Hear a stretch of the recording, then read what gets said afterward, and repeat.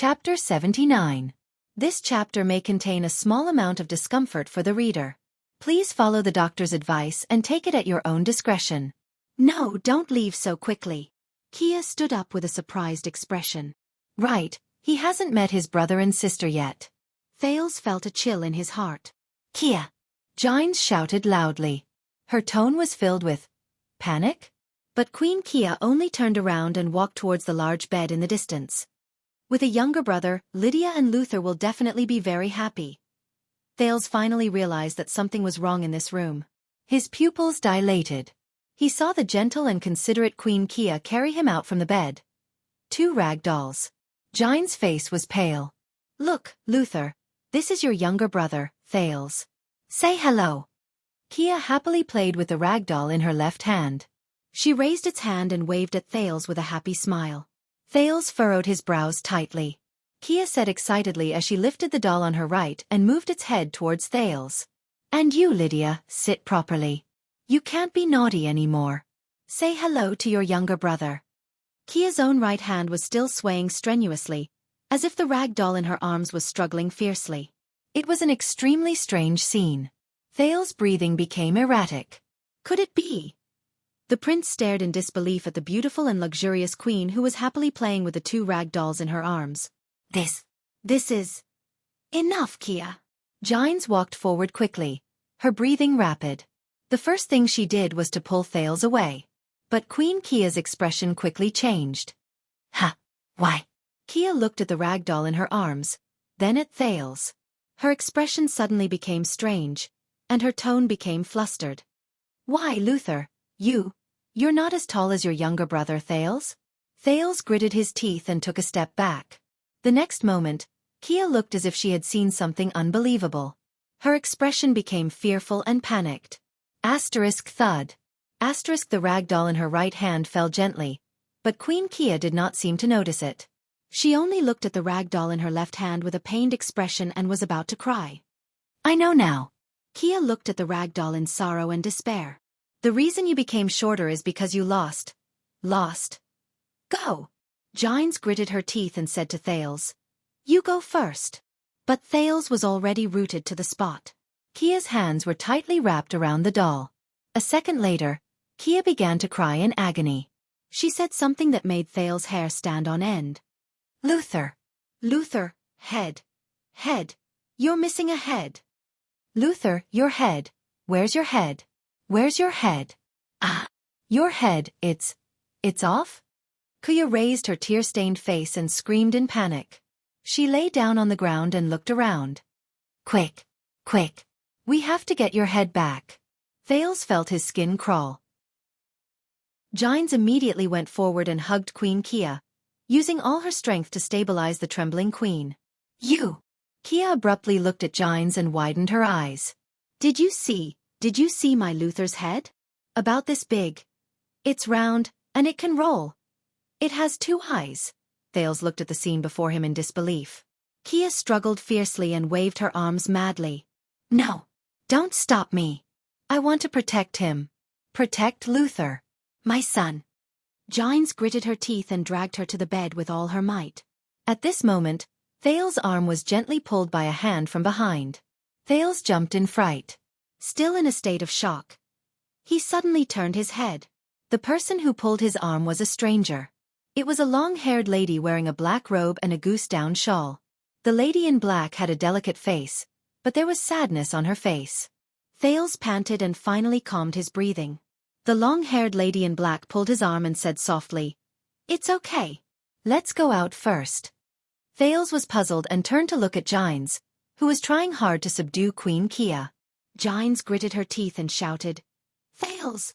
I'll be in charge here. You and the princess go out first, quickly. Her Highness? But Thales did not think too much about it before he was dragged out of the room by the long-haired goose-down lady. Behind him, Kia struggled more and more violently, shouting crazily, Guards! Quick! Assassin! An assassin! Lady Goosedown tugged at the livid Thales and quickly walked out. Only Kia's hysterical voice could be heard from afar. From time to time, there were maids and servants with gloomy expressions rushing towards Kia's room. He seemed to be used to such a scene. Kia's screams were still ringing in his ears. Whimper. My Luther. No. No. Your head. Boo-hoo. Why can't you put it back? Why can't I put it back together? Why does it keep falling? Why? Stick it together. It'll be fine once it's glued. Luther. Am I right? Thales only walked forward with a pale face. He felt that what happened behind him was too cruel. He did not dare to face it. It was not until Kia's voice disappeared far behind them that the two of them stood still in a corridor. Thales looked behind him with lingering fear. I'm sorry. Lady Goosedown, who was dressed in black and had long hair, said softly, Usually, Kia does not act up so quickly. Thales looked behind him in a daze. Doubts began to slowly rise in his heart. Thales raised his head and looked at the lady. Back then, when Luther and Lydia, my elder brother and sister, were assassinated, the Queen and Madame Gines were at the scene. Did they witness it with their own eyes? Thales said with great difficulty. After a few seconds of silence, sorrow appeared in the eyes of the lady dressed in black and goose down. Yes, she said slowly, that day Prince Luther was. Lady Goosedown shut her eyes tightly. As she reminisced, she spoke with difficulty. Gines and I rushed over when we heard the noise, but we were too late. It was said that his head rolled under the bed. Princess Lydia was kidnapped. Gines snatched a horse and chased after her. I ran to inform the guards and left the terrified Kia alone in the room. Thales exhaled deeply. He suddenly had an answer in his mind. I see. That day, I was assassinated on the way to Renaissance Palace. Gines' abnormal reaction. She even alerted the assassin who was not coming for me in advance. Is this the reason? They experienced that kind of scene? So. But you do not need to be afraid, Thales. Lady Goosedown, who was dressed in black and had long hair, smiled gently at him and said, Queen Kia has been like this for many years. When she's awake, she's always hysterical and full of resentment, the Velvet Lady said with a sigh. When she's acting up, she's quiet and peaceful. I only feel that Luther and Lydia are still by her side, jumping and playing. The lady's expression gradually became desolate and miserable. After the tragedy happened that year, the palace was in chaos. Even King Adi and Prince Midir were. The guards were so nervous that they drew their swords whenever they saw anyone. So no one cared about this place. The servants all fled. Only Kia hugged the prince's body tightly and refused to let go. It was said that she locked herself in her room. I was forcibly isolated by the guards in a safe house. The panicked nobles sealed Renaissance Palace and locked Eternal Star City. By the time King Kessel took control of the kingdom and stabilized the situation, it was already 2 weeks later. The lady sighed and lowered her head. Thales sighed softly. During those 2 weeks, Kia guarded the room tightly. She hugged the dead Prince Luther and cried.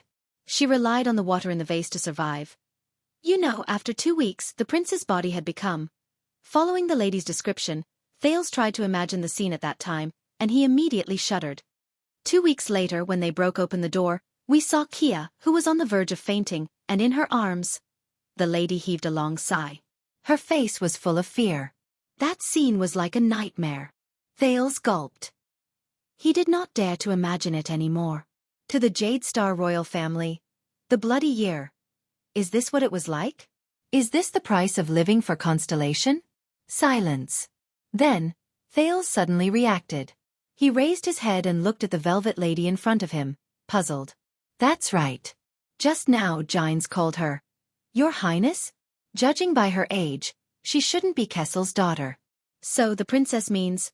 But the late king's youngest daughter, Kessel V's youngest sister, the eldest Princess Constance Jadestar, I didn't see her in the Jadestar family tomb. Questions rose in Thales' mind. So, may I ask who you are? Thales asked carefully. Oh, the title of princess must have confused you. The Velvet Lady considerately resolved Thales' awkwardness. She lowered her head slightly in embarrassment. My surname is not Jadestar. I am not a real princess. The princess shook her head gently. I am only the late king's adopted daughter. I can be considered as half an aunt to you. Thales opened his mouth wide in shock. I am Elise Sola. I am younger than Constance. Princess Elise smiled faintly. A charming dimple appeared on the side of her face. But I am not qualified to carry the Jade Star surname. Sola is my husband's surname. Half-ant? Why didn't anyone mention it before? Excuse me, your husband is... Thales said mechanically. Count Sola. An honorary count during the late king's reign. Elise sighed when she heard that. He just passed away a month ago. Widow? No wonder she's in black. Is she still mourning? A month ago? An honorary count passed away? Thales was puzzled. Is it an illness? But Thales came to his senses. He was a little rude. He quickly bowed and apologized. I am sorry, Aunt Elise. I have been presumptuous. Princess Elise was stunned at first. Then she smiled bitterly and said, No, there is nothing to hide. The late king's adopted daughter, Princess Elise, enunciated each word clearly. He died in the big explosion in the center of Red Street Market a month ago. Red Street Market. Big explosion? Thales suddenly froze. Could it be? It was the night of the gang fight in Lower City District and Western District, Elise said plaintively. Yes. That's right. It was me, Yodel, and Asda. We caused the explosion. Guilt immediately surged into his heart. Thales exhaled. Your husband. Thales suppressed the discomfort in his heart and asked slowly, Why was he in Red Street Market that night? It was a curfew that night, wasn't it? But Elise obviously didn't know much. She only sighed. Our relationship was not very good. My husband liked to go to Red Street Market to seek pleasure. A few days before he died, I went there to look for him. We had a big fight, and he did not come back for 3 days. I did not expect that to be the last time I saw him. Elise closed her eyes, shook her head, and sighed. She pulled the goose down that was used to keep her warm on her shoulders. But at this moment, Thales' pupils suddenly shrank. That goose down was a little familiar. Goose down, lady, Red Street Market, a few days before the big explosion, looking for a husband, quarreling. Could it be? Thales shuddered all over. He looked at Aunt Elise's face again. This time, his aunt's delicate face completely overlapped with a face that seemed to be from a long, long time ago in his memory. It was so long that he almost forgot. Yes, it's her. It's that noblewoman with goose down. Thales stared blankly at his princess aunt. That day it was her. It was her, draped in goose down, and with 20 swordsmen of eradication, they met Thales, who risked his life to beg in Blood Bottle Gang's territory in Red Street Market. It was her who gave the unkempt Thales 12 coppers and a silver coin on the street. However, Thales had changed so much that even she could not recognize that the second prince in front of her and the child beggar Thales from a month ago were actually the same person. Thales touched his chest. There was the scar that was burned by Quide with the silver coin. Because of that charity, Coria, who was seriously ill, was able to survive typhoid. Because of that charity, Ned told Quide about it. Because of that charity, himself, the child beggars. Quide, Jayla, Red Street Market. It was precisely because of that charity, that everything that happened after that. Thales heaved a deep sigh. What's wrong? Princess Elise looked at Thales, who had a complicated expression on his face. No, it's nothing. Thales raised his head and revealed a respectful smile. In his eyes, this aunt suddenly became much more amiable. I'm just a little emotional after seeing my family. Asta Sakurn's smile reappeared in front of his eyes. Is this what you meant by coincidence? Or is it the lonely figure of the robust Kessel in the royal graveyard that appeared in front of Thales' eyes? Fate? Lower City District, Underground Street, Sunset Pub, chop it down. Just treat it as a piece of wood. Abandon useless feelings and principles, and become a real Charlton. Chop it down. No. No. Jayla Charlton suddenly woke up from a nightmare. She rolled up from the bed and gasped for breath. She remembered that after the 3 child beggars were kidnapped, she knelt in Sunset Pub and did not get up for a long time. Until she lost consciousness. And now. How ugly. On the other side of the bed, in the corner of the room, came a voice that Jayla was extremely familiar with. Do you have that nightmare every time you are agitated? Jayla exhaled fiercely. Old man. When did you come back? She closed her eyes and lay back on the bed. But the voice did not seem to want to answer her. Jayla Charlton, if you cannot turn back and face the fear you had in the past, Then you will forever be a weakling. Jayla opened her eyes and pursed her lips. She turned around and faced the wall, turning a deaf ear to the old man's words. Even Rhoda could suppress you to the point that you could not fight back. What a waste of those 2 good killing knives. Jayla remembered the 3 child beggars who were kidnapped, and Coria's heart-wrenching pleas. Sister Jayla? She shut her eyes tightly and fought back the tears in her eyes. But the old man's words still traveled into her ears. A single fear locked you up like this. You are no different from that Quide. That year. Nightmarish memories assaulted her. Jayla could not take it anymore. She rolled over and got up from the bed. She shouted angrily at the corner. Enough! You don't have to remind me anymore. The old man laughed grimly. Heh. Remind you of what? The old man continued to mock her. Humph, look, you are so afraid that you do not even dare to mention it. Ding. Jayla jumped in fright. She knew that it was the sound of the old man flicking the blade with his fingers. Even though she was a little weak, Jayla still stood up indignantly. Humph, you speak as if I will immediately become a supreme class elite if I mention it. Who knows? The old man continued to speak mysteriously, but if you keep running away, you will definitely not reach supreme class. What happened yesterday will happen again. The surname of Charlton will continue to imprison you like a curse for all eternity. Do you really want to let that man's nightmare rule over the rest of your life? Or do you want to experience your own powerlessness and weakness again? Jayla opened her mouth and took 2 deep breaths. What's so difficult about it? She gritted her teeth. It's just that. The old man's voice fluctuated a little. What is it? Jayla's face contorted. The stone room appeared before her eyes. No, she began to tremble. No, darkness and blood spread before her eyes like a tide. No, her teeth began to chatter. No, she could barely breathe. No, can't remember. But in the next moment, a small back appeared before her eyes. It was a black-haired, gray-eyed brat with a body full of scars. He looked at her and said resolutely, I'm not going to let you go. He said firmly, I will go alone. Jayla opened her eyes and sucked in a breath of air. In her mind, she returned to the stone room. She trembled as she spoke. 12 years ago, in Renaissance Palace. Cold sweat broke out on her forehead. Ting. The sound of the old man flicking the blade came from the air.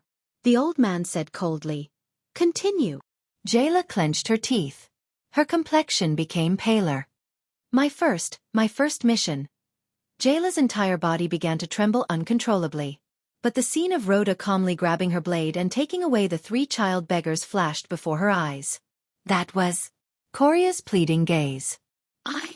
Jayla shuddered and felt nauseous. Jayla could feel some liquid flowing out of her eyes. Everything in front of me turned bright red. So scary. Jayla trembled. Her lips could not touch. At that moment, it was the old man's violent shout. Speak. Jayla's body trembled violently. What followed was a ray of silver light that shot towards her. Thud. A wolf limb blade was nailed to the wall half an inch away from Jayla's left ear. Jayla shuddered. All the scenes, people, sounds, and colors from that day appeared clearly before her eyes. That day her eyes were lifeless. She could not help but shout loudly. I cut off a baby's head while he was still alive. After shouting this, Jayla panted heavily. She felt as if all the strength in her body had left her. 12 years. She shouted. She finally shouted. Thud. Jayla trembled and knelt on the ground. She covered her mouth and endured the nausea. She cried out loud. The old man's voice traveled faintly from the corner. Now, pick up your blade. Your own blade. Chapter 80. 3 days later. It had just snowed in Eternal Star City this morning, and the roads were muddy and dirty. However, the road in front of Mindy's hall was swept clean. A few carriages arrived one after another. Time is a little tight. It is said that Archduke Lampard did not withdraw his army, but continued to deploy his troops at the border. I wonder if King Nuvan did not restrain him, or if he can no longer be restrained. Gilbert and the neatly dressed Thales stood in the study room on the 3rd floor, and looked at the carriages that entered Mindy's hall through the window. Gilbert spoke with a solemn expression. It seems that a tentative conflict cannot be avoided. Even though Baron Murch and Lady Cecile are guarding the fortress, and the Zamunto and Fries families have promised full support, I heard that the vassals of Cold Castle and Arund are in chaos after receiving the news of the Duke's imprisonment. It is best for us to arrive as soon as possible to avert the disaster of war. Thales nodded slightly and listened quietly to Gilbert's report. According to tradition, as a Prince of Constellation, Your Highness, you will need 3 instructors to guide you in military affairs, politics, and etiquette. You will also need an attendant, who will usually be your assistant in the future, and 2 guards. But you are about to go on a diplomatic mission. We can only simplify everything and make up for it when you return to the kingdom. Considering that we are going to an unfamiliar place in At, and the purpose of this trip is to apologize, we have no choice but to reduce the number of attendants. Other than the 30 Jade Star private soldiers led by Cora, there are 3 special candidates. An instructor. I will introduce a knowledgeable scholar to you later. He will be the vice diplomat for this trip. An attendant has already been selected and is currently in the carriage. As for a bodyguard, your safety is extremely important, so he must be an experienced supreme class elite. When Thales heard this, he could not help but be stunned. The candidate for instructor and protector. Gilbert, do you mean that you, Yodel, and even Gines will not follow me on this trip? Gilbert revealed a helpless smile. He said flatly. I am the signatory of the Fortress Treaty, and I have a notorious reputation as a schemer in At. My appearance in Dragon Cloud City will only bring you unnecessary trouble. As for Yodel, Gilbert shook his head. In Northland, for the past 10 years, there have been 5 famous supreme class elites, commonly known as the 5 war generals. They are under King Nuvan and a few archdukes respectively. Their positions are equivalent to the 3 marshals in Constellation, who are in charge of the legendary anti-mystic equipment. Your Highness, if you meet any of them, please do not mention the elite with the dark purple mask, and the fact that he is now the secret protector of the Supreme King of Constellation. Thales was stunned. After a month of learning, he knew the 3 commanders of Constellation, but the 5 war generals of At, the former foreign affairs minister, sighed. Yodel has a grudge with each of them. Thales took a second to understand this sentence. Then his face twitched as he said, Every single person? What kind of festival? Gilbert only stared at him silently. Thales sucked in a breath and flashed a resigned smile. All right. I guess it's the more troublesome kind. The prince had one more question in his heart. Yodel's past. What exactly did he do to provoke the 5 war generals at the same time? It was like a person going against the 3 marshals at the same time. It was practically unimaginable.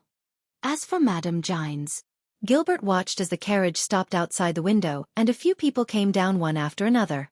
Her identity is more sensitive. You know, her relationship with the king. Thales sighed. So, other than the Corleone family's allies, I probably won't see any familiar faces, right? This is exactly what I wanted to say. Gilbert's expression froze. Are you really going to bring the Corleone family's people? Thales said with a solemn expression. After all, I have made a promise to them.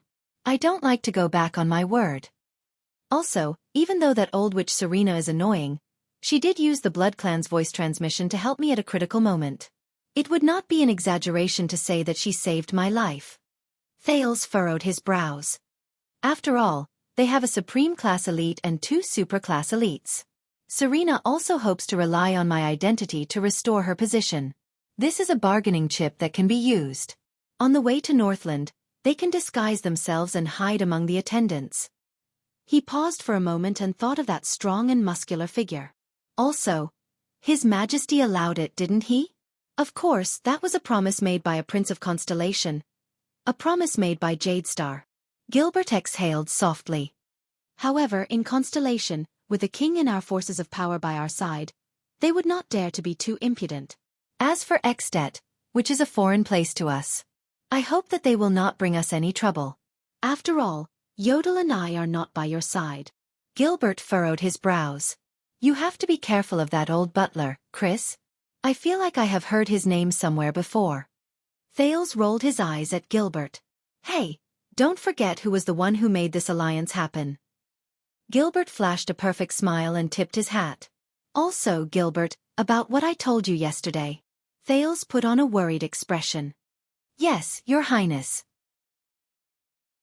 Since there is no longer a need to keep your identity a secret, and Mindy's Hall has been reopened, I will send someone to Lower City District in the afternoon.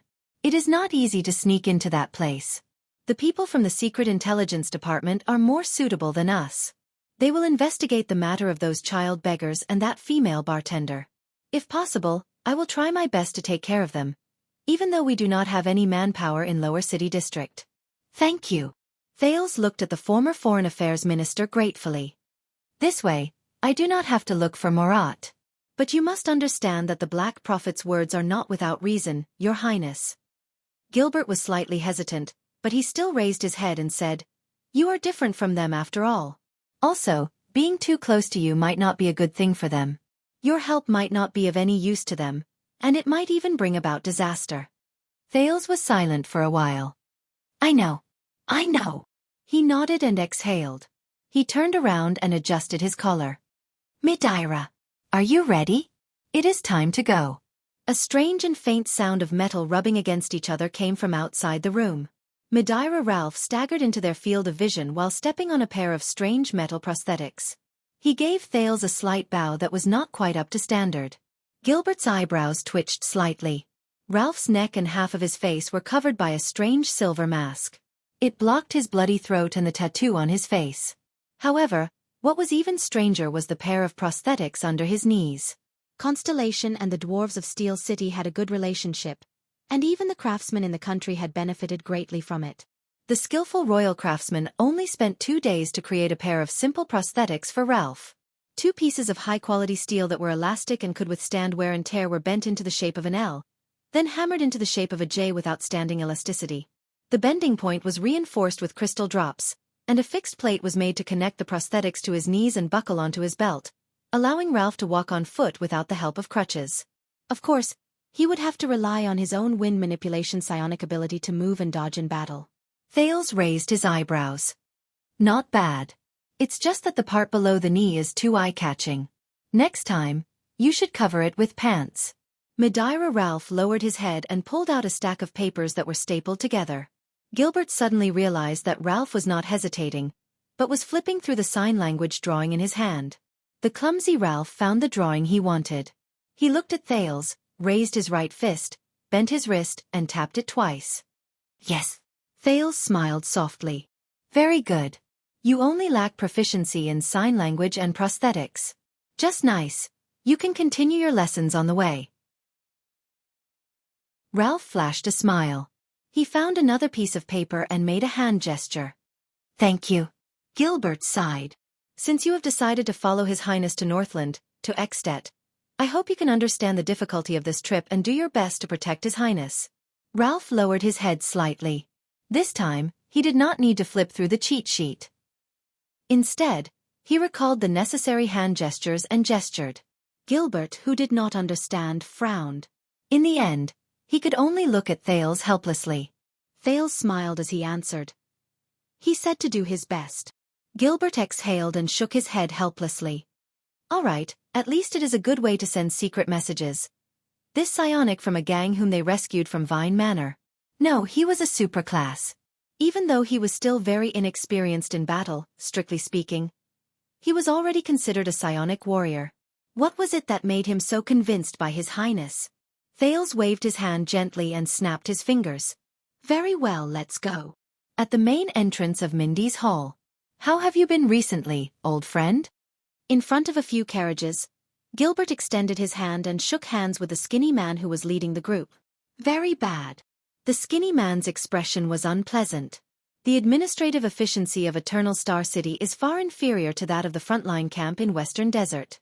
I came to the capital for the documents in the Great Library, but I lost my high-grade pass a month ago, so I could only wait in the capital until now.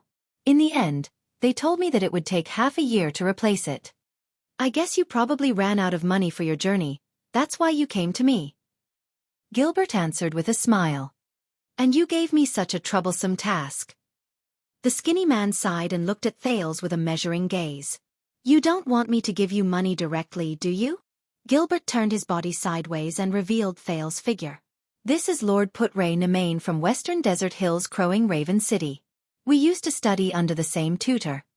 Gilbert introduced the 40-year-old man in front of Thales, who spoke in a straightforward manner. Putray was once a bard and traveled half the world. He has a deep understanding of the geography of the continent and the customs of the various countries. He has also stayed in Northland for a long time. Your Highness, you have complained to me before that you do not understand the basic situation of the world. I think Putray will be a good candidate. He will be your vice diplomat and your instructor as you head north. Putray, this is the second prince, Prince Thales. His intelligence will shock you. Putray, the skinny man, looked displeased, but he still raised his right fist to his chest and saluted Thales. I am very happy to have the opportunity to ask for your help. Putray, can I call you that? Thales smiled and returned the salute. Of course, you are the prince. You can call me whatever you want. Putray shrugged indifferently. He did not show the slightest bit of excitement and respect when he saw the only prince of Constellation. I am sorry, his temper is a little strange, but I think you will admire his knowledge and his rich experience, Gilbert said to Thales with a smile. He was not worried that his old friend's disrespectful attitude would cause the second prince to feel bad about him. Thales looked at the skinny Putray before him, then at the Highland boots on his feet.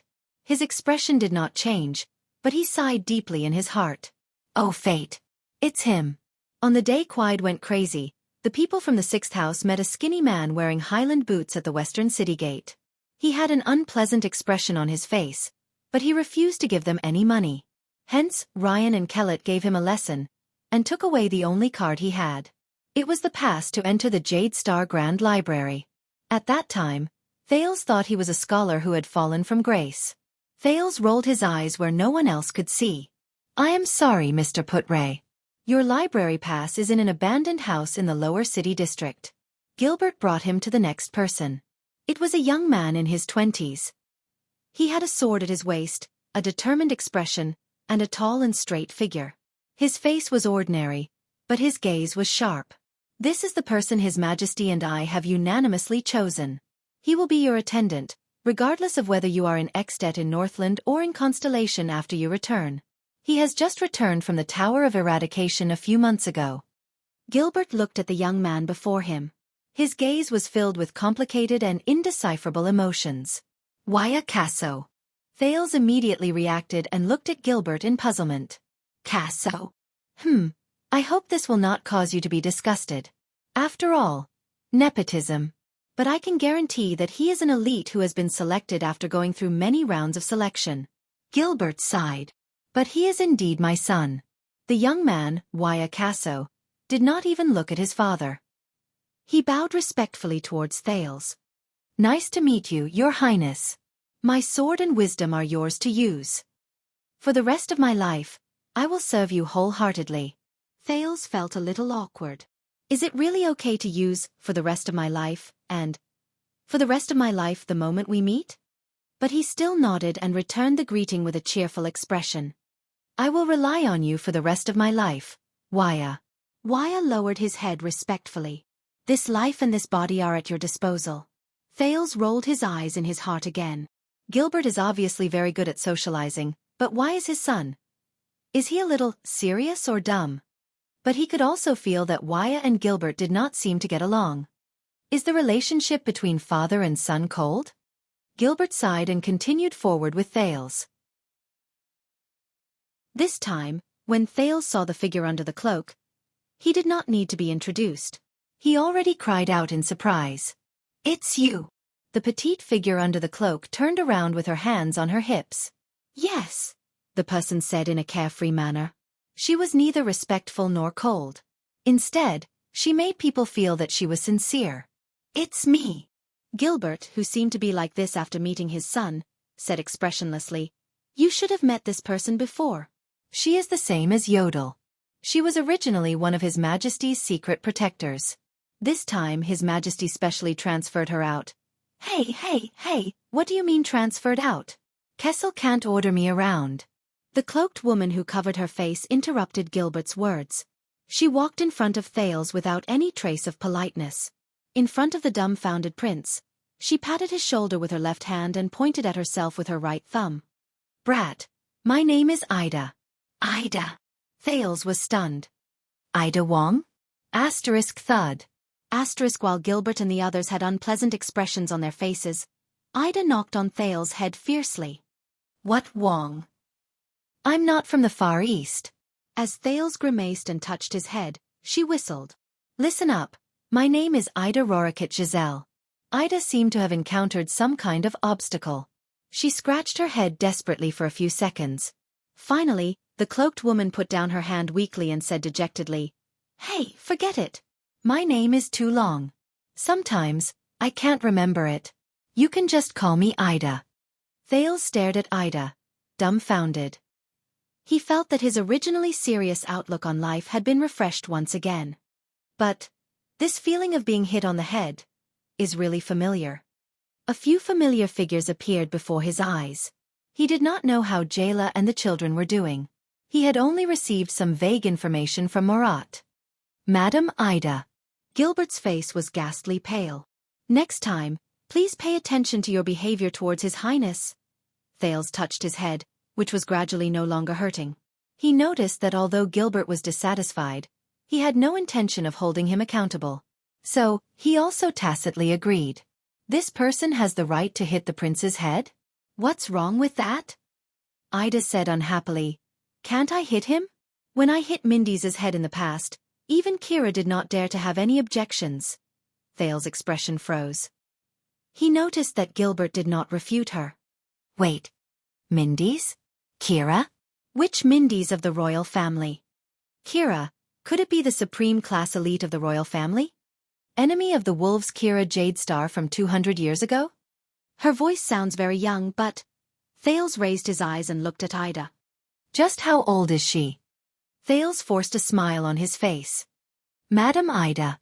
Hee, you are really a very lively. Yes. Ida seemed very happy under the cloak. She punched her palm. My whole family said the same thing. It's because of this. They chased me out. Thales did not hide it. He rolled his eyes fiercely. Gilbert coughed violently and attracted the attention of a few carriages. Everyone, if there are no questions, we can get used to each other on the road. I believe that everyone knows the destination and mission of this trip. But if there are no questions, let us get on the carriages, he said loudly. His Majesty and the Dukes are waiting at the North City Gate to send the diplomat group off. Cora nodded. The 30 Jade-Star private soldiers got busy. Gilbert nodded at Thales and sent him to the carriage. The prince's attendant, Casso, stared at Ralph, who had a strange expression on his face. But under Thales' smiling face, he still followed the Phantom Wind follower and the second prince into the same carriage. Put Ray. Gilbert called out to the thin man who was about to get on the carriage. Put Ray turned around expressionlessly. The former Foreign Affairs Minister, Count Gilbert Casso, said with a solemn expression, I am handing over the prince and the future of Constellation to you. You have traveled through half the world. From the naval battle of Crystal Jade City, the Bloody Year, the Desert War, the Civil War, the Alliance, the Steel and Tree Rebellion, to the Eastern Peninsula's Honbol Succession War and the Night War, you have seen countless wars and chaos. You know how cruel they are, and your trip this time is to put an end to the war in Constellation. Enough. Put Ray interrupted his old friend. The thin man still had a displeased expression, but his eyes shone brightly. I will accept it. It is the same as 12 years ago. Chapter 81. Early in the morning, on the road to the northern city gate in Eternal Star City, a team of soldiers from the city defense team tactfully avoided the people in the empty space in front of them and consciously prevented others from approaching. Don't worry, I'm not stupid enough to openly kill the prince in the capital. The Guardian Duke of Land of Cliffs region, Koester Nanchester, stood tall and straight in the middle of the road. He flicked the snow on his cloak, which was covered with the symbol of the great deer antler. He said coldly, I just want to see him. He stood in front of the continuous line of carriages and looked at the vigilant Jade-Star private soldiers, waiting for their master's reply. Gilbert got off the carriage and looked at the great deer antler carriage and a few guards from the Nanchester family, as well as another carriage with the symbol of the tricolor iris flower in the distance. He frowned. Duke Nanchester, if you want to send the diplomat group off, you can wait at the northern city gate.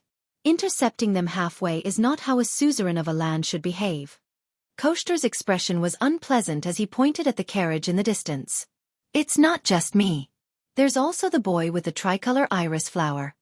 Gilbert quickly thought about the situation at hand. We all know that even though he's only 7 or 8 years old, he's not an ordinary child. Koshter shook his cloak impatiently. Send the news to the second prince and let him make the decision. A tender child's voice came from the third carriage. It's okay, Gilbert. Let me handle it. Thales pushed open the car door. Accompanied by the nervous Waya Casso and the vigilant Madeira Ralph, Thales walked to Koshter with a calm expression. Koshter looked at the child with a complicated gaze and gestured to the side of the road. Thales took a deep breath and nodded. He waved at the attendant and the phantom wind follower before following Koshter to the side of the road. What kind of drama is this? The vice-diplomat of the diplomat group and the prince's instructor, the thin Lord Putray, got off the carriage impatiently, as if he had been disturbed from a beautiful morning. Gilbert shook his head. A fight within the kingdom. So peaceful? Putray narrowed his eyes and looked at the Duke of Land of Cliffs and the second prince in the distance. Peace. Gilbert frowned and glanced at his old friend. It's so peaceful that I'm about to cry. Putray curled his lips and said sarcastically, You should go to the eastern continent, to the Kirin holy capital, and see the infighting between the Chen royal family, the eunuchs, and the nobles in the main Yi dynasty. Of course, you haven't been there before, so it's normal for you to have shallow knowledge. Gilbert exhaled discontentedly through his nose. He could not find any effective words to refute him. Damn bards. Thales looked at the hostile Duke of Great Deer Antler in front of him, and pondered over the other's intentions. He must have come with a purpose. But we are destined to be enemies. Be vigilant. I didn't expect that the first person to come would be you, Thales said quietly. Koshter snorted softly. I don't want to see you in front of so many people. Fakenhaz's sarcasm is too annoying. The one-eyed dragon stared at him coldly. Brat, I know you're very smart. I'll cut the crap and listen. I don't like you. No one ever dared call me a hypocrite. Thales spread his hands helplessly. Then what do you want me to call you? Liar? Swindler? Or actor? Best actor? Sect leader you? Koshter ignored his words. The scar on his blind left eye looked hideous. But I can still cast aside my prejudices. In the future, the Land of Cliffs region can fully support you to become the supreme king and suppress the nobles who are eager to cause trouble, as well as the suzerains with ulterior motives. The Great Deer Antler acknowledges you as its master, and the Jade Star family will still be the royal family. Thales was stunned for a moment. What? Thales' eyebrows twitched. I thought that the Great Deer Antler and I were already sworn enemies. But Koshter ignored him. There is only one condition, the one-eyed dragon said with certainty. Thales, who was shocked by the one-eyed dragon's abnormality, breathed a sigh of relief. As expected, you won't be friendly to me for no reason. There is a price to every battle, and a reward to every victory.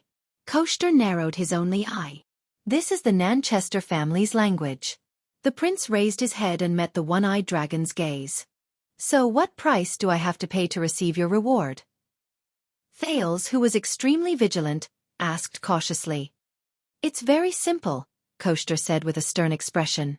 King Kessel will abdicate, and you will be crowned king in advance. Abdicate. Crown. What? What? Thales took 3 seconds to comprehend this sentence.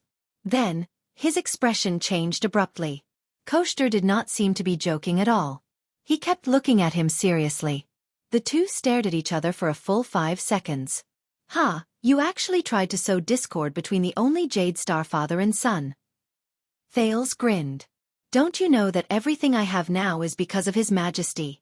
Father? This is not sowing discord, but a sincere proposal and invitation. The one-eyed dragon's expression did not change, and his tone was serious. What we fear and loathe is not Jade Star, nor you. Our grudges are nothing compared to the kingdom, but your father, the Iron Hand King. Thales stared at the one-eyed dragon with a burning gaze. What do you think the new star was formed for? Do you think that Arun's actions are really just because of personal hatred and dissatisfaction? Koshter said with unprecedented seriousness. Koshter said in an unprecedentedly serious tone, this is all the suzerain's self-preservation. To continue the family that has existed since the founding of the kingdom. Enough! Thales interrupted him without hesitation. What a joke, this level of provocation, Thales said coldly. I only see all of you pressuring the disaster-stricken royal family, pressuring my father, questioning my identity, obstructing the rights I deserve. But the one-eyed dragon's expression changed. With a furious expression. He interrupted him loudly. He said, Brat, if you can only listen to the story of the sorrowful king and the resolute royal family described by the king's partisans, then you might as well dig out your own eyes and leave only your ears. Thales froze for a moment. The one-eyed dragon exhaled a few times and said to him word by word, You underestimate your father, underestimate the Iron Hand King, underestimate the fear he instilled in the whole of Constellation. Koshter said slowly, Since the bloody year, Kessel has become more and more domineering, almost crazily seizing power. From supporting a Duchess of Blade Edge Hill, who could only survive by relying on the royal family's prestige, to indirectly controlling the two great families in the southwest, controlling the piranhas at the southwestern estuary of the kingdom and the richest morning sunflower. Then, he made an exception and recruited the 3 marshals to build an astonishingly large royal regular army. Then there was the central tax bill that weakened the suzerains, the fixed conscription bill, and the border county development bill that produced a large number of new nobles. And his favorite national conference, using thousands of public opinion to force the suzerains to submit and hand over their power to the royal family. It was the same during the Desert War and the succession of the throne. The higher parliament, where the suzerains united to speak, was useless. When making decisions, only the voice of the king and the cheers in the square could be heard. He even wanted to intervene in the succession of the 6 great clans and the 13 distinguished families. Even the internal strife in the Covendier family 2 years ago had his shadow in it. Thales felt a chill in his heart. What is this? Koshter said with a gloomy expression. Do you really think that when a national war is imminent, no one is willing to send troops for the king? Is it really because we do not care about Constellation's survival? Your father and his wits are terrifying. If we let him do as he pleases for 20 years, the 19 noble families, from their power, wealth, status, people and territories, will all be devoured cleanly. We will either submit or be destroyed. Constellation will return to the system of the empire. With such a king around, how can we not panic? How can we not resist? How can we not do our best to protect ourselves? Koshter's single eye was ablaze. He took an oppressive step forward. You saw it. The Northern Territory was forced to rebel. Blade Edge Hill almost became a royal territory. South Coast Hill suffered a great blow due to family strife. Eastern Sea Hill was so scared that it became a coward. Western Desert barely protected itself with the importance of the Western battlefront. His gaze was stern and solemn. As for the Land of Cliffs region, they did not want to sit still and wait for death. New Star used Extet's power to curb Kessel's royal power. This was already our last resort when we were at our wits' end, other than raising our troops. Koshter gritted his teeth. It is a small matter that we did not succeed. But if Kessel continues to act willfully, Thales stared at the Duke of the Land of Cliffs in shock. This was another version of the current situation in Constellation that he had heard. It was far different from the version that Gilbert had instilled in him. The bloody year changed him. Kessel is now like a real emperor. Koshter's voice was mournful. He wants to dominate everything in this country. He treats every suzerain as an enemy. He is merciless in suppressing and plotting against them. He treats Constellation as his personal carriage, and he has no control over his horsewhip and spurs. Those who can be used will be used as bargaining chips, and those who cannot be used will be suppressed and eliminated. Those who go along with him will prosper, and those who go against him will die. Thales frowned tightly as he recalled how a few counts questioned the king's authority at the beginning of the national conference. This is not a good thing, whether it is for our suzerains, for Jade Star, or for all of Constellation. If this goes on in this ancient country, sooner or later, there will be a great disaster. Koshter gritted his teeth. His single eye was like lightning. You are about to go to Extet. This is not a good errand. But it will allow you to see another constellation from another angle. See how the children of the northern wind and the dragon view us. Thales lowered his head and calmed his breathing. Why did Tormund agree to rule together with the suzerains? Wasn't it precisely because of the tyrannical rule of 2 generations of the empire that led to its eventual destruction? Thales opened his mouth, but immediately swallowed the word, calamity, back into his stomach. He had a feeling that the end of the empire was not as simple as the calamity strike that Gilbert mentioned. Koster turned around coldly and pulled up his cloak. If your goal is to become a tyrant like your father, and you are willing to pay the price of Constellation's downfall, then pretend that I never said these words today. The one-eyed dragon stared at Thales, who was deep in thought. His gaze was complicated. But you said that day, if you care about Constellation stability, peace and prosperity. If this is your wish, and not to become the only supreme king, then my suggestion will be valid forever. Duke Nanchester left his final words and turned to leave. Have a safe journey. Don't embarrass Constellation. Thales stared at the departing one-eyed dragon in a daze. This person. This is another Koster, completely different from the Duke of the Land of Cliffs who forced the king to appoint a crown prince during the national conference. No, he told himself. This is all a scheme by the other party to ruin Kessel's image, to drive a wedge between father and son. A voice from a very long time ago rang in his mind. From a feudal state to a centralized absolutist state, this is the only way for almost all European countries to go through. But Thales still clenched his fists lightly. He raised his head and looked at Koster, who was walking away, and Zayn Covendier, who passed by him. I hope I did not disturb you. Zayn bowed politely. Of course not, Koster replied coldly. I will be satisfied if you don't fall for the trap and think of me as the mastermind behind the assassination. Zayn's expression froze as he watched Koster board the carriage. Thales, who felt a headache coming on, sighed deeply. He looked at Zayn and asked impatiently.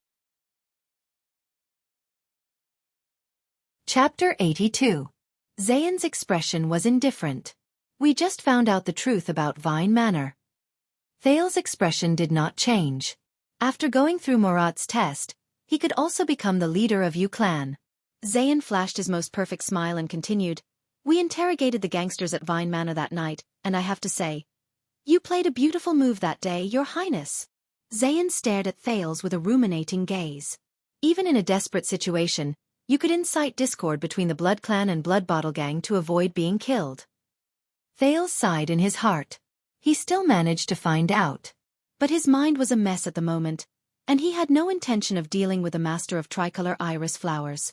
Thales spread his hands indifferently. I don't know what you're talking about. But you're about to go on a long journey. You have to be careful. The immortals are not easy to deal with. Zayn placed his hands behind his back. His smiling eyes occasionally sparkled. Before the enemy of the wolves and his immortal hunters group killed their way to the peak of the wild vast mountain and forced them to sign the convention between the human kingdoms and the immortals, they have been feeding on humans for countless nights. They must miss the taste of human blood to this day. In the human kingdoms, they will always bring trouble. If you are in the same boat as jackals and wolves, you will run the risk of capsizing. You're so righteous. But why did you say that? Thales scratched his head. Returning the same words, Thales sighed and said, The original employer of the Blood Clan. Zayn stopped smiling. The two stared at each other in silence. Thales felt increasingly uneasy. Zayn's gaze shifted, and he suddenly broke into a smile. But I do owe you a favor. Thales frowned slightly. Zayn smiled and said, Thank you for the day of the assassination, even though I know you had no intention of shielding me. Is he trying to be friendly? What day is it today? Why is everyone trying to be friendly to me? Is it Children's Day? No need, Thales said listlessly. You voted for me and supported my rights in return, didn't you? But Koster's words immediately flashed through his mind. This is all for self-preservation by the suzerains. Thales suddenly raised his head and looked at Zayn in confusion. What are you thinking? Why did you vote for me? You don't seem like the kind of person who would betray you just because of anger. Even in that situation, letting Jade Star become the heir is not in line with your interests as a suzerain, right? Zayn stared at him for a full 3 seconds, then he raised his eyebrows slightly. Who knows? In that case, I wouldn't have a chance anyway. Zayn chuckled. Maybe I'm just thinking that compared to those old and cunning people, you, who are inexperienced, can be the heir to the kingdom. More like a soft persimmon, easy to deal with. Thales furrowed his brows slightly. These dukes. Can you speak like a human being? Just kidding. Zayn laughed. Thales rolled his eyes. But before you leave, Your Highness, I have a gift for you. Please kindly accept it. Zayn waved his hand lightly. That day at Vine Manor, this veteran from the Starlight Brigade recognized all of you, but it was precisely because he gritted his teeth that he allowed all of you to leave safely. Otherwise, what awaited all of you? That means 2 Lemeter nights. Thales felt a chill in his heart. He looked into the distance and saw an exhausted man being violently pushed towards the Jade Star Private Army's fleet. That was... who? Don't worry, he's my spy. Genid was once the Duke of Star Lake's personal guard. Zayn patted him on the shoulder and revealed a mysterious smile. He should be of use. Thales' face was filled with suspicion. But he suddenly remembered Koshter's words. South Coast Hill suffered greatly due to family strife. Duke Zayn, Thales muttered. I heard that you've only been a duke for 2 years, right? Zayn frowned and nodded. My father unfortunately passed away 2 years ago. I returned from my travels in the Eastern Peninsula and inherited the title. Thales chose his words carefully. It may be presumptuous of me to ask this, but I heard that the old Duke of Iris Flowers, because of the family strife. Zayn gently held his breath and maintained the most perfect expression. Yes, a few uncles coveted his position and used the excuse that my father was too oppressive towards them. In the end, faced with failure, they lost their minds and took a risk out of desperation. They bribed an assassin with a large sum of money to assassinate my father. Thales sighed. So, this is why you said that Eternal Star City does not welcome murder that day? Zayn gently inhaled and nodded slightly. That can be considered one of the reasons. Thales was slightly silent. Even the internal strife in the Covendier family 2 years ago had his shadow in it. Your Grace, your father's death, the prince recalled Kessel V's tactics and means, and asked doubtfully, was it really just because of the internal strife in the family? Or is there another inside story? Zayn's heart jolted. This brat. What do you mean? The young duke could no longer maintain his expression, and asked in return with an unpleasant expression. Thales did not notice Zayn's expression. He lowered his head and continued to think about the possibility of the royal family interfering in the inheritance struggle. The 19 noble families will all be devoured, the prince muttered. Is there a deeper, more essential truth behind the duke's death? For the continuation of our family since the founding of the nation. For example, the duke unfortunately died in order to protect the continuation of the family, the future of the next generation, and not be harmed by the outside world. Thales raised his head. His gaze was sharp as he tried to discern something from Zayn's eyes. What do you think? At that moment, Zayn felt as if thunder had exploded in his heart. His heart raced, his breathing quickened, and his eyes widened as he stared at the second prince in front of him. But in his mind, a storm had already been set off. Why did he deliberately mention my father's death? The continuation of the family. The survival of Iris Flowers. He's a member of the royal family, so he must know. The first Duke Covendier was the first Chief of Secret Intelligence and Chief of Intelligence of Constellation more than 600 years ago, and also the person in charge of the Project of World Cleansing. So, the future of the next generation of Covendier. Is he talking about me or Hilly? The weather was cold, but Duke Zayn Covendier, who had excellent self-restraint, was already drenched in cold sweat without realizing it. Damn it, about my father's death, about that matter. About, Zayn clenched his fists, Hilly's identity. What did he actually know? The young duke raised his head and looked at Thales' burning gaze. He's threatening me. Warning Iris Flowers. Damn it. Zayn's breathing became erratic. Thales then noticed Zayn's livid expression, and suddenly came to a realization. Asking about someone else's father's death early in the morning. Am I being a little too much? Sorry, Thales smiled apologetically. I was being too presumptuous. In his eyes, Zayn took a deep breath and forced himself to squeeze out a submissive and ingratiating smile, which was a rare occurrence for him. Usually, this was a piece of cake for him. No. Zayn felt bitter in his heart, but he immediately closed his eyes, bowed deeply, and said with difficulty, Your Highness Thales, Tricolor Iris Flowers understands what you mean. From this moment onwards, South Coast Hill is willing to be at your beck and call without complaint. Why did he suddenly bow? Thales was shocked and took a step back. I didn't even say anything. Why did he bow? And he understood what I meant just like that? His reaction. is so fast. Thales narrowed his eyes in confusion. So Zayn, you really understand what I mean? Zayn clenched his teeth tightly. Are you forcing me to make a promise? What I meant just now was, if that family infighting wasn't that simple. Yes. I understand now. Zayn raised his head abruptly, his gaze firm. The Covendier family motto is very clear. It is better to die for a friend than to die for an enemy. He looked at Thales seriously. I just thought it through. You're right, if tricolor iris flowers wants to flourish, it should indeed carefully choose its own allies. For example, you, the only qualified prince of constellation, with the royal bloodline. What's this? Thales frowned. Did he switch heroes? But in the distance Gilbert's voice came, they should leave. The second prince's convoy had gone far away. But Zayn was still standing in the same spot, unmoving. Butler Ashford, who walked up from behind, was about to say something, but Zayn raised his hand abruptly and stopped the butler from speaking. Until the convoy went far away. Zayn, who was breathing unevenly, nodded. All right, at this distance, even a vampire's hearing can't reach us. Ashford frowned slightly. Something's not quite right with my master. Did you manage to sound him out? Ashford asked carefully. Zayn frowned and nodded habitually. When I asked about the Blood Clan, he subconsciously agreed. The vampires are indeed traveling with them. Zayn heaved a long sigh and murmured, How bold and fearless. Ashford said respectfully, Then according to the original plan, inform Blood Bottle Gang, and start by ruining his reputation. No. Zayn raised his head.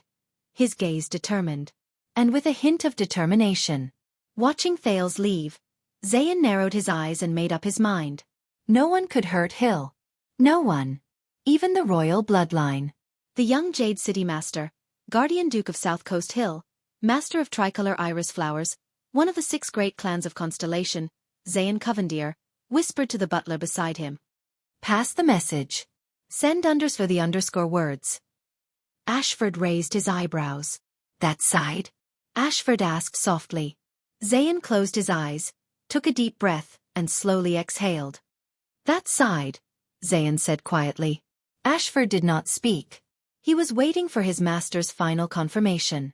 Zayn's voice came with difficulty. You know which paw to pass.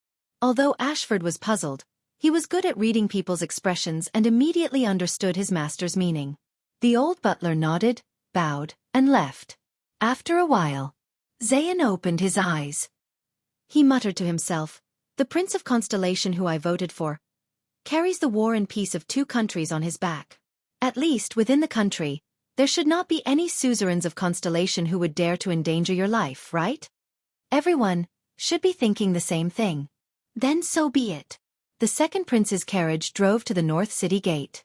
From afar, Thales saw an empty space separated by the guards through the surging crowd that came to watch the show. The Supreme King of Constellation, Kessel Jadestar, stood among the 3 dukes and looked over silently. I will send you off here, Your Highness. Gilbert stood where he was and said sadly, Be careful on your journey. I await your return. Thales turned his head and looked at Gilbert. If you can only listen to the story of the tragic king and the resolute royal family described by the king's partisans, then you might as well dig out your own eyes and leave only your ears. Thales exhaled. Thank you, Gilbert. Then, Thales took a step back and bowed deeply. Thank you, teacher. Gilbert leaned on his cane, lowered his head, and sighed. In the end, he did not say anything. Thales exhaled. Accompanied by Putray and Waya with Ralph's appearance, it was better for him to stay in the carriage, while for some reason, the lively Ida did not get off the carriage at all. He got off the carriage and walked towards his father, who was suspected of being a tyrant. The 3 dukes bowed to him. He also returned the gesture with dignity. The plump Guardian Duke of the Eastern Sea, Bob Cullen panted and praised. Your Highness, although this is very unfair to you, I want you to know that I am extremely gratified by your courage. Thales nodded absent-mindedly. As the Prince of Constellation, it is only natural. The Eastern Sea Hill is so scared that it has become a coward. Koshter's other explanation of Constellation's current situation surfaced in his mind. I once hoped that my son would be as outstanding as you, Your Highness. The Guardian Duke of Western Desert, the terrifying Fakenhaz, continued to mock him. But looking at it now, forget it. It is too dangerous. Thales rolled his eyes in front of him.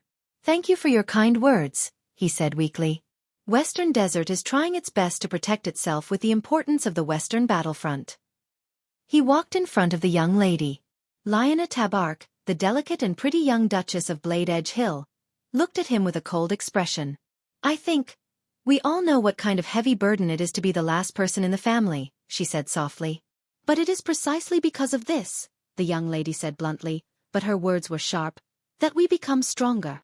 How much of Blade Edge Hill is the territory of the king?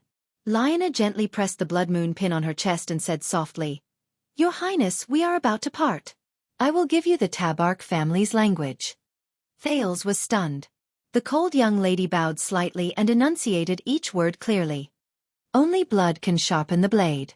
Thales stared at the 15 or 16-year-old girl in front of him. After a few seconds, he reacted and nodded heavily. I will remember it and dare not forget it, he said. Asterisk thud. Asterisk the king's scepter was propped on the ground. The three dukes, Cullen, Fakenhaz, and Lyanna, all retreated tactfully. Thales took a few steps forward and bowed gently. You underestimate your father, underestimate the Iron Hand King, underestimate the fear he instilled in the entire constellation. You have met Kia, Kessel V said quietly. Thales nodded. Very good. Then you will know what kind of path you and I, are walking on. Kessel looked at him coldly. The bloody year changed him. Our enemies are everywhere in this world. Kessel sighed and said quietly, One careless move and we will be doomed. He treats every suzerain as an enemy. He is merciless in suppressing and plotting against them. He treats Constellation as his personal carriage, and he has no control over his horsewhip and spurs, Thales inhaled. In Kessel's eyes, there was such determination in his gaze. Go on your way, young Jade Star, Kessel said slowly. Bring glory to your country, bring glory to your family. Live for Constellation. Thales raised his head and nodded lightly again. Behind him, Jines Bajkovic could not help but take a step forward. Boy. The female official seemed a little awkward. But Jines still took a deep breath and said with complicated emotions, Remember to practice your sword. Remember to practice your sword. Thales flashed a smile. Yes, Madam Jines. After Putre and Wuxia bowed to the king, the latter gave them a few words of encouragement. Thales knew that the time to depart had finally arrived.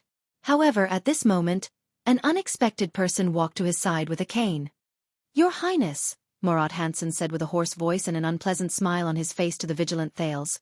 When you reach Xianxia, please help this old man pass a message to an old woman. With a bad impression of the Black Prophet, Thales asked in bewilderment, Which old woman? Murat grinned. You will know when you see her. Thales furrowed his brows deeply. On the city gate, which Thales did not notice, a masked figure slowly disappeared into the air. Hence, the fleet of carriages with the double cross-shaped stars flag and the 9-pointed star flag slowly set off. All the way north. Thales leaned against the wall of the carriage and exhaled. Wuxia, why do you think that when everyone said goodbye to me, it was as if they were bidding farewell for the last time? Will King Nuvan really kill me? He did not expect an answer from Wuxia. But the second prince's attendant, Wuxia Casso, who had been looking outside the carriage, actually raised his head slightly with a complicated expression. Your Highness. In the Tower of Eradication, my teacher once taught me a sentence. In the next second, Wuxia said something that made Thales' eyes brighten. Until a long time later, Thales would still occasionally think of it when he could not sleep at night. Wuxia Casso said softly, That's right. Treat every farewell as a final farewell. Treat every second of your life as a chance to survive. This way, we will not miss out on our lives. Recently, some readers in the book comment section suggested that the protagonist is too much of a Virgin Mary. I think I need to respond. The following is my response. Oh. That is my response. Chapter 83. Your Highness, you are really well loved among them. The subjects have not forgotten that it is Constellation and the Jade Star royal family that ensure their prosperous lives. The one who spoke was Baron Lemore. As the suzerain of 4 local villages, his castle stood at the center of the 4 villages. To the south, One could see the Central Territory's Renaissance Avenue, which was covered in yellow fallen leaves. To the north, one could see the birch forest unique to the Northern Territory. This was the fourth morning of their journey north to At. Along the way, they stopped a few times to resupply. If everything went smoothly, they would enter the Northern Territory this afternoon and reach Broken Dragon Fortress tomorrow night. Baron Lamore might only be in his 30s, but his obesity was comparable to that of the old Duke Cullen. The Baron was smiling so widely that his eyes could not be seen. He spoke enthusiastically to the second Prince of Constellation, Prince Thales Jadestar, who was surrounded by his smiling subjects of various sizes. The subjects are looking forward to your arrival and feel honored. The continuation of the Jadestar royal family is really a great favor from the Sunset Goddess. Baron Lamore stroked his belly and said with a smile, I believe that in the future, under your Highness' rule, Constellation will be even more prosperous and happy than it was in the past. At the end of the day, we are the descendants of the Empire. Thales walked in the clean and spotless village, where even the snow stains had been swept away. He maintained the most basic smile and waved at his subjects, who were dressed in bright and beautiful clothing. Wuxia, Cora, and 5 Jadestar family's private soldiers stood by his side, nervously separating him from the crowd. Behind them was Ida, who was obviously lethargic from the way she walked. It is best that we leave immediately, Your Highness, Cora, the leader of the Jadestar private soldiers, said with a serious expression. This is really not a good idea. Indeed. Wuxia stopped a squire. Your mission is an envoy, not an inspection. You are just passing by. Thales nodded. In an inadvertent moment, he made a few gestures that no one could understand. How is it? Wuxia looked at the prince's gestures and frowned. He looked at the other direction of the village in displeasure. As expected, Ralph's figure appeared in a secluded spot in the distance. He racked his brains and made 2 gestures at Thales. The ones behind are fake. Everything. Fake. Sigh. Thales' heart sank. He looked at the child who was 7 or 8 years old who was closest to him. She was about his age. The child's skin was dark and he was so thin that he was just skin and bones. He was wrapped in a set of thick clothes that clearly didn't fit him. His small hands were hidden in his sleeves and he couldn't take them out at all. His eyes were filled with fear and cowering, but he still forced himself to reveal a fake smile. The muscular man with numb eyes waved his rough and deformed hands strenuously. A timid woman with a headscarf wrapped around her head was wearing clothes that did not match at all. Her top was clearly closer to the style of the king's city. An old man in his 60s, wearing a funny cloak that seemed to be used by nobles to shelter themselves from the rain, was shivering in the cold in a corner where no one else could see. Also, a spotless village where all the citizens lined the streets to welcome them. Thales sighed and looked at Baron Lamore with a smile. Did they take him for a fool? So there was a Potemkin village in this world. The supplies should be complete. Thales then made a gesture that no one else could understand towards Ralph in the distance. He shook his head and said softly to Wuxia and Cora, Let's go. Wuxia even glared fiercely at Ralph in the distance, who had a dark expression on his face. He then followed Thales with Cora. He was the second prince's attendant. Under Baron Lamore's reluctance to leave and endless thanks, the fleet of Constellation's diplomat group headed north to At was ready to set off. I thought you enjoyed the feeling of being supported by thousands of people. The vice diplomat of the diplomat group, Lord Putray, took out a pipe out of nowhere and lit a thick cloud of smoke that did not look pleasant. He inhaled and exhaled and looked at the second prince in a mocking manner. No. I would prefer to enjoy that kind of sincere, unpretentious, but sincere support. Thales smiled as he took the water handed to him by the guard. I do not want to see them being forced by their suzerains to wear the clothes they prepared beforehand, to force the most deliberate smiles, to tell lies about their happy lives, and to unreasonably welcome a prince they actually do not like in a village that has already been cleaned long ago. Thales took the water the guard handed him with a smile. Thales sighed softly. Take a guess. How many of them have smiles on their faces, but are actually filled with hatred towards me, the prince who suddenly arrived? None. Unexpectedly, Putray denied his words. If I have to pick one, it's probably only that fat baron. Thales raised his eyebrows. Don't think too highly of yourself, future king. Putray exhaled a mouthful of smoke in disdain. In the eyes of many people, the weight of the 9-pointed star is not even as heavy as an ear of wheat. If an ear of wheat can feed them, what can the 9-pointed star do? Oh, there are still benefits. Put-Ray chuckled. For example, the suzerains can feed them a full meal and distribute some unwanted clothes to welcome a certain heir of the 9-pointed star who passes by in a dignified manner. Thales's expression was solemn. Before he got into the carriage, he cast one last glance at the village at the junction of the Northern Territory and Central Territory. He could not help but say, "This is the intersection point of Renaissance Avenue and the Birch Tree Forest. The specialties of the Northern Territory and the goods of Central Territory all pass through here. There is no shortage of land and hunting forests, but the people here are still so poor.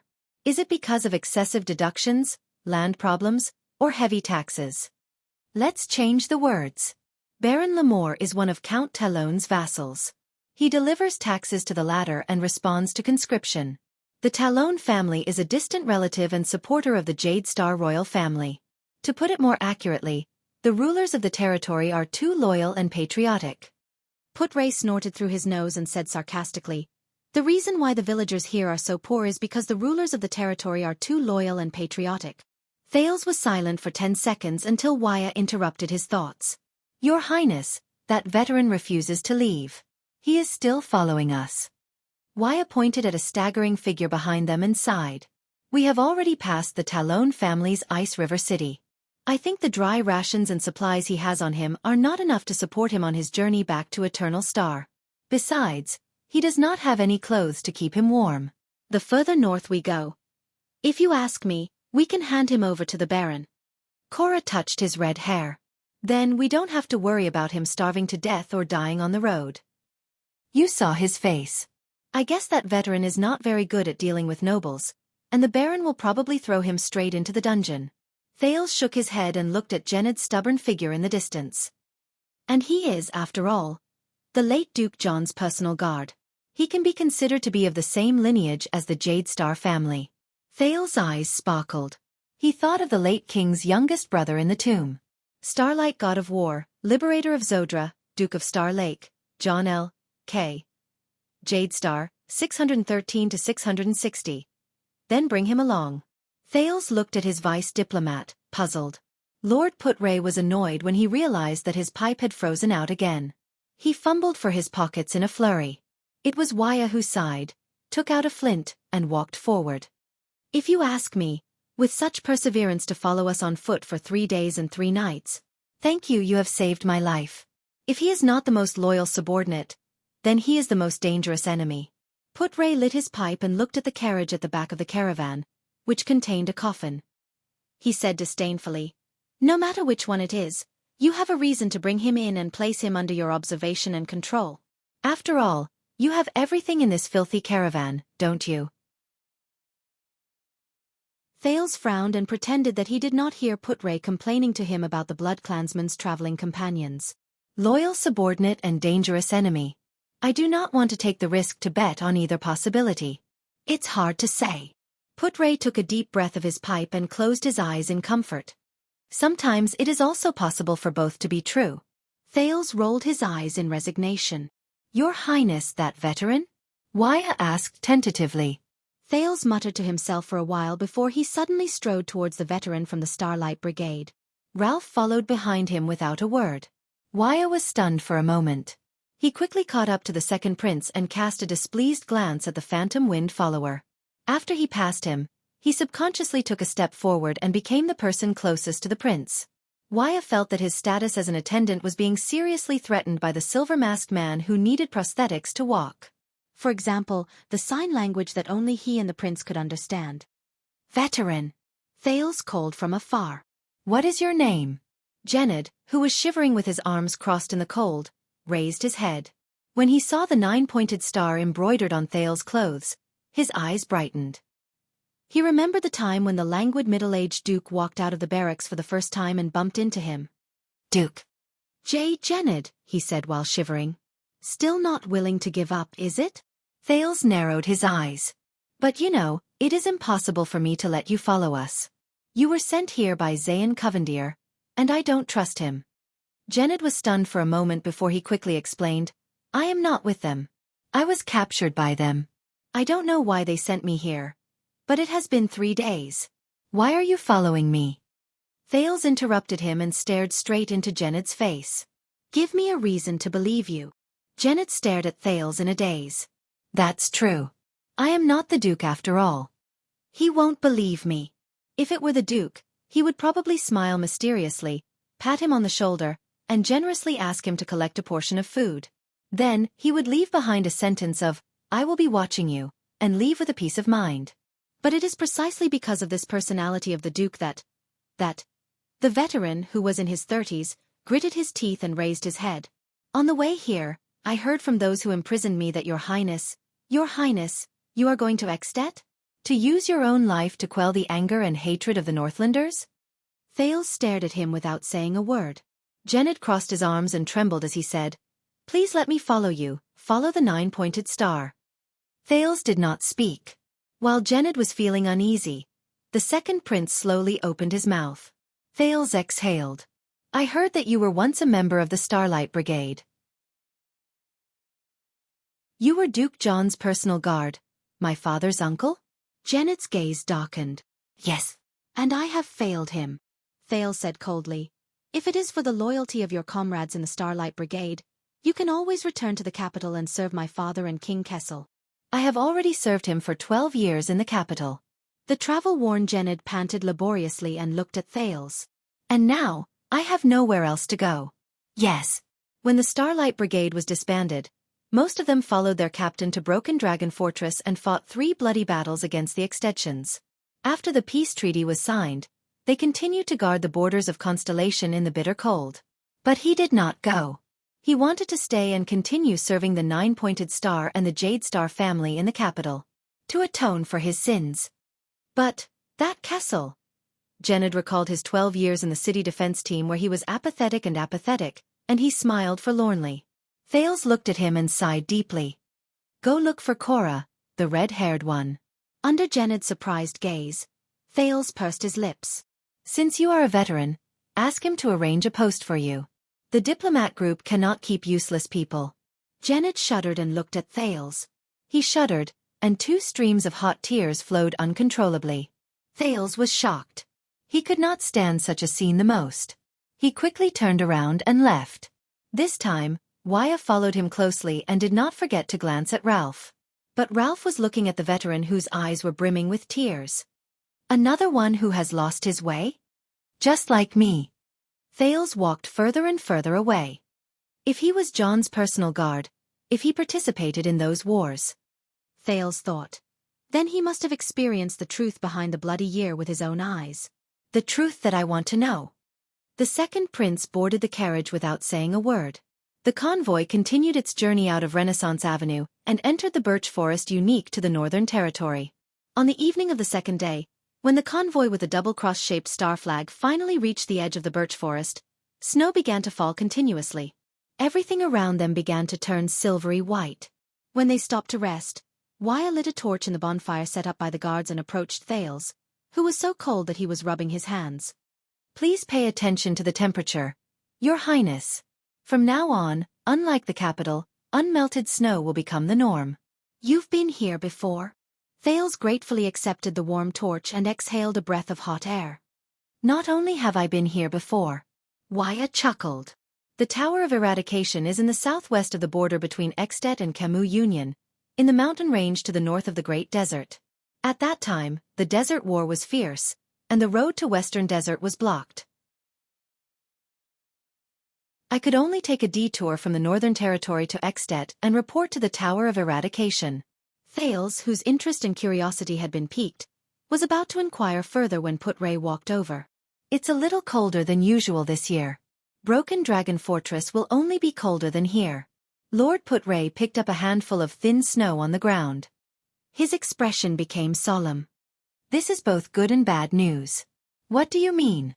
Thales, who did not know much about the Northern Territory and At, humbly asked the vice diplomat, who was obviously knowledgeable but had never pretended to speak to him.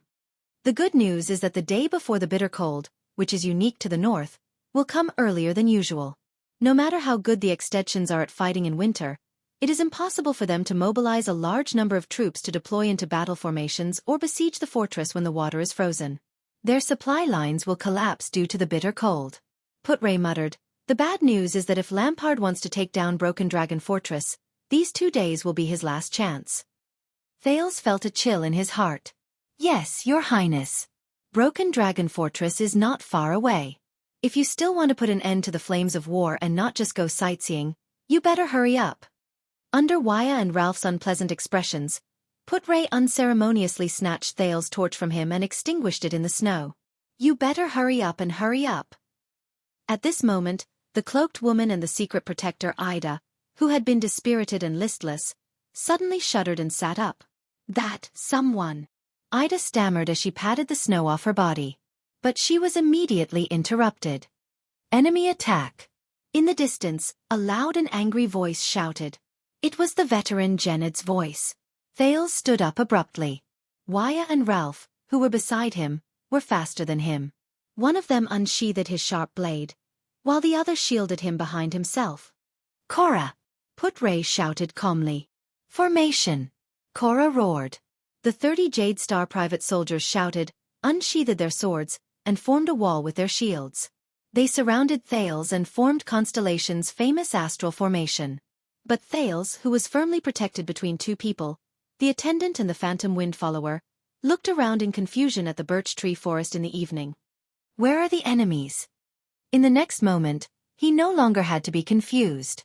Shadowy figures strangely appeared behind almost every tree in the surroundings in an instant. There were at least 20 of them. Thales felt a chill in his heart. He had seen this kind of body movement that suddenly appeared. It was like a frame skip in an animation. The Jade Star guards lit their torches as if they were facing a great enemy.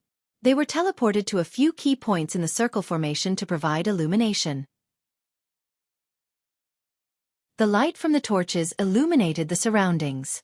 Figures dressed in luxurious clothes and armor, both actually appeared on everyone's body at the same time, appeared one by one from the dark forest. There were men and women, and every one of them was tall and handsome. But everyone's gaze was sharp as they stared at them coldly, as if they were looking at prey that was bound to die. Putre also drew a sword and held a torch as he shouted calmly, "Who goes there?" Under the astonished gazes of all the Constellations, a graceful figure slowly walked forward in a dignified and quiet manner. It was a woman. It was the first woman that Thales saw after he transmigrated. She was so beautiful that she was suffocating. How should I put it? She's breathtakingly beautiful? She was dressed in a well-tailored black gown that perfectly accentuated her figure. Her face was gentle, her hair was silvery, and her purple eyes looked as if they were sparkling with tears. She was an endearing sight. If she were in Red Street Market, she would definitely be an existence that only nobles of Duke level could meet. The adorable beauty, whose age could not be determined, slowly opened her cherry mouth. Her face was clearly an endearing sight, but at that moment, she was like a robot as she said coldly, "Good day, everyone. I am Katerina Van Corleone. My enemies like to call me the Weeper." Everyone's breathing froze for a moment. The first thing Thales did was to look at the carriage with the black coffin behind him. He was shocked and bewildered. Corleone? Katerina? Weeper? Isn't that? But everything before his eyes was still going on. The black-clothed beauty, who had an endearing and innocent appearance, had watery eyes. Her tone was like a bone-chilling wind as she spoke slowly. "I am now ordering all of you. Hand over my sister. Then all of you." Her eyes were fierce as she pressed her hands on her upper abdomen.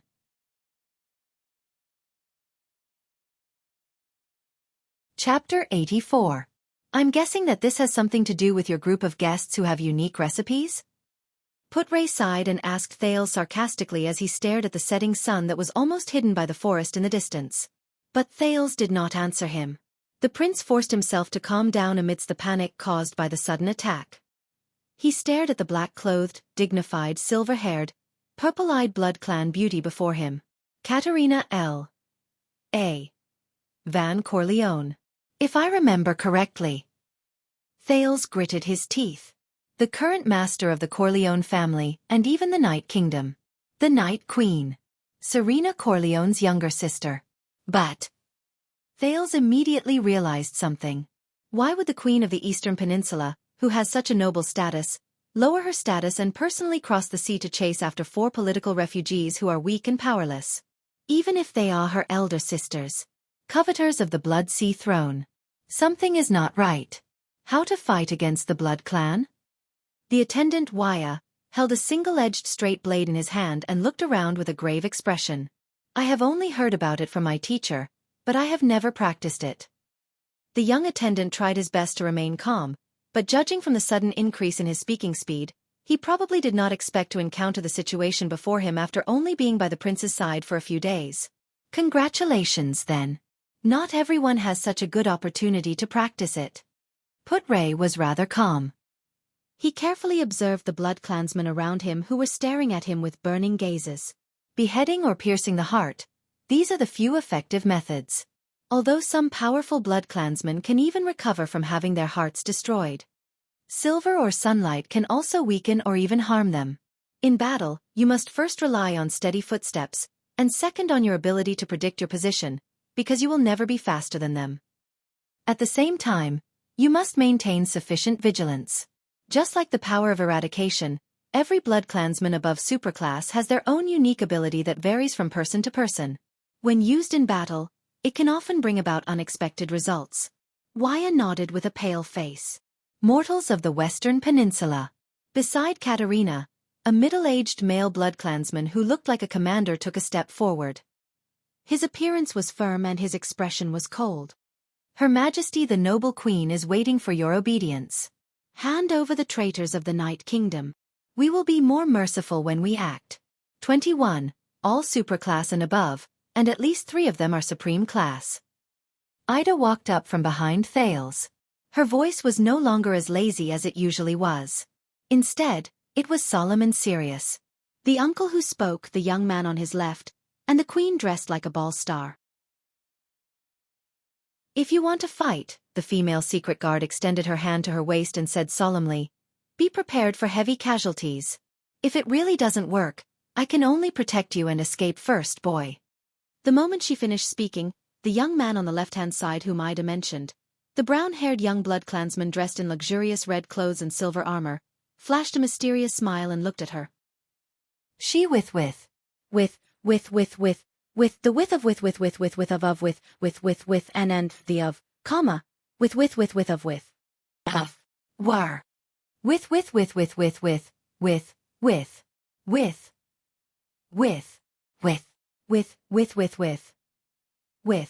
With.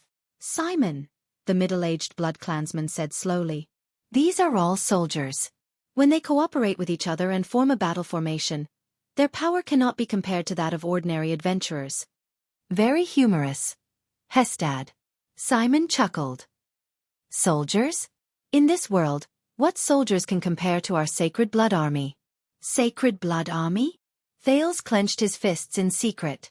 The words of the golden-haired blood clansman, Istrone, surfaced in his mind. Even if your enemy is the supreme king of Constellation, with the support and protection of our Sacred Blood Army, he will definitely not dare to make things difficult for you. Katerina did not move at all, letting her 2 commanders negotiate. Only her beautiful eyes swept over the crowd. Her gaze was filled with eerie coldness. The 30 swordsmen of eradication were all elite fighters. Even so, many of them could not help but look at their leader, Cora. Steady. Cora ordered sternly, but he was drenched in cold sweat as well. During the past 4 days, our scouts and sentries have never slacked off, ensuring that there are no threats within a few kilometers around us. Cora looked at the figures surrounding them in the thicket. He whispered in disbelief, vampires can only travel at night. How did they manage to keep up with us? Watch your words, mortal. I don't want to hear that title again, the middle-aged blood clansman commander said coldly. Thales furrowed his brows. They are here for Serena Corleone, who is in the convoy. That's right. At this juncture, whether it's Constellation or At, no one has a reason to take my life. Even the ambitious ones who are passionate about war would at least have to wait until I leave Constellation's borders and enter At. Only then would my death be able to better incite the atmosphere between the 2 countries to go to war. As for Serena, Thales glanced at the carriage with a black coffin from the corner of his eyes. Cora, you don't have to lower your voice anymore. Under the tense situation, Thales, who was wondering if he should send someone to check on Serena's carriage, could not help but let out a long sigh. I am certain that every single one of them can hear us.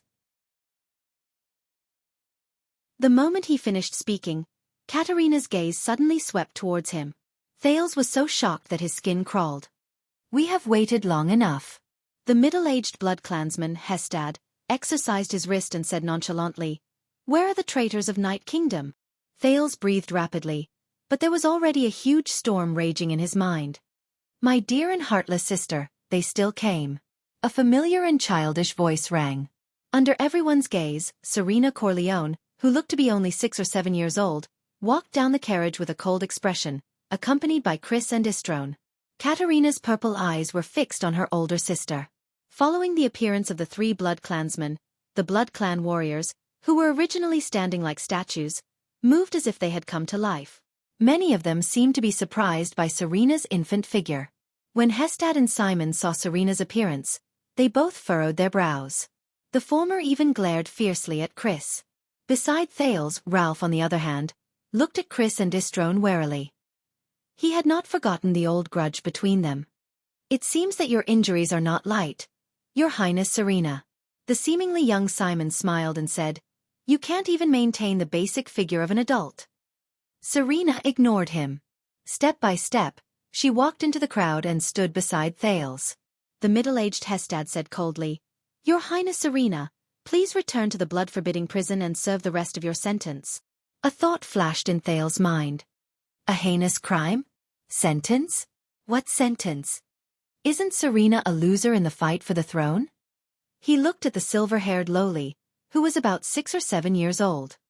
"Oh, my dear Marquis Hestad Corleone." Serena raised her eyes and stared deeply at Hestad. "May I know if there are any changes to my sentence?" "Your original sentence was eternal life." Hestad put on a stern face, as if he hated the little girl in front of him. "Because of your atrocious escape from prison and theft, your sentence was increased by 10 years. So the current sentence is..." "It is eternal life plus 10 years, he said coldly. "Escape from prison and theft?" The doubts in Thales' mind grew deeper. Beside Serena, Istrone's eyes were burning with anger. He could not help but speak. "Is there a difference?"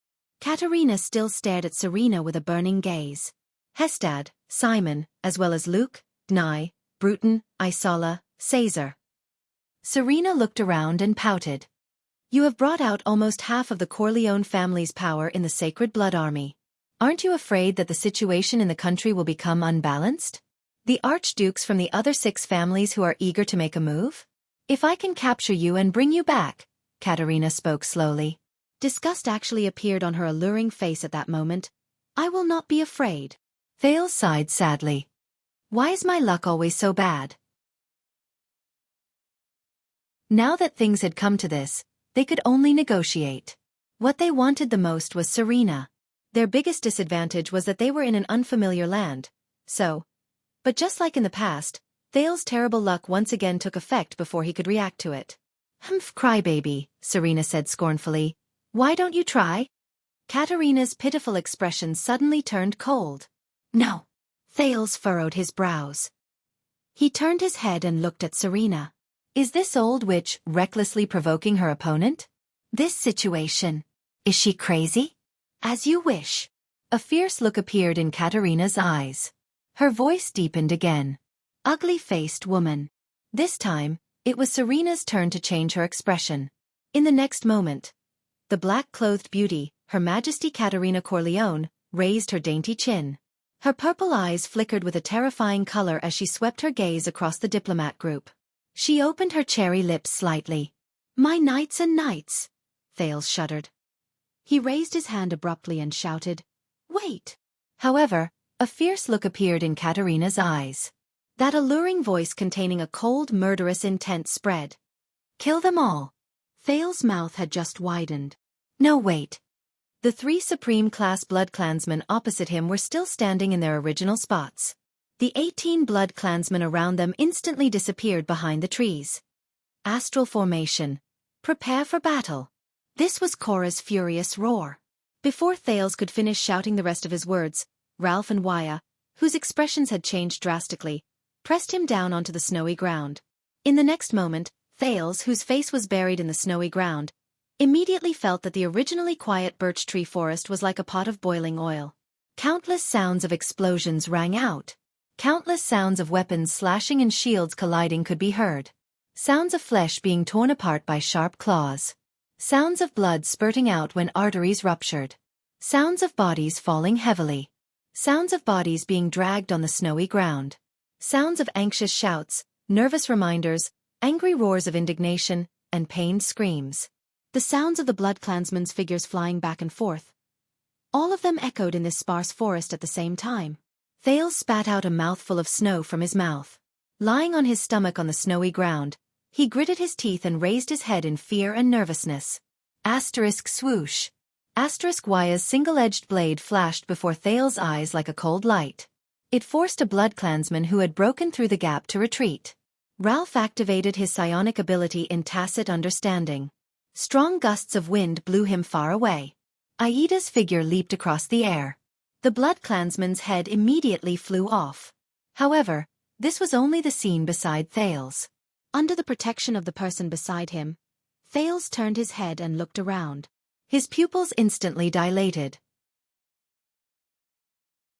In other places, the Jade Star family's private soldiers were facing a disaster. Blood sprayed everywhere. Falling severed limbs. Heads flew through the air. Blades dyed red.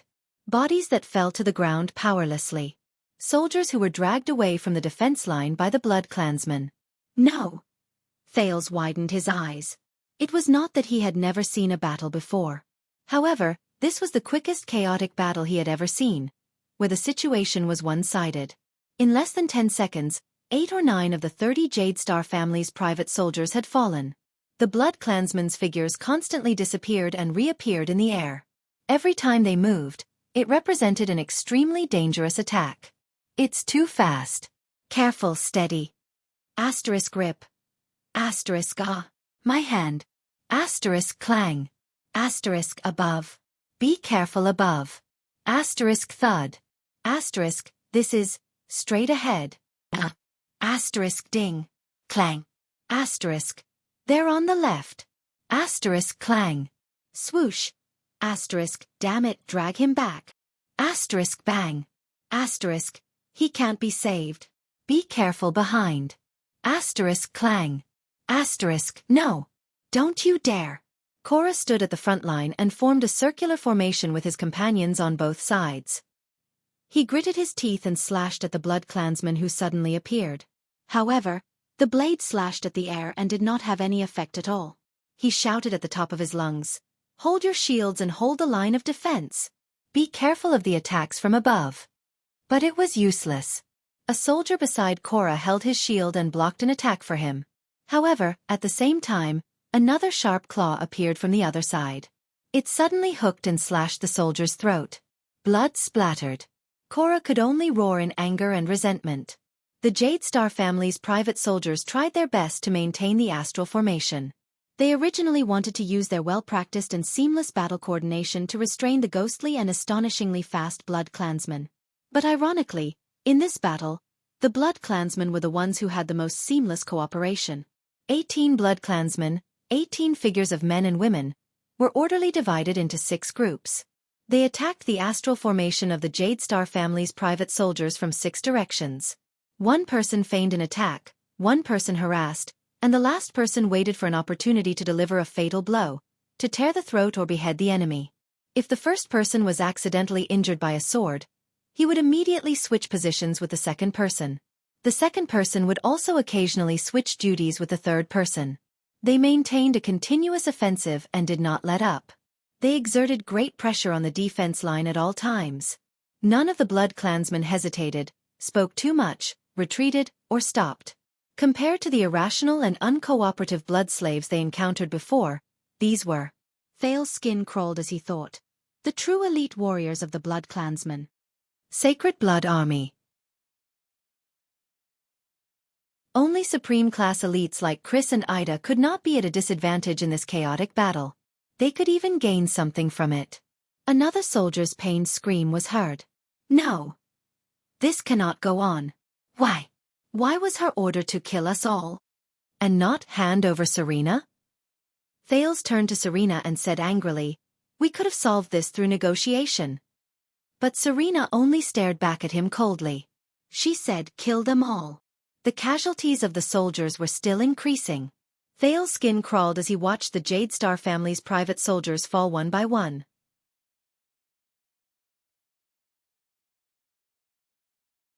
Chapter 85. Abandon the shields. Many warriors looked at the person who spoke, puzzled. It was Genid, the veteran of the Starlight Brigade. "Trust me." The Starlight Brigade has also fought against the so-called mercenaries of Grand Banquet Hill. Genid shouted at the top of his lungs as he fought. The veteran of the Starlight Brigade roared in a voice that even drowned out Cora's. "Abandon the astral formation. Abandon the shields. Stay close to each other. Use your legs to pin the person closest to you. Don't look with your eyes. Hold your swords with both hands and stab in the direction of the tremors. Conserve your strength when you attack. Make sure you are agile." Cora turned his head and looked at Genid, puzzled. While he hesitated, another soldier's abdomen was torn open. "Don't hesitate, do as he says." The old butler of the Blood Clan, Chris Corleone, grabbed a Blood Clan warrior in midair. Even at the risk of a deep wound on the side of his abdomen by another warrior, he wanted to dig out the other party's heart amidst the other party's angry roars. He said coldly, "You are facing the army with the least number of people in the world, but the most experience. The Sacred Blood Army. Many of them have been fighting wars for hundreds of years. The classic old battle formation won't work." "Enough." Cora was still hesitating, but Put-Ray blocked an attack in a disheveled manner and roared furiously. "Anyway, in another minute, we will all be dead. Listen to that guy for once." Asterisk thud. Thud. Clang. Asterisk. The Jade Star private soldiers threw down their shields and pinned each other's legs according to Genid's instructions. They held their swords with both hands, no longer believing in the scene before them, and formed their formation again. The effect was immediate. The number of casualties immediately decreased. The Blood Clansmen's ghostly and swift attacks in groups of 3 could no longer display their previous effects in the face of the nimble soldiers who threw down their shields and the extremely stable formation of their lower bodies. On the contrary, the Jade Star private soldiers, who counterattacked by relying on the tremors instead of sight, began to gain some results. In the distance, Simon frowned. Among them, there are veterans who have been through war. Hestad stared at Chris' figure. "Also, don't forget Chris. That guy used to be a member of the Sacred Blood Army. It's time for us to act." Simon turned to Her Majesty the Queen. "There are already 4 casualties. No, fighting is one thing, war is another." Katerina shook her head, still expressionless. Even Supreme-class elites cannot remain unscathed in a chaotic battle involving more than 50 people. We still have to deal with those 2 limeters. I'd rather be more conservative than waste your strength. After all, we are stepping on a foreign land. Besides, Katerina muttered, we still have to protect that thing back to the Eastern Peninsula. My relatives in Grand Banquet Hill have been drooling over it for a long time. Thales breathed a sigh of relief when he saw that the battle around him was no longer as brutal as before. However, Serena, who was beside him, suddenly tugged at the corner of his shirt. "You want to stop this fight, don't you?"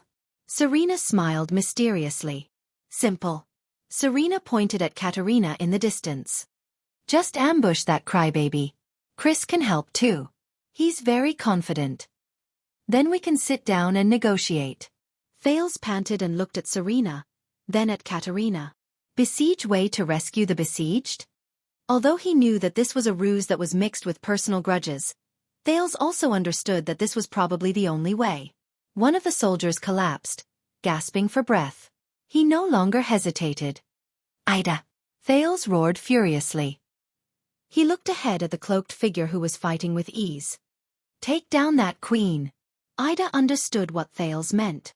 "My duty is to protect you," Ida replied coldly. Thales said angrily without hesitation, "Our men are dying. Stop them." Ida glanced at him, her mouth twitching under the cloak. "I beg of you." Thales stared at his supreme-class protector. Ida snorted softly. In the next second, the secret protector took out an exquisitely crafted machete from under the cloak. With the help of a birch tree beside him, he leaped into the air. He pounced towards Katerina. The exquisitely crafted machete drew a brilliant flower in the air. As if she could predict the future, she struck down 3 Blood Clan warriors who pounced to intercept her. Ida broke through the obstruction and continued to dash towards Katerina. However, a powerful arm appeared out of thin air and grabbed Ida's right shoulder. "Madam!" Simon, who appeared in the blink of an eye, laughed happily and said, "You are my..." However, before he could finish speaking, he felt Ida's shoulder sink and she instantly broke free from his grasp. Simon's expression changed. This dexterity. Before he could finish his thought, the secret protector under the cloak somersaulted, grabbed his arm in a reverse grip, and nimbly flipped onto Simon's shoulder. Simon did not have the time to be shocked. He turned around at lightning speed and struck out with his claws at the same time. However, Ida's entire body twisted and moved like a boneless spirit snake, causing Simon to only be able to futilely grab at the air. Ida tapped her foot on Simon's shoulder.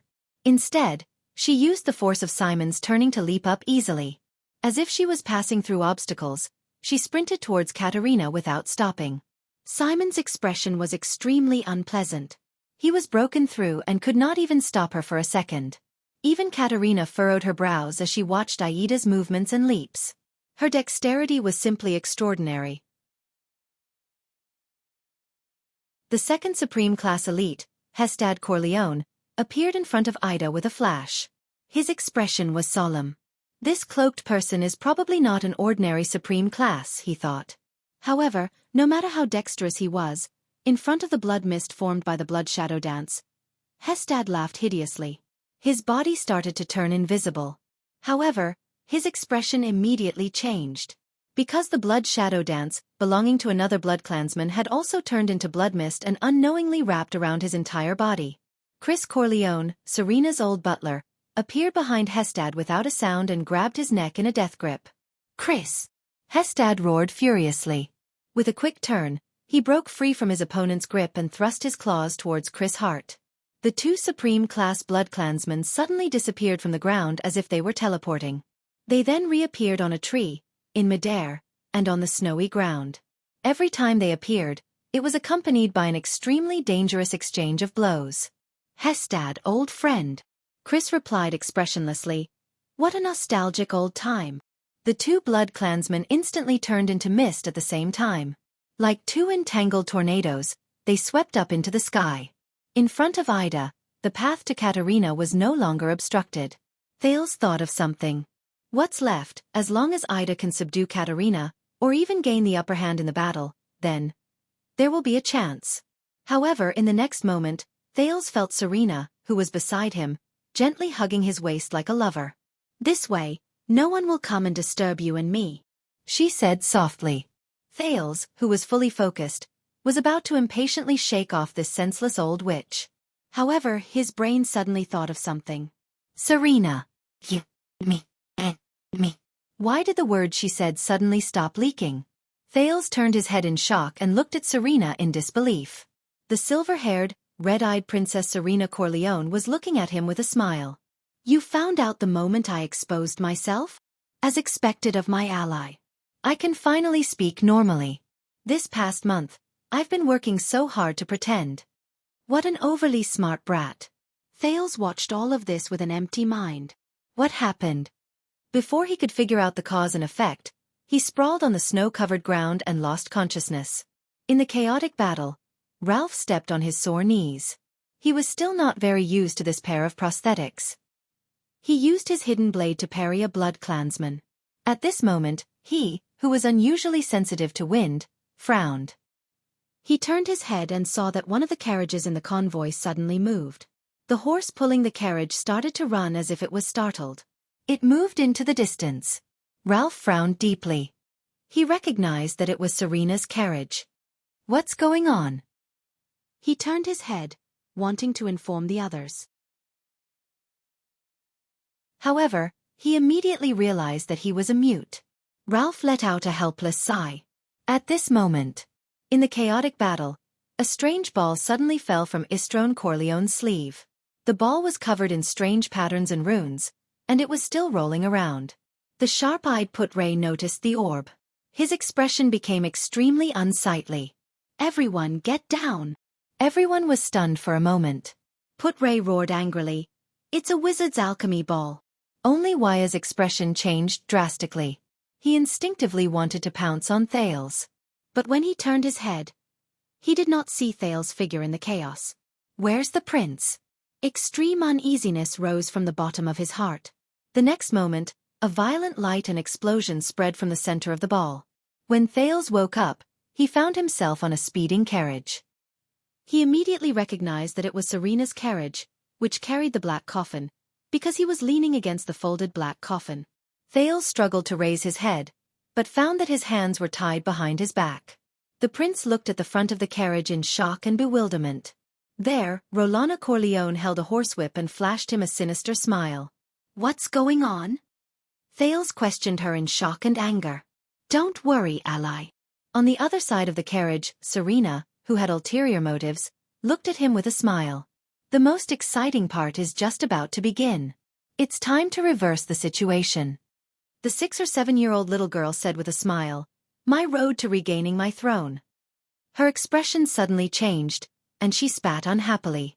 "They've caught up so quickly." As expected of a crybaby who holds a grudge. "What?" Thales was still sorting out everything in front of him. Asterisk thud. Asterisk as if someone had smashed the roof of the carriage with a hammer. The carriage suddenly shook. Thales was shaken so much that he fell to the ground. But an even greater tremor followed. "This is?" Thales looked out of the carriage in shock and bewilderment. He saw that the horizon under the setting sun began to tilt. Asterisk bang. Asterisk the carriage crashed into a birch tree and flipped over on the snow-covered ground. The dizzy Thales bumped into the carriage, and his face was swollen. He shook his head, gritted his teeth, and struggled to get his hands tied behind his back. He could not feel JC's dagger by his waist. In the damaged carriage, he wriggled out like a caterpillar. "This is too much. What grudge do these 2 horses have against you?" Serena's childish voice came from not far away. Thales struggled to flip out of the carriage and fell on the snow-covered ground. He was immediately grabbed by a strong hand. Thales raised his head and saw that Rolana was grabbing him. She stood beside Serena and looked at the other side as if she was facing a great enemy. There, the Night Queen, the Weeper, Her Majesty Katerina van Corleone, was looking at the 3 of them with a frosty expression. "Even if you create chaos, you cannot escape. With your current strength that has yet to recover from your injuries, you are not my opponent at all. The farce is over. Hand over the dark night black coffin and follow me back." Katerina's gaze was sharp as she looked at her sister, who looked like she was only 6 or 7 years old.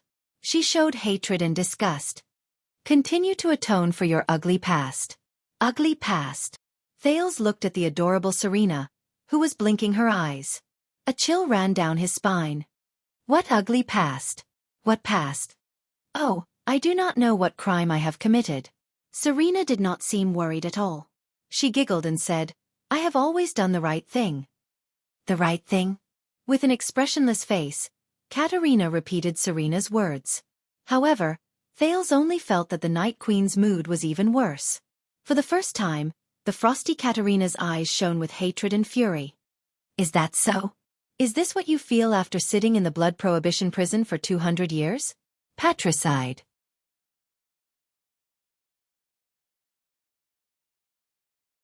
Chapter 86.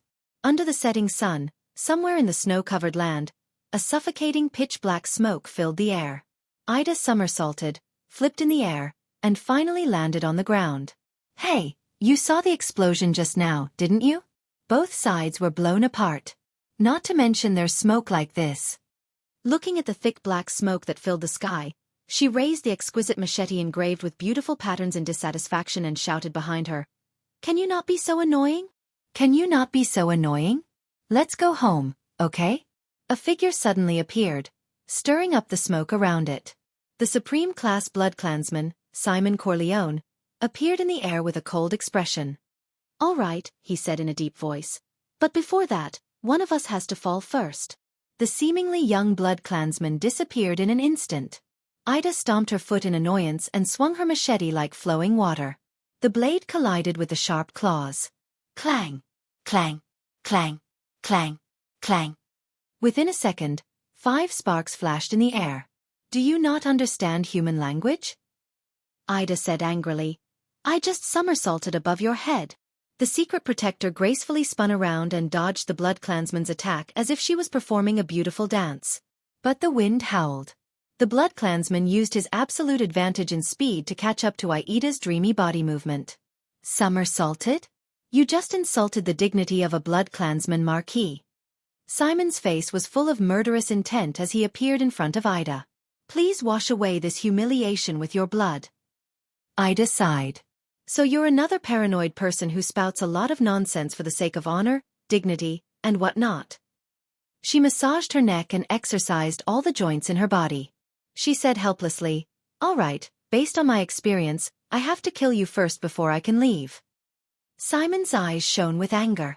Ah, it seems that you have a hard time understanding this kind of obsession, woman. Without the dignity of a powerhouse, without the pride of a powerhouse, let alone the obsession of a powerhouse, how did you become a supreme class? Cut the crap. Ida exhaled under the cloak and threw the machete into the sky. She nonchalantly caught it with her other hand. Show me your true form, little brat who lives on blood. Ida chuckled. Simon's expression changed. He ignored the little brat that the other party mentioned. You actually know the true form of vampires? The young-looking blood race count said coldly. It looks like you've met a Supreme Realm blood race member before. Humph. Not accurate. Ida raised her exquisite machete and smiled confidently. Tell me in detail. I've killed a Lemeter blood kindred. Simon's pupils shrank.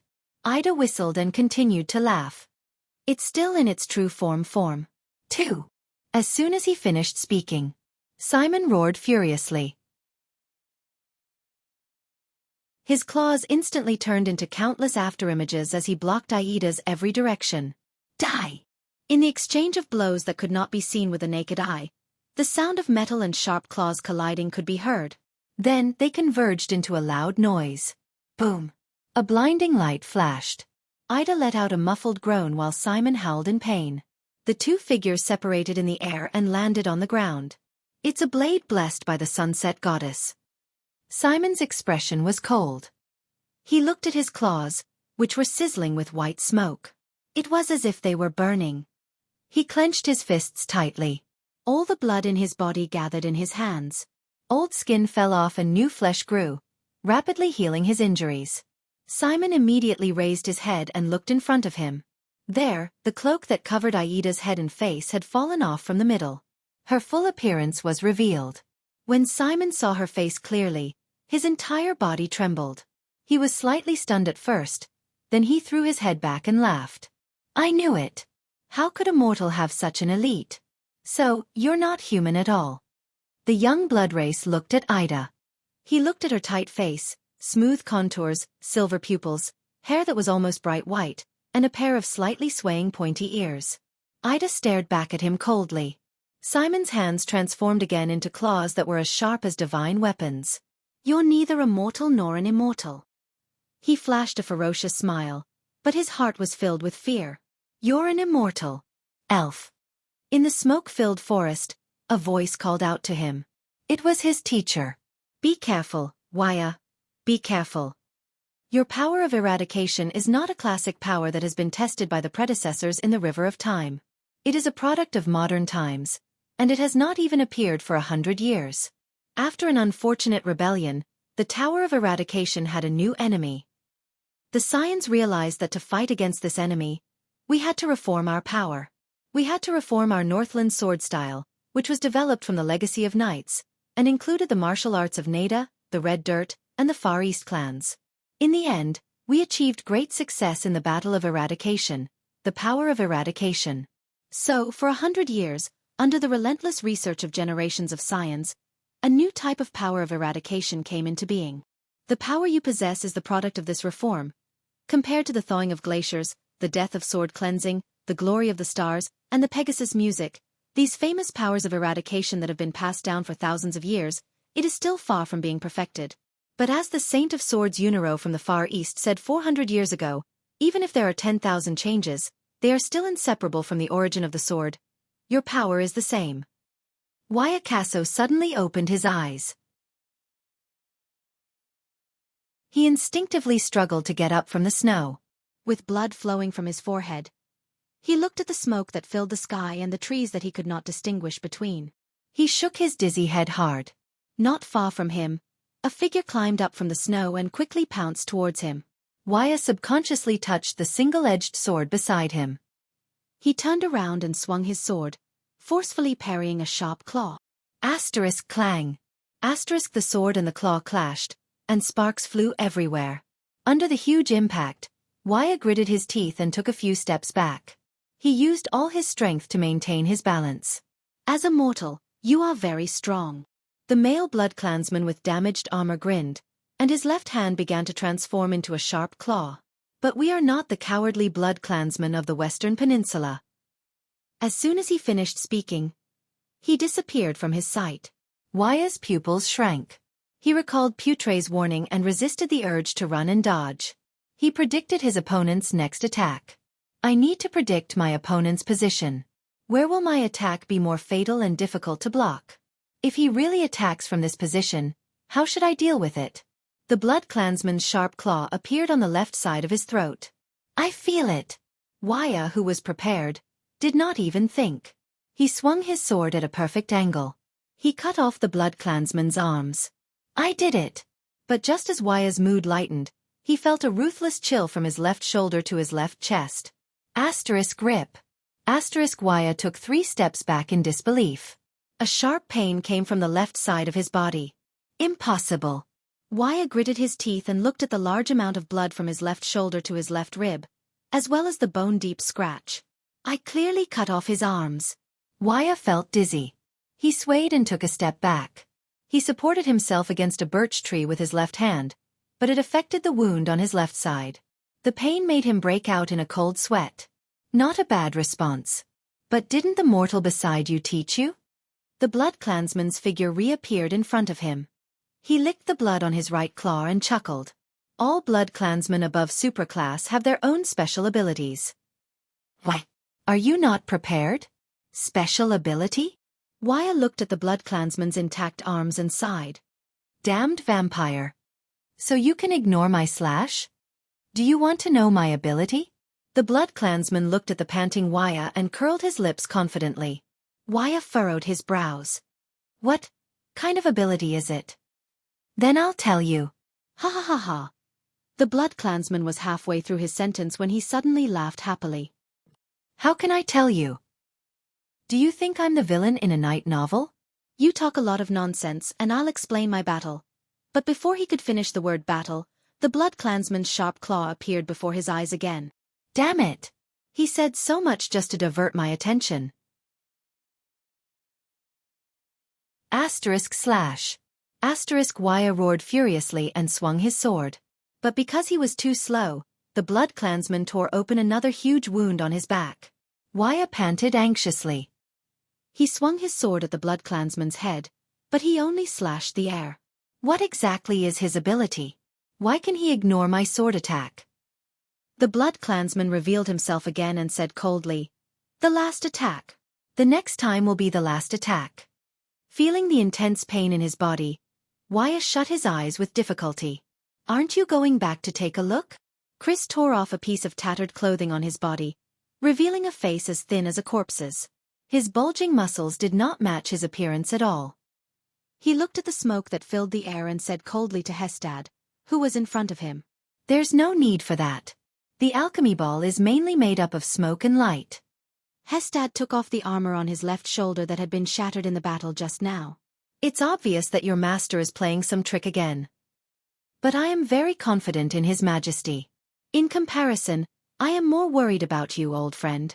Hestad took a step forward and looked at Chris. It is my honor. Chris also took a step forward without showing any signs of weakness. The two of them stood face to face. A few seconds later. Do you still remember the first time we fought against each other? Hestad said emotionally. Of course, how could I forget? Chris replied coldly. Yes, at that time, you were still the deputy general of a legion in the final empire, Christopher Linka. Hestad took a deep breath. And I was the insignificant chief of the Kisari tribe, Hestad Chula. You stood on that side, and I stood on this side. For some baffling reason, we charged at each other with no regard for our lives. How nostalgic, Hestad said emotionally. Nostalgic. Chris shook his head and snorted coldly. Forgive me, but I cannot agree. Those nightmarish years changed everyone, including you, me, and His Majesty. Hestad knew that the Majesty Chris was referring to was neither Katerina nor Serena. It was the huge and terrifying black shadow under the night wing. He raised his head and their gazes met. But those years were, after all, meaningful. Hestad sighed. Those years in the Battle of Eradication. In the next moment, the two of them opened their ferocious fanged mouths at the same time and roared furiously. As their flesh expanded, it changed color, changed shape, and deteriorated. Huge bat wings with sharp bone spurs broke out of the skin on their backs. They spread out abruptly. The skin on their bodies fell off piece by piece. The muscles under their skin turned into hard leather, which became dark and pitch black. The two of them quickly changed shape. No, they grew. Their ears were tall. Their mouths and noses were ferocious. Their pupils were crimson red. Their fangs were terrifying. Their joints were like spurs. Their claws were sharp.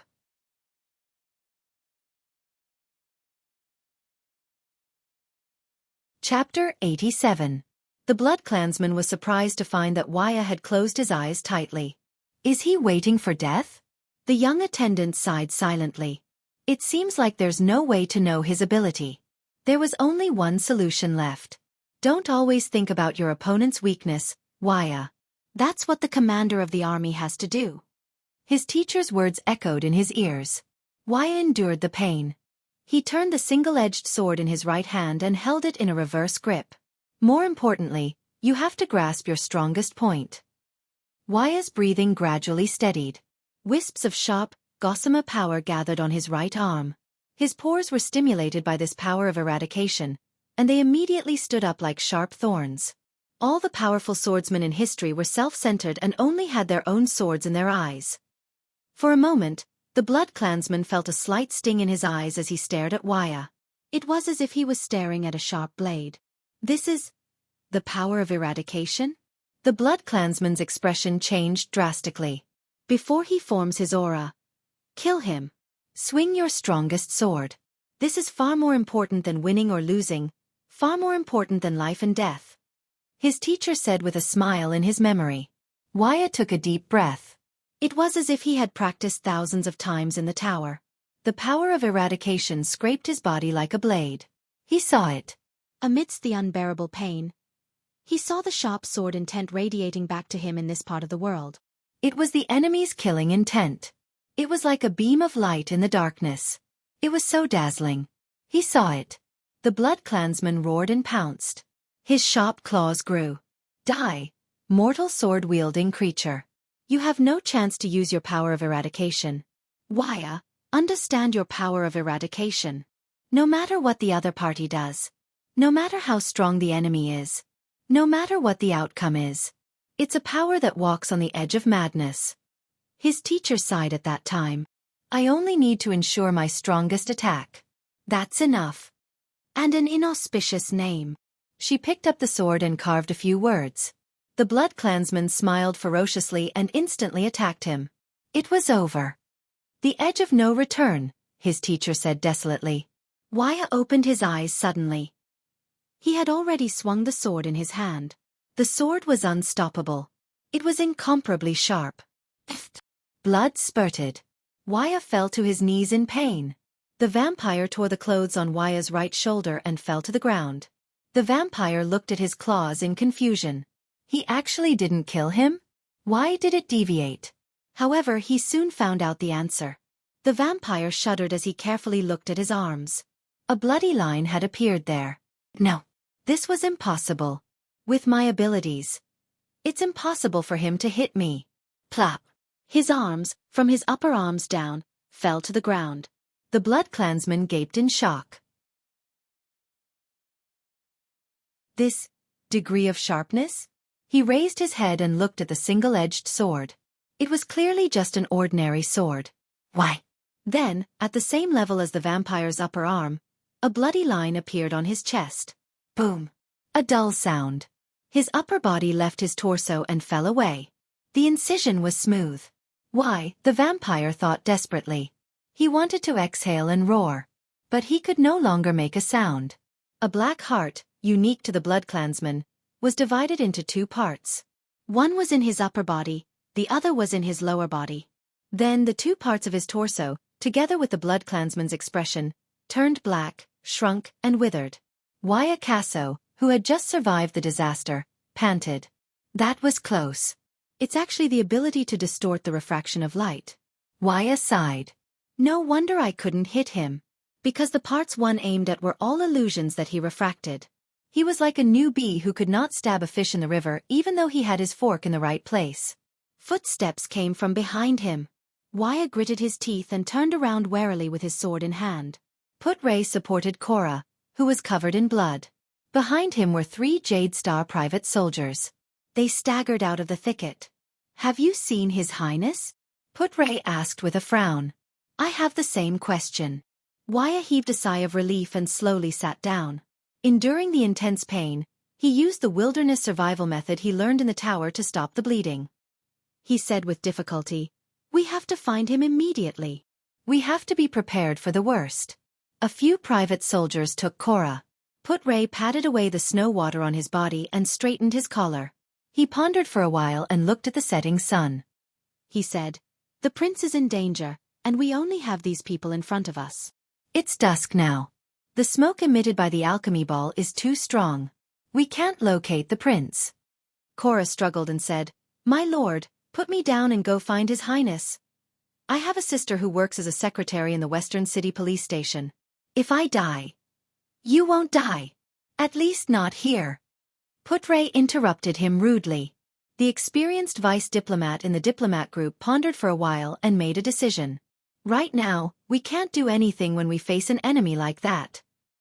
But fortunately, Broken Dragon Fortress is not far from here.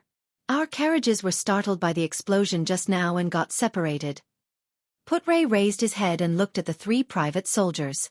His gaze was firm. The 3 of you, go in 3 different directions and follow the ruts to find the carriages. After you find them, don't hesitate.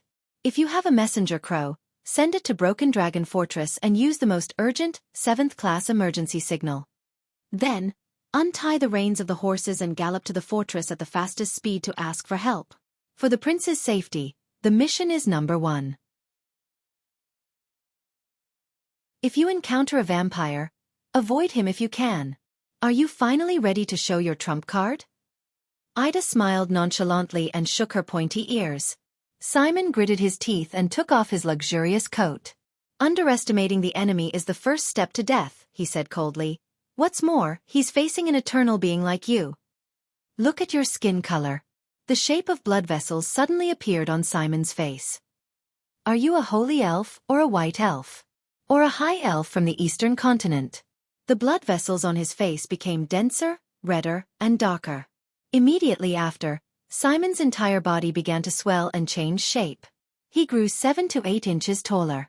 His fair skin turned to ash, revealing the hard grayish-black keratin. Simon roared in pain, as if he was going through torture. Bone spurs grew from his shoulders. Dark gray bone wings pierced through his back and extended into a pair of giant wings. His hair became thicker, harder, and whiter. Compared to Hestad and Chris, Simon's face did not become too hideous and terrifying. Instead, his pair of bat ears gave him a strange sense of beauty. Simon, who had transformed into his true form, coldly spread his wings and claws. His grayish-white eyes looked at Ida. The temporary true form activated by lifeblood can greatly increase a BloodClansman's physical attributes, including endurance, recovery, regeneration, agility, senses, strength, and even instinctive understanding of battle, as well as the unique abilities of every BloodClansman. Ida sighed. I just didn't expect it to make you more handsome. It can be seen how ugly you were before. The moment Ida finished speaking, Simon's wings trembled in his true form. He instantly appeared in front of the elf at a speed that surpassed all senses. Asterisk boom. Asterisk first, there was a sound of air being torn apart that almost burst the eardrums. Asterisk clang. A loud, sharp sound appeared out of nowhere. A thick and powerful dark gray claw tore at Aida's blade, creating violent sparks. Aida's figure was sent flying by his claw. Due to Simon's rapid movement, the howling of the wind that was stirred up came a little late. The elf landed on the snowy ground more than 10 meters away. She rolled a few times before crashing into a tree and stopping. Nonsense won't make you stronger. True form Simon spoke with an even thicker and hoarser voice.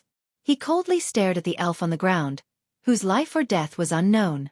In the next moment, Simon once again took rapid steps that caused sonic booms, and in an instant, he appeared above Aida. With a swipe of his claw, he pierced through Aida's body. Speed, speed, and speed, true form Simon said expressionlessly. This is all I have, and it's also my only ability. Before Istron Corleone advanced to supreme class and transformed into his true form, no one in the entire Night Kingdom could rival his speed that surpassed the speed of sound. Even the former King Lori could not do it. However, Simon's expression immediately changed. With an unpleasant expression, he raised his huge claw and lifted Aida's cloak, as well as a section of tree branch inside. He seemed to have realized something. In an instant he turned around, and with a burst of speed, there was a loud sound of wind. But the moment he turned around, an exquisite elf scimitar pierced straight into the left side of his chest. It looked as if Simon himself had delivered his chest to the edge of the blade.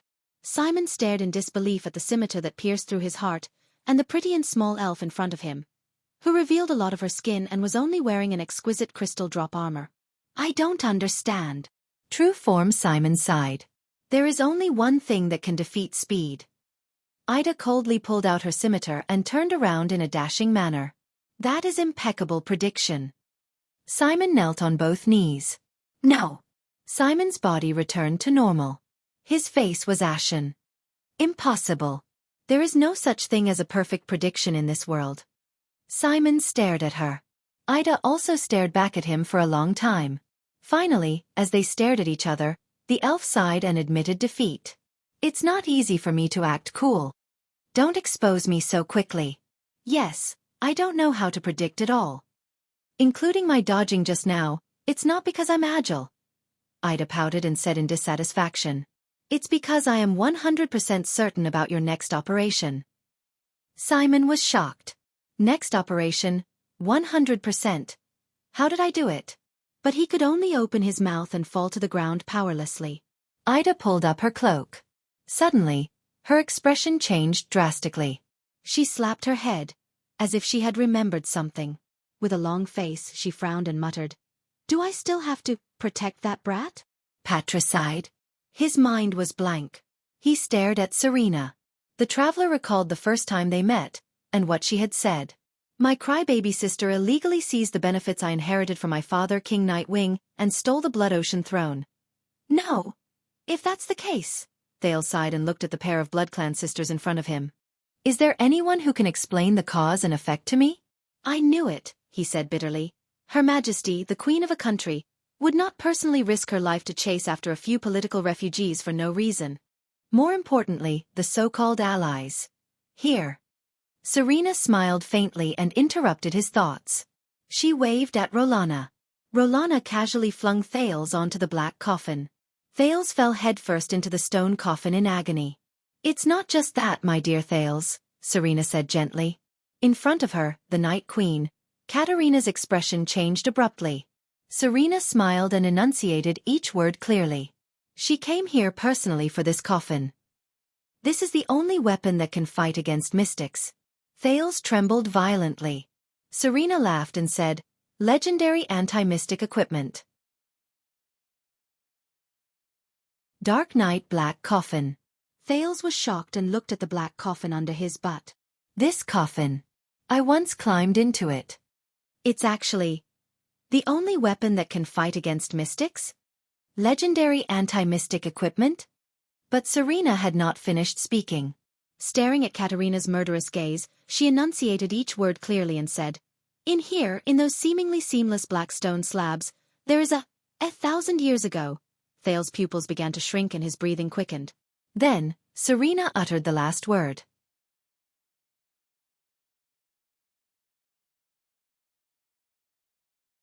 Chapter 88. Thale's brain paused for 3 seconds before he regained his ability to think. Inside. A mystic? What a joke. Thinking of the air mystic and his human ball, Thales felt a lingering fear in his heart. He exhaled.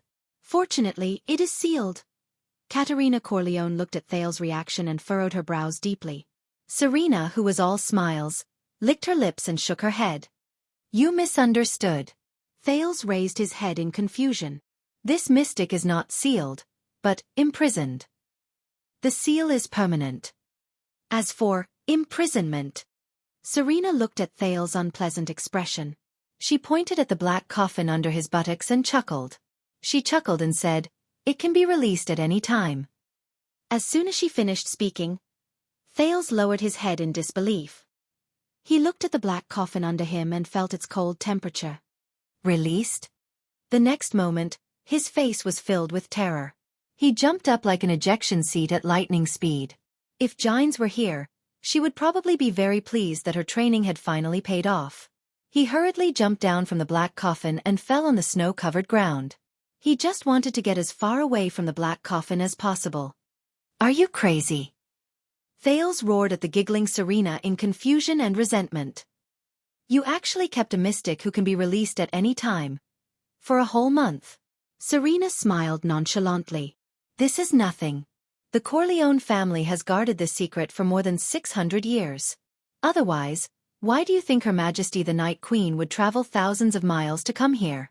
Why did she even bring the elite Sacred Blood Army? This is the Corleone family.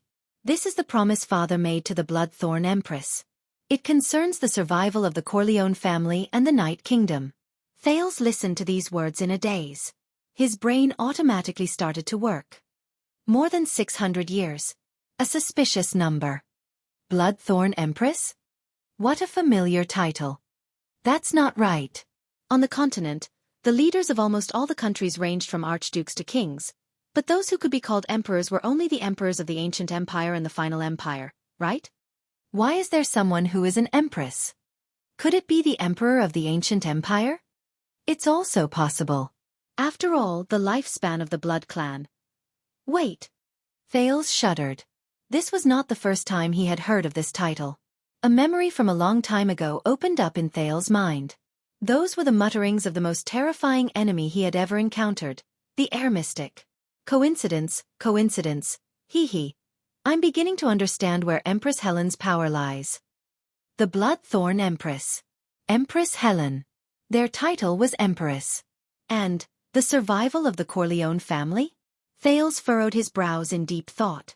At this moment, Katerina's cold voice interrupted. Enough.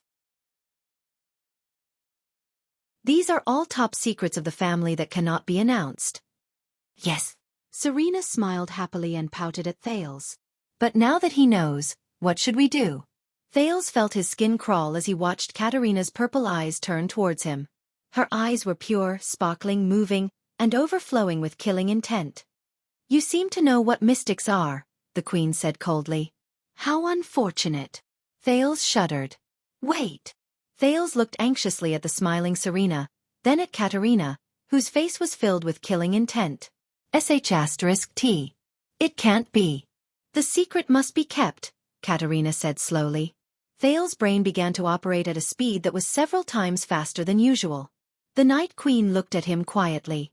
Her right hand began to transform into a pure white claw. Wait! The anxious Thales struggled with his hands that were tied behind his back. In the next moment, Katerina's figure disappeared from his field of vision. Thales was instantly scared out of his wits. Two pitch-black, gigantic winged monsters collided head-on in the air without any buffering. Bang. At that moment, even the air seemed to have been shaken. The smaller monster shuddered abruptly. With a muffled groan and tremble, it flew backwards. The larger monster had the upper hand. It used its fist, which was full of bone spurs and sharp claws, to strike its opponent's left chest with a tremendous force. Blood splattered. Do you want to compete with me in strength? Are you from the Empire? Hestad said fiercely with a changed voice. Chris roared furiously. Clutching the wound on his left chest, he flapped his gigantic wings and quickly retreated. However, Hestad had no intention of letting him go. Hestad's true form leaned towards brownish-black. Compared to his opponent, he was even more ferocious and gigantic. His bone spurs and sharp claws were also sharper. His pitch-black skin was covered with a hard shell. From afar, he looked like a black warrior in heavy armor. His thick and heavy wings stirred up strong winds as he pounced towards Chris. The true form Chris gritted his fangs and raised his arm to block. Asterisk rip. Asterisk the sharp claws tore open Chris' black right arm. Blood splattered violently again. We know each other too well. We both know how this battle will end. Hestad bared his teeth and roared. He did not stop his attacks. Every time we fight before the throne, it always ends with my victory. He pierced Chris' right shoulder with one claw. Chris roared in pain. Black blood flowed out and soaked Hestad's palm. Hestad flapped his wings and clamped down on the immobile Chris. With a shocking momentum, they descended towards the ground. Immediately after, he clenched his right claw into a fist and mercilessly punched down. Asterisk boom. Asterisk his fist, which carried great force, punched Chris to the ground. Under the terrifying force, huge cracks appeared on the snow-covered ground. The snow and dust all dissipated, revealing the two ferocious BloodClansmen's true form figures. The gigantic figure pinned the smaller one to the ground. Hestad pressed his fist against Chris and said coldly, "See, this is the ending. No one can block my power, no one can break my armor. The perfect balance between offense and defense. How could you possibly have a chance?" Chris seemed to be severely injured. His chest had caved in from Hestad's punch. However, even though he was on the brink of death, he actually moved his face and laughed bitterly. "Yes, I still remember that the Night Wing King praised your ability. Strength, speed, toughness. The simpler an ability is, the more deadly it is." That's what he said. Chris coughed out a mouthful of black blood and laughed. Battle Wing, Hestad Corleone, and Flash Wing, Simon Corleone. The old butler closed his eyes and sneered. They respectively led the Sacred Blood Army's assault warriors and scouts. When they worked together, they were almost invincible on the battlefield of the Peninsular War. Hestad's expression gradually changed. "And you are, Dark Wing Chris Corleone. You are His Majesty's most trusted military advisor and assistant. Do you remember?" Hestad's expression turned cold as he interrupted him. "With the logistics officer Red Wing Lee Corleone, we are the Night King's 4 terrifying wings. Our reputation is known throughout the Eastern Peninsula." Hestad gritted his teeth and trembled as he looked at Chris. His eyes were filled with hatred. 300 years ago, we were His Majesty's strongest wings. We followed him across the Sea of Eradication and fought to the other side of the world. During that era, we occupied the eastern coast of the Sea of Eradication and had 20% of the eternal oil quota. 15% of the Eastern Peninsula's crystal drop mine. The 5 clans of Grand Banquet Hill would send letters every month, hoping to maintain their status and join the Night Wing King's banner. Even the Silver Wolves of Wild Vast Mountain, the Crimson Wolves of Kerry Plains, and the 3 great orc tribes of Desert, Glacier, and Black Mountain all sent people to pledge their loyalty to His Majesty. Hearing this, Chris sighed dejectedly. Hestad, on the other hand, gritted his teeth. His ferocious face was filled with an eerie coldness.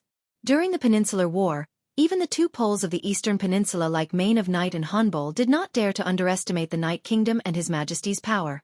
With fear and flattery, they worshipped him as the supreme commander of the Allied army. "We once worked together and crushed Extet's army, along with their pride, under Dragon Cloud City.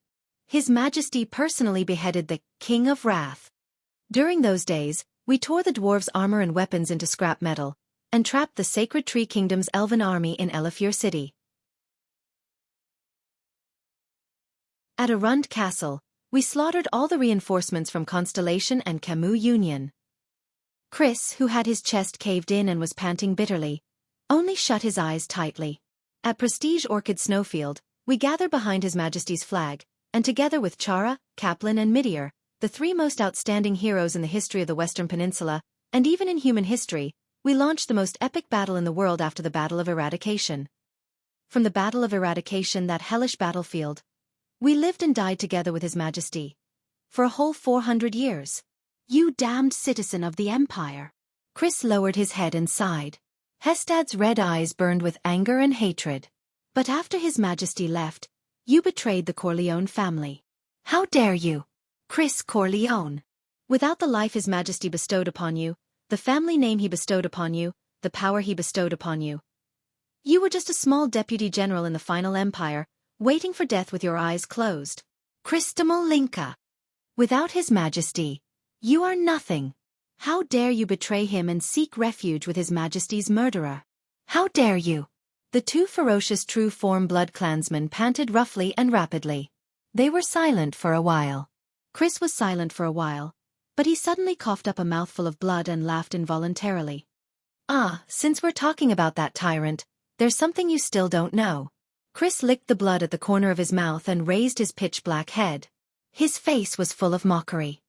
Do you know why every time we fight, the Night Wing King always calls for you to stop when you have the upper hand? Hestad pulled the other party closer to his ferocious face and said with a smile, Is His Majesty afraid that a weakling like you will be crushed by my fists? No. Chris's expression was fierce. He is afraid that if we continue fighting you will be killed by me. Hestad was stunned for a moment. Then, he opened his mouth wide and laughed loudly with the abnormally deep voice of a true-form blood clansman. Kill me? Why, are you going to use that special corrosive ability of yours? He raised his palm that was covered in Chris's blood. Your strong acidic blood is very effective against other people, but unfortunately, it cannot corrode through my true-form armor. This is absolute defense. Chris was restrained by Hestad. He did not reply and only laughed. Hestad felt a slight chill in his heart. What's going on? What trump card does he actually have? But Hestad still clenched his fist and aimed it at Chris's head.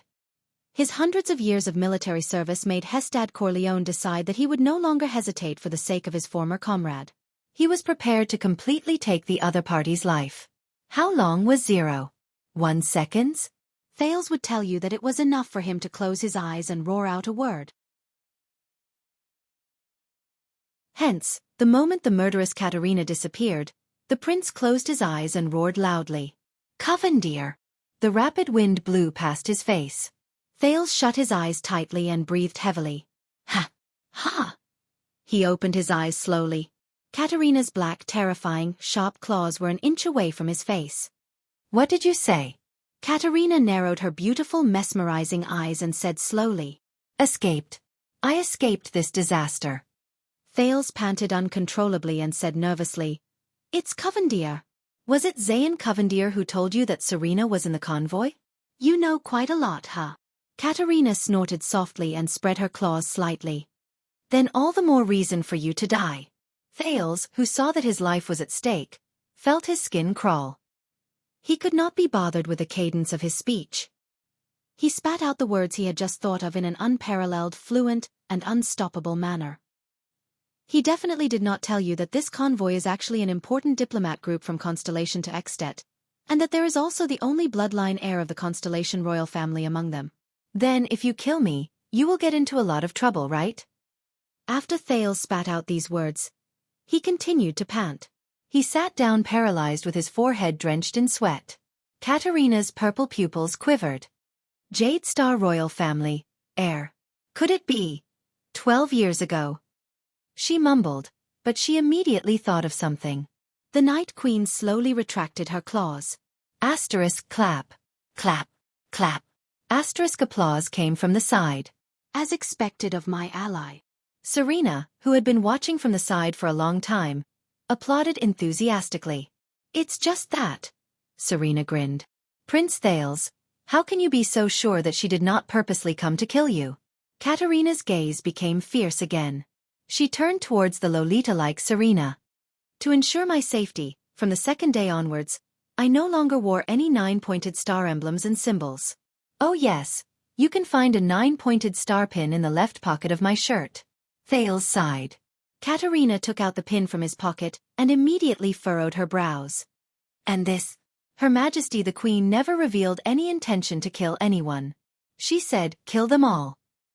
Even the war between the two sides was instigated by you, Serene. Thales smiled bitterly and said, You're right. Thales smiled bitterly and said, I just figured it out. The 20 of you, a group of elites with sensitive identities and abilities, crossed the sea to come here. Without the support of the local forces, how could you easily enter the border?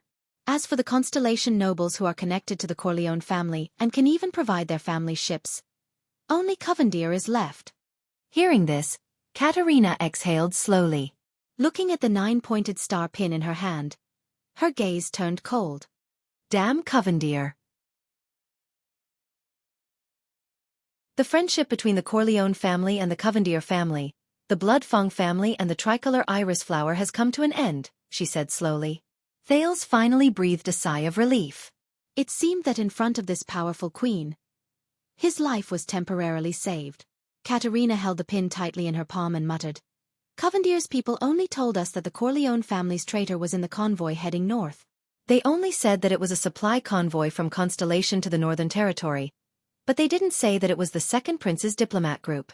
It looks like they did it on purpose. After we got off the ship, we stayed in their base. We didn't even know that Constellation had a new heir. Thales' expression changed and he said angrily, It's such a big thing, and the whole of Constellation knows about it. Don't you want to confirm it yourself? But Katerina did not answer. She only turned her head and no longer looked at him. She seems a little embarrassed. They can't confirm it. Serena chuckled from the side. Katerina's forces and supporters are all in the Sacred Blood Army. She is 100% the queen of the army. Chris has always been in charge of the Corleone family's contact with Covendier, the spies in the Western Peninsula, and the communication channels. But when he suddenly turned against us and stood on my side. Under Katerina's unpleasant expression, Serena spread her hands happily. Katerina became blind and deaf to all news about Constellation. Thales came to a sudden realization. That's why you chose to come to Constellation to seek refuge. But he suddenly thought of something and turned towards Katerina. Your Majesty Katerina, he used honorifics. Duke Covendier, when did he reveal Serena's whereabouts to you? Katerina stared at him coldly. After a while she still spoke.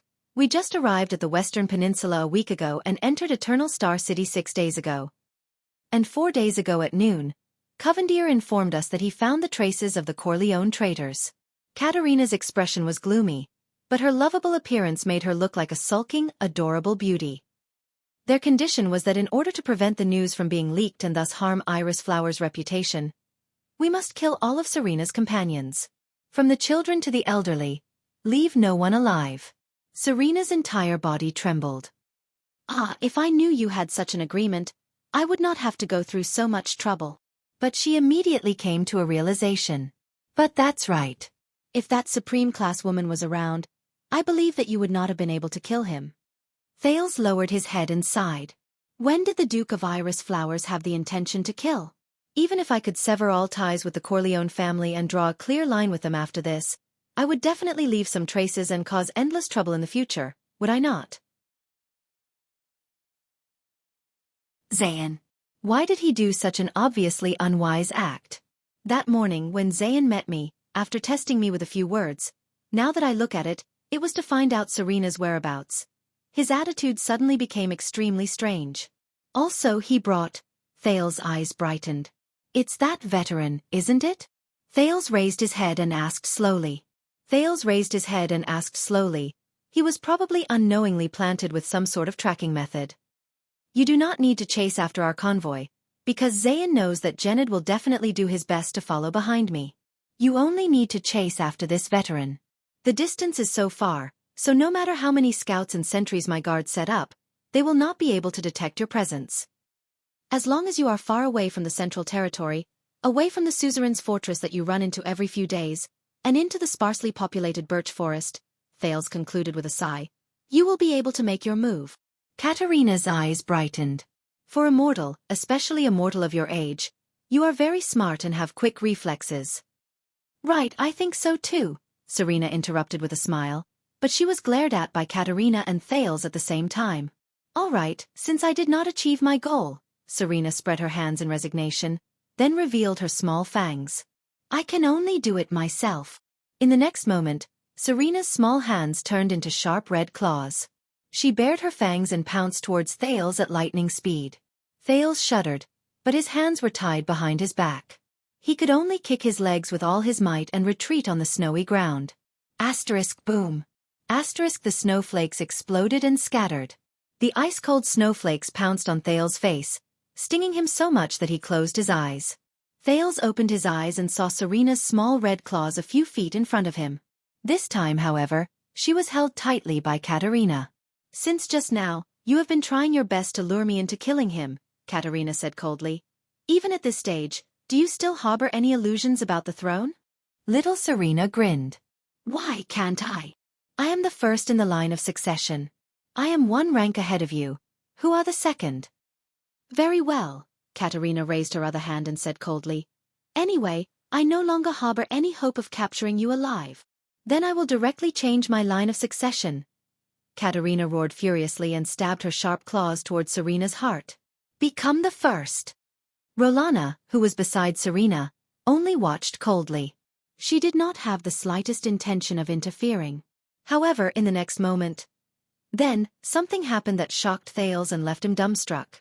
The Lolita-like Serena seemed to have suddenly grown up. Her body swelled and she tore off all the clothes on her body. She turned into a bewitching beauty with a voluptuous and alluring figure, who was almost as tall as Katerina. Her red eyes and silver hair were incredibly alluring. At that moment, this bewitching beauty had an enchanting smile on her face as she easily caught Katerina's pure white sharp claws. Katerina bared her fangs and roared furiously. She instantly sent out her other sharp claw. However, this attack of hers was also caught tightly by this bewitching beauty, as if she had predicted her position. "Your strength is still so weak, crybaby." The bewitching beauty giggled and trembled for a moment. Thales trembled violently. "Ugly-faced woman," Katerina said furiously and hatefully. "You are a natural-born impersonator." "You. When did you regain your abilities?" Thales looked at the bewitching beauty with red eyes and silver hair before him and cried out involuntarily in shock. "This is impossible. You only sucked my blood twice." "Oh, about this." Under Katerina's solemn gaze, the adult version of Serena was naked, but not at all embarrassed. Blinking her intoxicated gaze, she sent him a seductive smile. "Oh, about this. Your blood is more nourishing."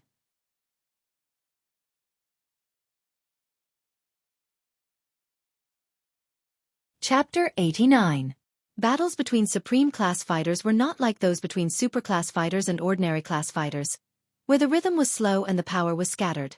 The scene was often frightening, but it was actually a waste of power and stamina. On the contrary, almost every Supreme Class fighter was a terrifying existence who could control their power to the finest detail. They could release and retract their power at will. Hence, the battles between them were usually just right.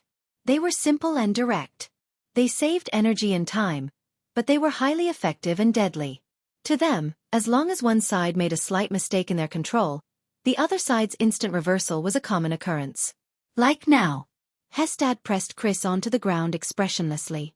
He clenched his right claw tightly into a fist. His power slowly increased as his terrifying muscles contracted in his true form state. He aimed his fist at Chris' hideous head. Chris chuckled. "Old friend, it is my honor to fight alongside you, or to be your enemy," Hestad said plainly. The next moment, he threw a punch. The force was boundless. It was so great that it was difficult to block it. Only 0.5 seconds had passed since his fist fell from the air and touched the tip of Chris' nose. In this 0.5 seconds, Chris suddenly bared his fangs and roared furiously. The bone wings on his back pierced through the snow-covered ground. The sharp spikes on the tips of the wings went straight for Hestad's eyes. A futile struggle. The battle-seasoned Hestad sneered in his heart. Then, he unleashed the battle instincts he was most familiar with. His strong true-form body twisted swiftly. He released his left hand that was clamping down on Chris, and his right fist punched downwards without stopping.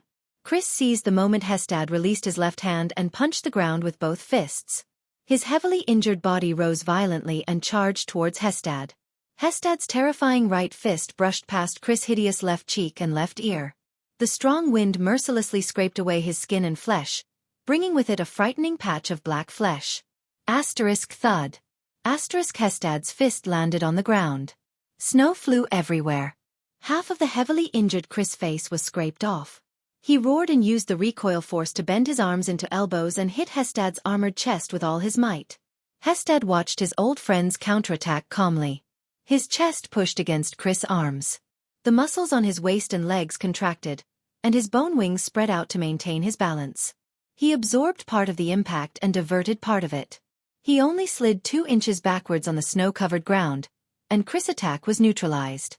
Chris frantically flapped his skeletal wings, but he could no longer make Hestad retreat. The struggles of a trapped beast, the gigantic Hestad said coldly. Before Chris could react, Hestad roared furiously and clenched his claws into fists. His arms exerted force toward the center. Hestad's pair of heavy punches, which had an astonishing momentum, came from the left and the right, heading straight for Chris' head, which was pressed against his chest. Chris' reaction was extremely fast. He swung his elbows backward in an instant and hit Hestad's upper arms. Before Hestad's fists could land on his head, he exerted his strength. Under Chris' interference, Hestad's fists missed the latter's head by a hair's breadth. A pair of fists covered in bone spurs smashed together 2 inches behind Chris's head. Bang! The huge explosion even caused Chris to lose his hearing for a second. Fortunately, he had the powerful recovery ability of a vampire's true form. His body immediately mobilized the blood in his body and gathered it at his brain to heal his damaged ears. But the battle was not over yet. Hestad did not care that he had missed an opportunity to kill. He abruptly tightened his arms and trapped Chris in his embrace. "Do you prefer this way of dying?" Hestad said coldly. The muscles in his arms instantly tightened with great force. His terrifying arms strangled Chris' upper body and tightened even more. "After I crush all the bones in your body, I will mercifully dig out your heart." Asterisk crack. Crack. Asterisk the sound of bones cracking could be heard inch by inch. Chris hissed in pain, but he could not break free from Hestad's embrace of death. Hestad laughed loudly and hugged Chris tightly as if he was hugging a comrade. Just like when they were young, they would hug each other without any ill feelings after winning a difficult battle. However, the glorious past had forever disappeared in the wind. Crack! Chris's bones were still shattering. "Before you die, repent to His Majesty." Hestad's arms tightened even more. At this moment, Chris, who was in extreme pain, revealed a smile with difficulty. "Time," he said in pain, "is up." Hestad was stunned. What time? He did not want to waste time. He prepared to continue exerting force in his arms and directly crush Chris in his embrace. But Hestad discovered to his surprise that the strength in his arms was actually becoming weaker and weaker. "What's going on? Why is my strength disappearing?" Hestad began to lose feeling in his arms. He furrowed his brows tightly and decisively let go of Chris. In the next moment, Hestad looked at his arms. His eyes were filled with disbelief and shock. Impossible. There was no other reason. Half of his arms had already been corroded by Chris's black blood without him realizing it. My true form armor. It's impossible for it to be corroded. Hestad clenched his teeth tightly, trying to understand this impossible scene. Hundreds of years of battles have proven this point, haven't they? Chris panted laboriously on the ground and laughed brokenly. Haha, unstoppable power and unbreakable defense? Have you heard of the story of the spear and shield in the Far East? Hestad took a step back in shock. What? When did he? His arms were still being corroded. Your fists are both sharp weapons for striking and hard armor for withstanding impacts. Chris swayed as he stood up. They are sharp and hard. Coupled with the increase in your strength, which is comparable to that of the great dragon, your terrifying battle instincts, and your unparalleled control over your strength, they are indeed. But what happens when they stand against each other? With an unpleasant expression, Hestad head-butted Chris back to the ground. No, no. But Chris swayed as he stood up again. He smiled and said, "The fists you hit the back of my head. When they collided, fine cracks that even you did not expect to appear. Perhaps after this battle, they will repair themselves. But for my blood, these fine cracks are already enough for it to seep into your so-called unbreakable true form armor, and corrode the flesh and tissues that are completely unprotected." Chris placed his hands on Hestad's arms with difficulty. The black blood on half of Hestad's arm immediately flowed faster, and quickly seeped into his body from Hestad's wound. Hestad gritted his teeth. His body swayed. The black blood had already corroded deep into his body. This is our end, tribesman. Chris coughed out a mouthful of blood and laughed bitterly. Fighting with you is indeed an honor. Hestad could no longer support his body. He fell to the ground and roared furiously at the sky in grief and indignation. Can't you see? Katerina said coldly. There has never been any nourishing human blood. I am afraid that she has been in perfect condition since the beginning. This woman is a natural performer. You have been deceived by her from the beginning to the end. Just like how she deceived everyone in the Corleone family. Thales stared at the adult version of Serena in a daze. Could it be that she was not seriously injured at all? So her little girl form, her so-called alliance with me. When did she start? Her first time in Mindy's Hall. Morat's visit? Vine Manor? No. Then our alliance. However, the fatal battle between the Blood Clan sisters, who would resort to any means necessary, had already begun. Don't even think about transforming into your true form. Serena, who was obviously stronger, ignored her younger sister's hands that were clamping down on her wrists. She abruptly grabbed Katerina's neck and pierced her neck with her claws.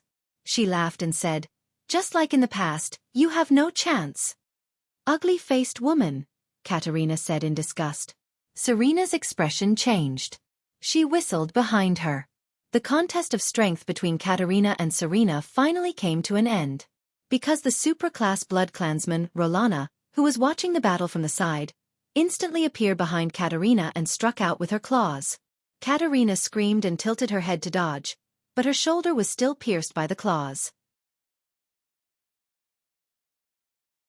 Serena tightly grabbed onto the injured Katerina.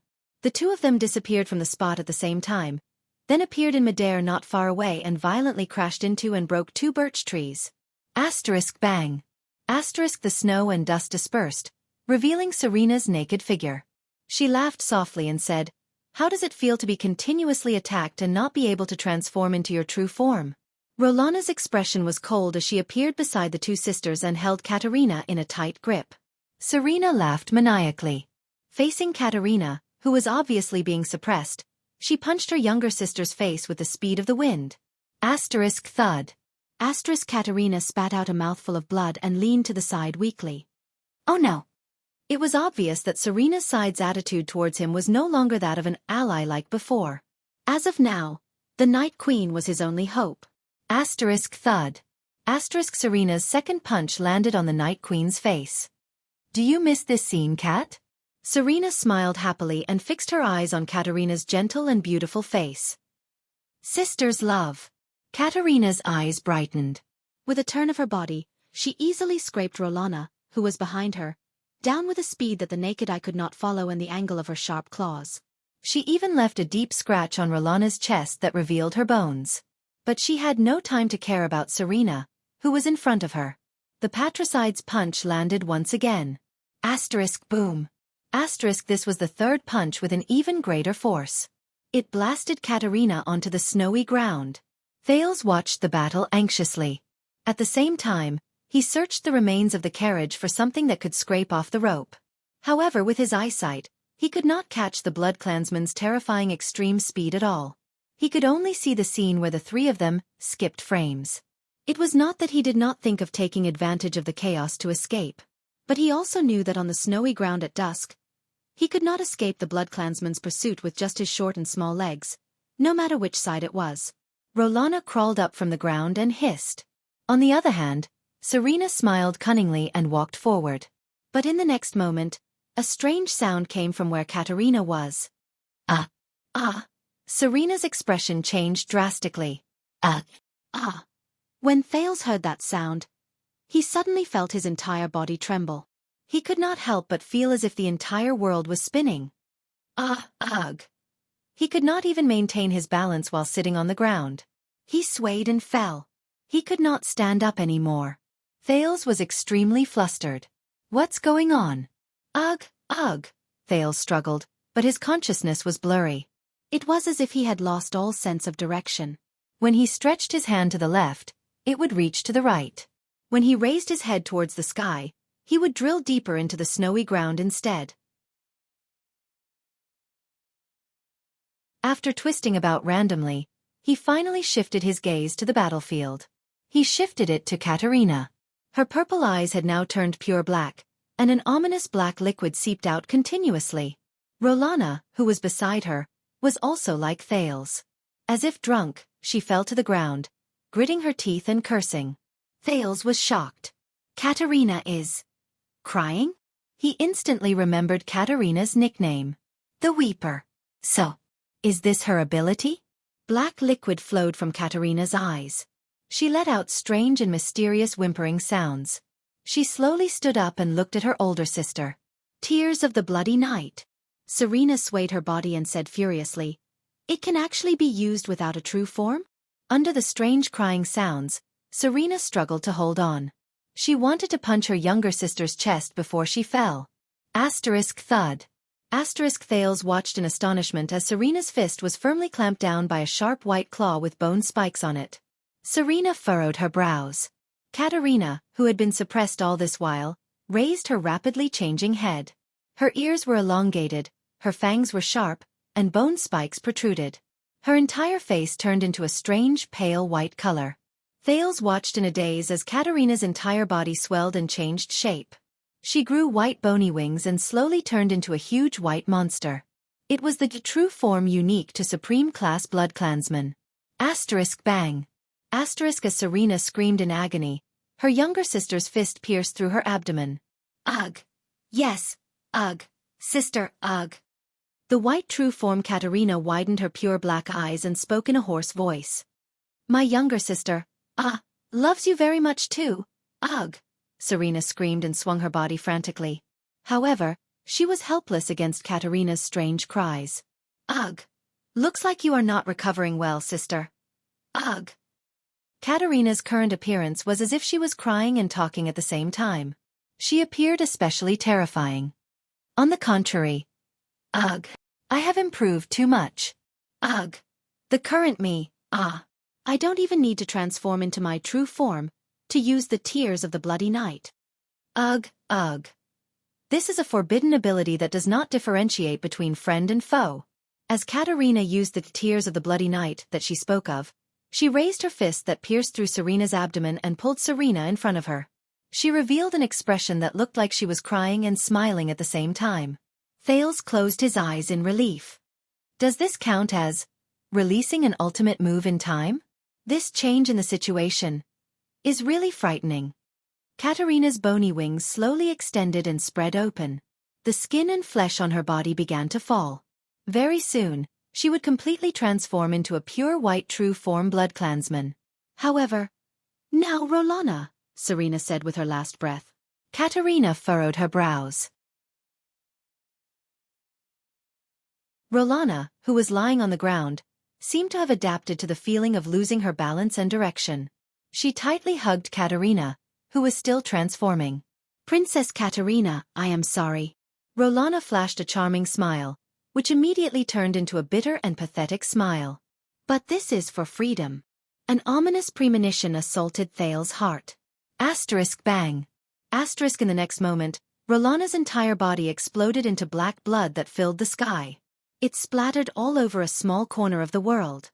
Katerina, who had yet to completely transform, and the heavily injured Serena were drenched in black blood. Both of them covered their faces with their arms, resisting the black blood that filled the sky. A mere few seconds passed. However, the strange cries stopped abruptly. What replaced them was Katerina's screams. Ah! This is... She raised her trembling hands and looked at the black blood on them. She hissed in disbelief. Foul blood poison.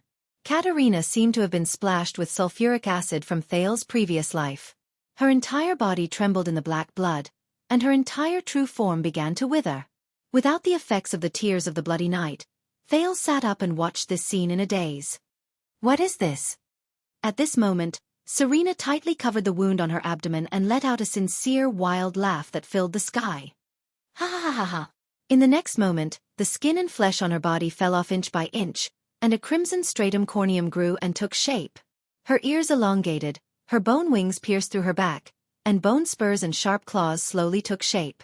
Serena instantly turned into a huge blood-red monster. Other than the color, She was almost exactly the same as Katerina. There was only one difference. She was different from Katerina's pure facial features, even though she had transformed into her true form. Serena's facial features. Thales trembled as he recalled a scene that he did not want to recall the most. A huge black mouth that split open to the back of her ears. A pitch-black, empty nose. Eyes that resembled two irregular black holes. This was, other than the fact that her skin was no longer charred and withered, this was the horrifying mummified Serena that Thales saw in the black coffin in Vine Manor that night. Thales watched this scene with cold sweat dripping down his back. He suddenly understood the meaning of Katerina's so-called ugly woman. Really? So ugly. Serena, who had an inelegant true form, opened her huge mouth and revealed similarly irregular fangs.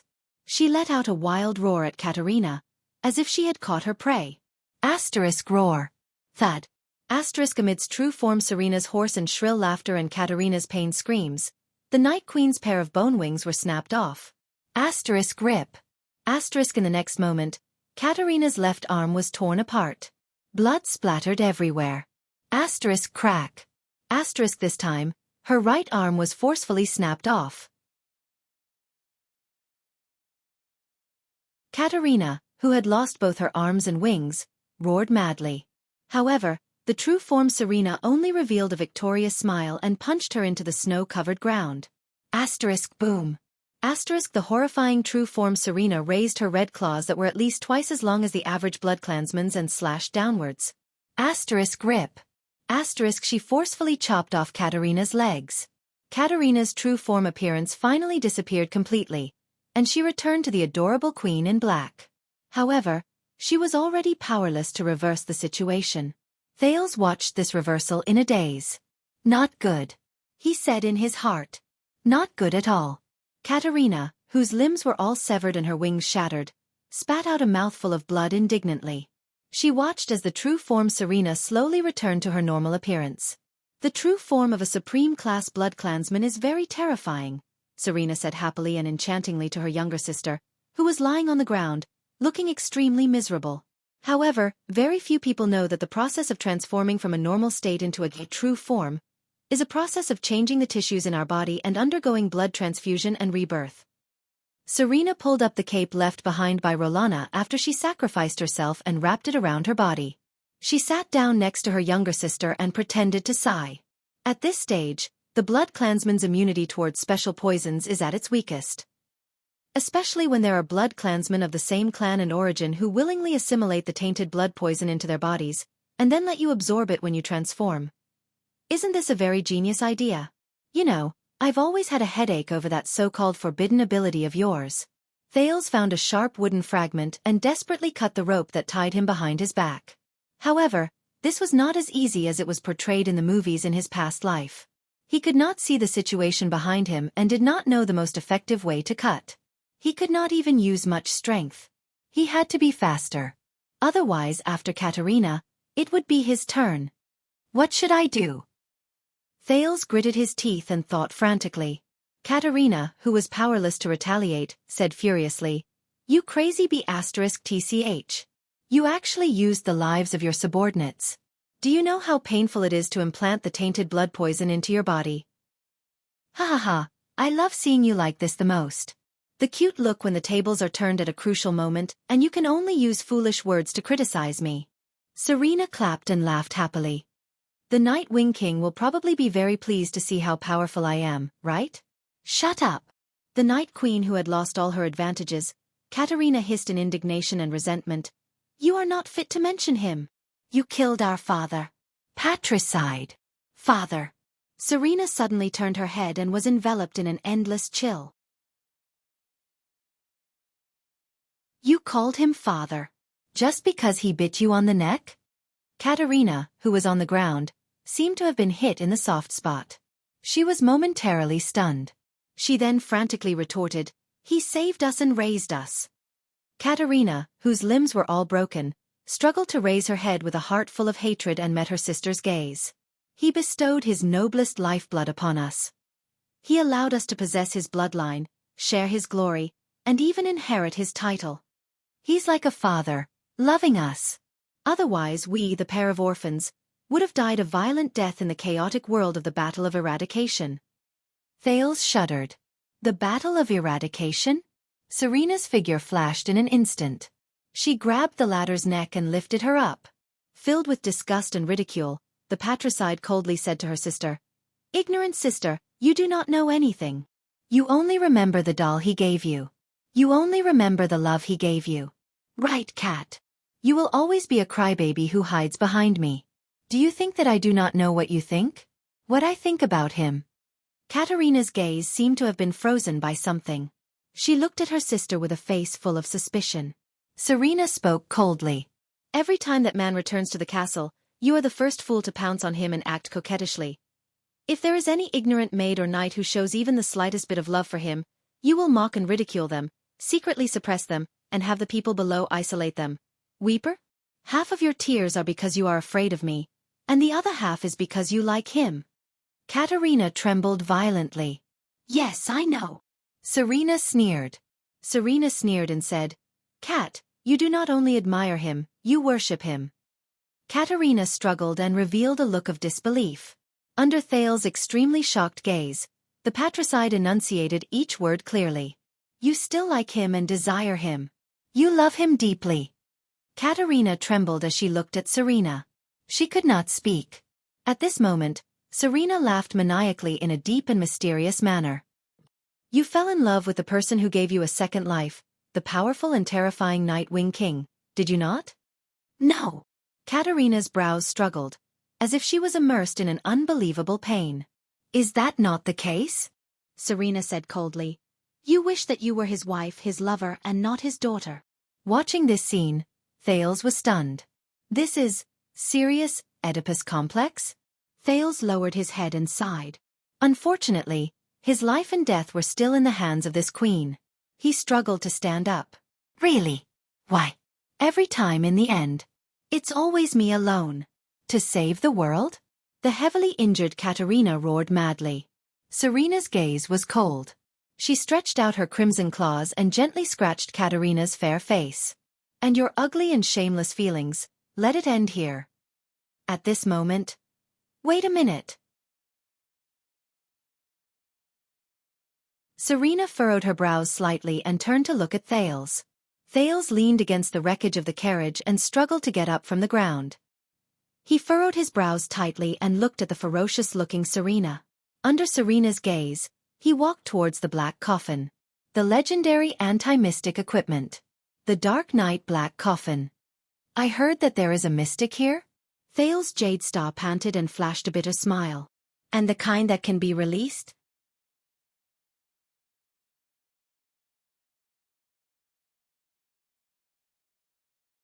Chapter 90. The Tower of Eradication, the House of Legacy, the Truth Library. This was a huge warehouse. The red light of sunset penetrated through the original crystal drop glass roof and shone on the rows of giant bookshelves. The books and records made of all kinds of materials were illuminated, making them look dazzling. "Can you be more serious?" A thin, handsome middle-aged man with short gray hair was holding an everlasting lamp. He stood behind a row of huge bookshelves and looked at the other side of the bookshelves with dissatisfaction. There was a sickly blonde young man leaning against a bookshelf. Eternal Star City's Level 2 police officer, Cohen Caribbean raised his head with a tired expression and looked at his teacher, Zadie Tafner. The police officer raised his hand with his last breath. "Hey! I asked someone to apply for a month's leave, and it took me 7 days to rush to the Tower of Eradication. I didn't even catch up on my sleep before you dragged me here. I only ate 2 pieces of bread in between." Cohen slapped his stomach and protested weakly. "What's wrong with you? Can't you at least show some concern for the students?" His teacher, the middle-aged man, Zadie Tafner, snorted. He put down the everlasting lamp and picked up another book without a care. "You were the one who suggested to look at the Inheritor's ancient book. You knew Xiao would not agree to it. You stubborn Far Easterner. I can only hurry up and come with you while he's not here." Thinking about Master Xiao, who was one of the inheritors, and his temper, Cohen leaned against the bookshelf behind him, feeling that he really could not bring himself to look for books. He said helplessly, "Xiao, didn't he give up the right to inherit the Far East's #1 sword sect to come to the Tower of Eradication? I thought he wouldn't be so conservative after doing such a thing." How would I know? Xiao's inheritance has all sorts of strange rules. In any case, I still haven't figured out the operating rules of those sects. If we're from the Far East Sword Sect, then as a student, you should kowtow to me respectfully the moment you enter. If you disrespect me, like now, Zadie stared at Cohen fiercely, I can cripple your swordsmanship. Cohen rolled his eyes. Did you find any connection between the disaster swords and Blood Bottle Gang? The police officer asked listlessly. No, it's still the things that you and I both know. Zadie unhappily stuffed the ancient sheepskin book back into his hands. Because my efficiency is very low. There's another student who refuses to get up to help. Cohen pretended that he did not hear the last sentence. He said in a low voice, then why don't you tell me about the current attitude of the tower towards the disaster swords? How much do you know? Maybe I can combine it with the information I saw at the police station? Jedi stopped what he was doing and looked at his own student. He was silent for a while. In the end, he sighed and said, All right, but if you want to know, you have to join our secret team. Secret team? Cohen turned around curiously. Simply put, it's a small group of people in the Tower of Eradication who have been given a special mission. Their goal is to fight against the legacy of the Sword of Eradication outside the tower, which is also known as the Disaster Sword. I'm in. Cohen's eyes lit up. He had to join. He had to understand more about the disaster swords and the violent power of eradication. Even if, for Raphael and Miranda. He secretly clenched his fists. So straightforward? Jedi said in surprise. Then, he smiled happily. All right, this team has Chartier and me. Now there's one more. Cohen opened his mouth wide. You guys. There are only 3 of us?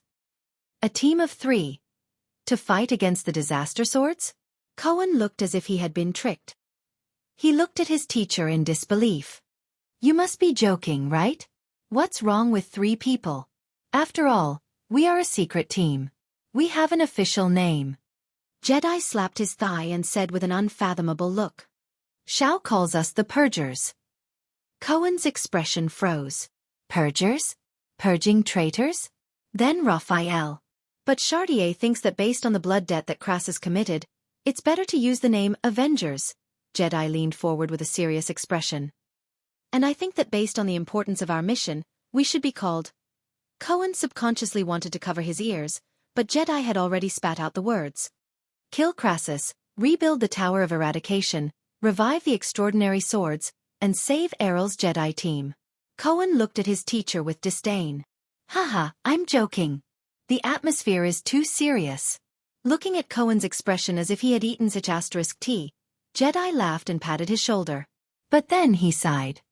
But unfortunately, until now, our knowledge of that violent power of eradication is limited, Jedi said disappointedly. After all, what we felt when we fought against them was not the full picture of their power of eradication. Cohen also became solemn. Is there no result at all? Jedi looked at his student. After a few seconds he pursed his lips and said seriously, No, there are still results. At least we know that the violent and crazy power of eradication that originated from the disaster swords Crassus. Actually, it's to imitate a mysterious and terrifying power from ancient times. Look, Serena, why don't we sit down and have a good talk? Thales smiled as he looked at the despairing Katerina and the smug Serena. He said, There's no need to be so violent. Oh! Serena raised her eyebrows and threw Katerina away. Asterisk bang. Asterisk the latter crashed into a nearby tree and struggled to raise her head. Serena gracefully walked towards Thales. Let it out. Serena looked at the black coffin and flashed a seductive smile. How? Kick it with your legs. Thales' heart started beating uncontrollably. Calm down. At least she let go of Katerina. This is my only chance. I must seize it. The Dark Knight black coffin can only be opened with the key that the king carries with him and the blood of a direct member of the Corleone family. Serena giggled. In other words, my blood and Katerina's blood. In the distance, Katerina raised her head strenuously and looked in his direction indignantly. Her limbs were healing, but it was extremely slow. Not to mention being reborn. This battle between sisters. she thought in despair.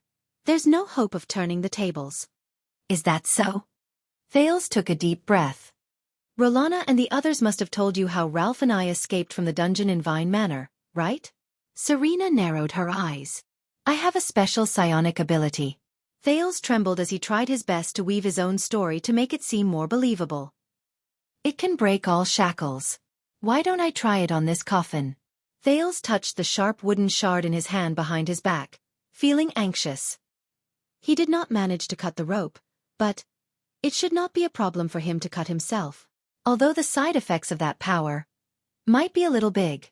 However, without the assistance of his hands, would his losing control still work? Thales laughed bitterly in his heart. I can only try to kill you with my gaze.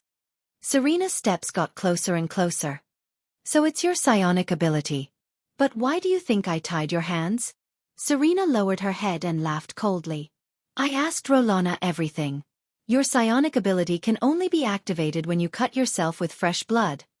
This is a condom for you, Your Highness, she said softly. Thales' heart trembled. Did she notice this a long time ago? Serena continued to walk closer. That's far enough, Thales shouted. Don't come any closer. He had calculated that even if Serena flashed over from this distance, she would need at least a second or more. It was enough time for him to use that on the coffin. I have a wooden shard in my hand. Thales turned his body sideways and revealed a wooden shard. Then, he carefully and quickly turned back. Panting slightly, he said, It's enough for me to cut my own hand. Do you really want to meet that mystic? He kicked the black coffin behind him.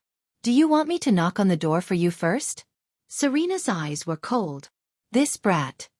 Is she betting on whether I dare to take the risk? My dear Thales. In Thales' vision, Serena stood still on the spot. She suddenly smiled brightly and spread her hands. You must have misunderstood. I don't plan to hurt you at all. To me, a living heir of Constellation is more useful than a dead heir of Constellation, isn't it? We have an agreement. With each other's help, you will one day be crowned king, and I will be restored to the throne. Have you forgotten? I am still engaged. Thales frowned. This old witch. The ugly-faced witch.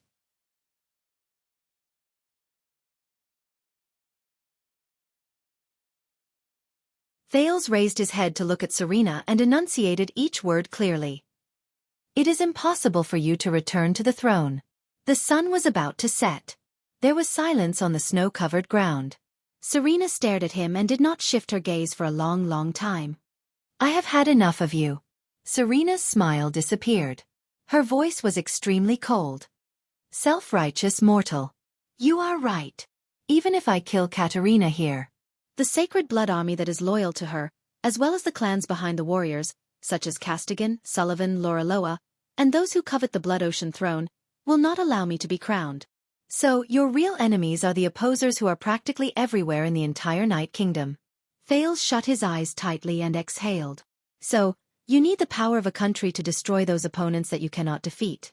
Originally, I only wanted to borrow your power to intercept Katerina, but the assassination of the At diplomat group gave me a great revelation. Serena nodded with a frosty expression. The death of the heir triggered a war between countries. After all, the King of Constellation made a sacred oath in front of everyone. If you die, then the person who will avenge you will be the next king. Thales sighed.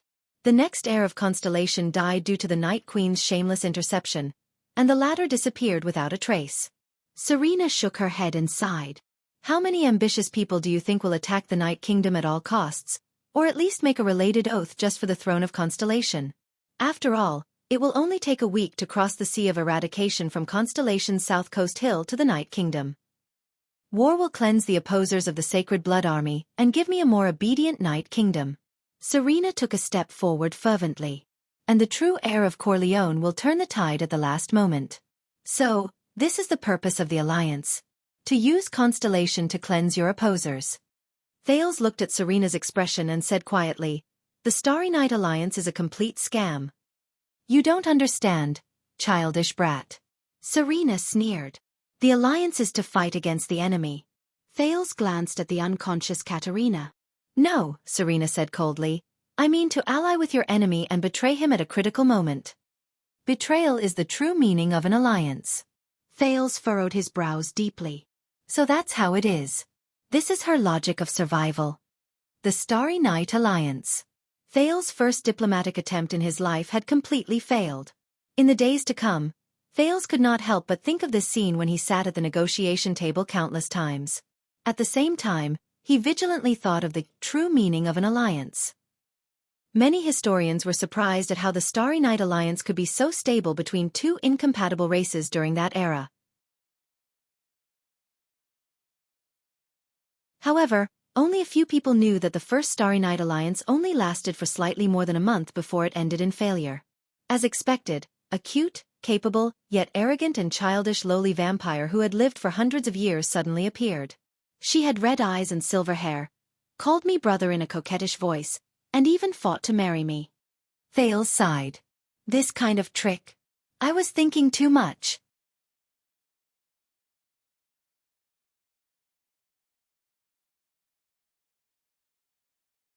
Chapter 91. They, the heirs of the disaster sword, want to imitate a type of power of eradication? Cohen raised his eyebrows. Imitate? Does that mean that this power has an archetype to imitate? Archetype. Zadie thought about it seriously and nodded. Yes, you can say that. They want to imitate a type of supernatural power that acts as an archetype.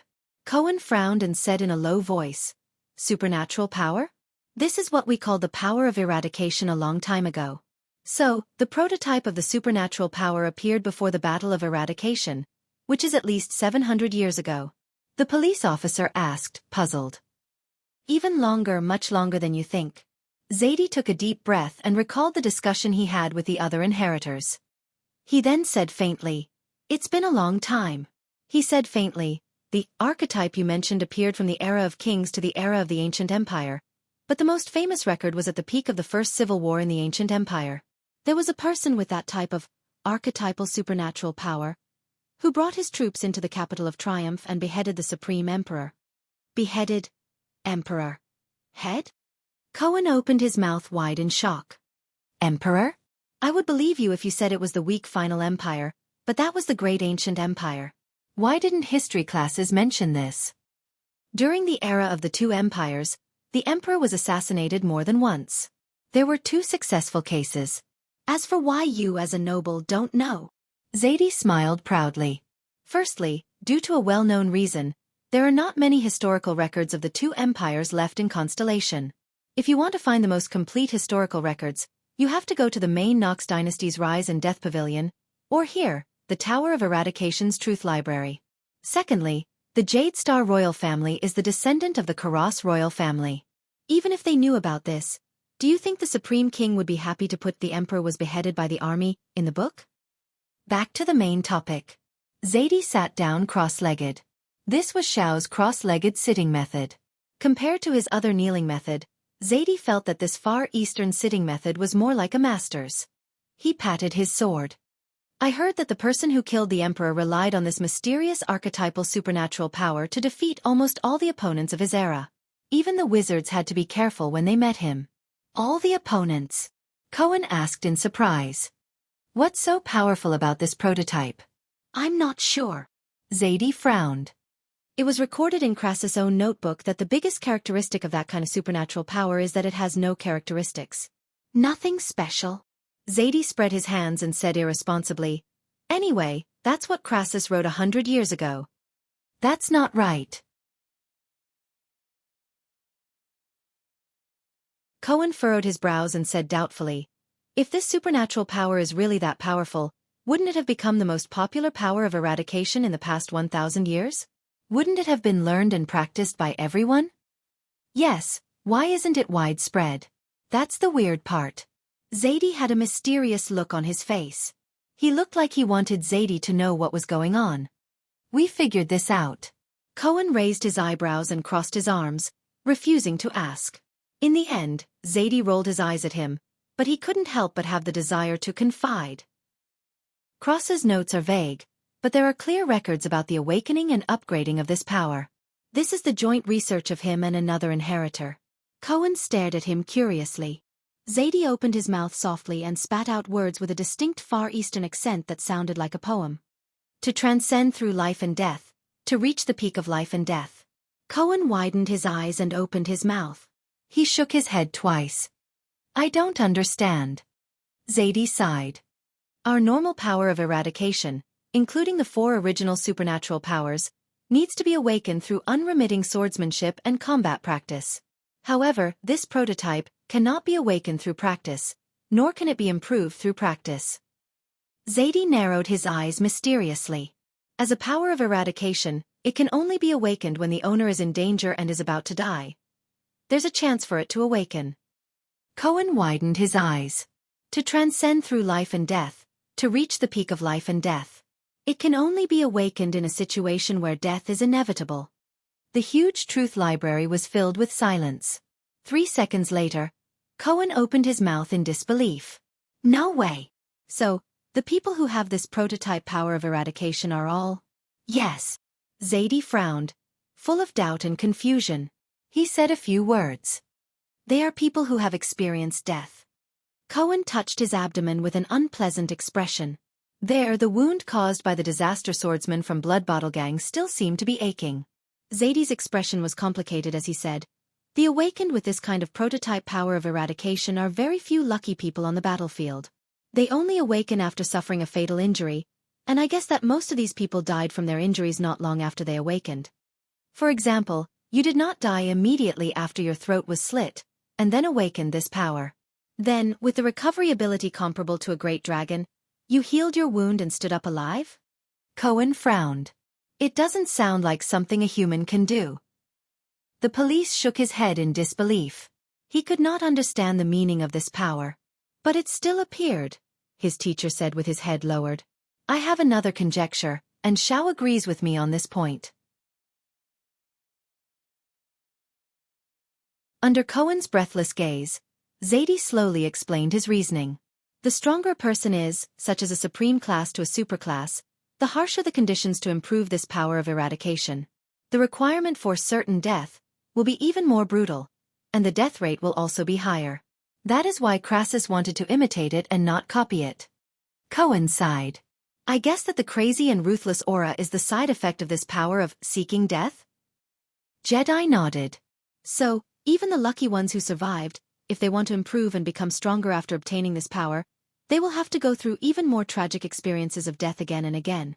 Very few people survive and the others. So, Zadie sighed. It is impossible for it to be widely spread. Don't you think it's contradictory? Cohen raised his hand on the ground and protested. If you want to awaken, you have to seek death. If you want to become stronger, you have to seek death. Why did I practice this power of eradication? Haha, becoming stronger is not necessarily for survival. Zadie Tafner, the supreme class inheritor of the Tower of Eradication, chuckled. Don't underestimate people's determination to pursue power and become strong. Isn't Disaster Sword, Crassus, an example? Why do you think he imitated this dangerous power of eradication? Cohen furrowed his brows. Power? Become stronger? Raphael, why did you do it? Cohen touched his head and thought of a question. Other than that Emperor Slayer, are there any records of other awakened ones? Who was the first awakened in history? Didn't I tell you? Zadie scratched his head in an inelegant manner. If Director Lorbeck was here, he would have recognized this scratching gesture that was almost identical to Cohen's. We went through all the ancient books, and Xiao even went to the Rise and Fall Pavilion of May Knox. The first suspicious record of it appeared during the Age of Ignorance. At the Iron Blood King's famous human's last line of defense, a heavily injured 16-year-old soldier awakened a supernatural power that could not be upgraded, and became a joke. The second time it appeared was during the Age of Kings, on the eve of the Holiness Exorcism campaign. An ordinary 18-year-old infantryman came back alive from the Orcs' encirclement. After that, he mastered supernatural power and became a superclass. I guess, other than experiencing death and their young age, you still didn't find anything, right? Cohen scratched his head. Zadie stared at him for a long time. No, we did find something, Zadie muttered. These people have one thing in common. What is it? Cohen immediately became spirited and widened his eyes. Remember the guy who chopped off the emperor's head? We have the life of that emperor slayer. Zadie sighed. He was also a knight, and a Northlander. Cohen looked puzzled. Zadie narrowed his eyes. When he was still a page boy, the master of the knight he served died, and no one has ever taught that emperor slayer. Cohen shook his head. So that emperor slayer. Zadie exhaled. He only learned one set of basic swordsmanship. Under Cohen's curiosity, Zadie's eyes shone brightly. The sword of origin of supernatural power. Cohen came to his senses and widened his eyes in shock until they could not be any bigger. Zadie gently held the hilt of his sword and uttered a word. Northland military sword style. Thales raised his head. If I die here, the war between At and Constellation will definitely break out, he said calmly. Constellation will not be able to take care of itself, let alone invade across the ocean. 200 years in prison have taught me one thing. The vampire gently tightened the cloak on her body. Her curvaceous figure was even more distinct and alluring, but her tone was a little creepy. Power in your hands is the greatest wealth. Don't underestimate the temptation of power, Serena said calmly. It can make people go crazy. Do you know how many casualties this will bring? Thales asked calmly. Yes, precious lives, bloody sacrifices. Serena sighed, seeming to be sorrowful. But as the Far East said, a great general achieves his achievements on 10,000 corpses. Thales raised his head and his gaze was firm. Life is not a toy that you can play with, ugly woman. Don't call me that, I will be angry, Serena said softly. Thales ignored her. You don't have that qualification. No one has that qualification. But Serena did not continue to talk to him. She only said slowly, I finally succeeded. Thales was puzzled. But in the next moment, he understood. He suddenly realized that he could not move. Thales was so frightened that he broke out in cold sweat. What's going on? Thales wanted to use the wooden piece to cut open his hands behind his back, but even his fingers were stiff. Usually, halting vision only needs a few seconds to deal with weak people. Serena walked up to him without a care in the world. Under Thales' astonished gaze, she took the wooden piece from his hand. But you are indeed the descendant of the emperor. It took me so long to stop you.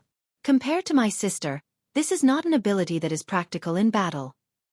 Serena sneered. Why do I have to talk so much nonsense? Do you think you are the only one who is stalling for time? Serena said coldly. Every second I talk to you makes me sick, brat. Thales looked at Serena with a pale face, but his neck was extremely stiff. Serena smiled faintly. Are you ready to welcome your death, second prince? Are you ready? How could this be? Thales was slowly able to move, but he had lost his greatest trump card. He felt extremely remorseful. If I had just... No. He suddenly came to a realization. It's still not too late. Thales gritted his teeth and squeezed out a few words. Ugly woman. Serena no longer hid her expression. She revealed her hatred and disgust. Damn brat, I really want to suck you dry. Thales had a thought. Right. Come and suck my blood. If that's the case. Serena moved her face closer to him and took a deep breath as if she was smelling a delicacy. Her long eyelashes grazed his eyebrows. But Serena did not do as he wished. Don't worry, I won't let you bleed and use that psionic ability. What a pity. Serena caressed his face and blew gently into his ear. I still told you the truth. Your blood is really nourishing. In the next moment, Thales was grabbed by the neck by Serena and lifted into the air. Why is she in this position again? Thales cursed in his heart. He could not breathe again. Serena sighed. Do you think I'm happy to pretend to be a little girl who can't speak properly and suppress my disgust to act coquettishly towards you? In the next moment, Serena's gaze turned cold. Or, do you think I'll really patiently wait for you to ascend to the throne, and then wait for you to become a white-haired old man to give me a mercenary troop that won't hurt me enough to restore my throne? Her grip tightened. Serena? Little girl? How dare you call me that? I've lived longer than all your ancestors combined. She said fiercely, almost crushing Thales' throat. For your rudeness, she said coldly. I'll let you taste the pain of being on the verge of death. Thales kicked and flailed in pain. But his hands were still tied behind his back, and he couldn't even make a useful struggle. I've gone too far, he thought in pain. A long time ago, Hestad told me that there was a great Khan from the Kisari tribe who was good at fighting. He once said this to his best ally, Serena said coldly as she looked at Thales' struggle without a care in the world. She said coldly, I grant you death without shedding blood. That's silly, taking a beating sword style that has been in decline for thousands of years? Cohen hit his palms in realization. I thought that since Quaker's Holiness Exorcism campaign, during the Age of Kings 3,000 years ago, after we completely defeated the orcs, no one practiced it anymore. Show some respect. Although many of the sword moves were used to defend against the orcs and the great dragons, they seemed childish and ridiculous in the subsequent wars. Zadie straightened his body and said seriously and solemnly, but that is, after all, the sort of origins of supernatural powers. Since the 4 original supernatural powers were born from it, why is it impossible for it to give birth to a 5th type of unusual power? So, we can deduce the necessary conditions for the awakening of the prototype power of eradication. Cohen reacted and frowned. Yes. Zadie nodded solemnly. First of all, you have to be very young. Maybe above 12 years old, but below 20 years old.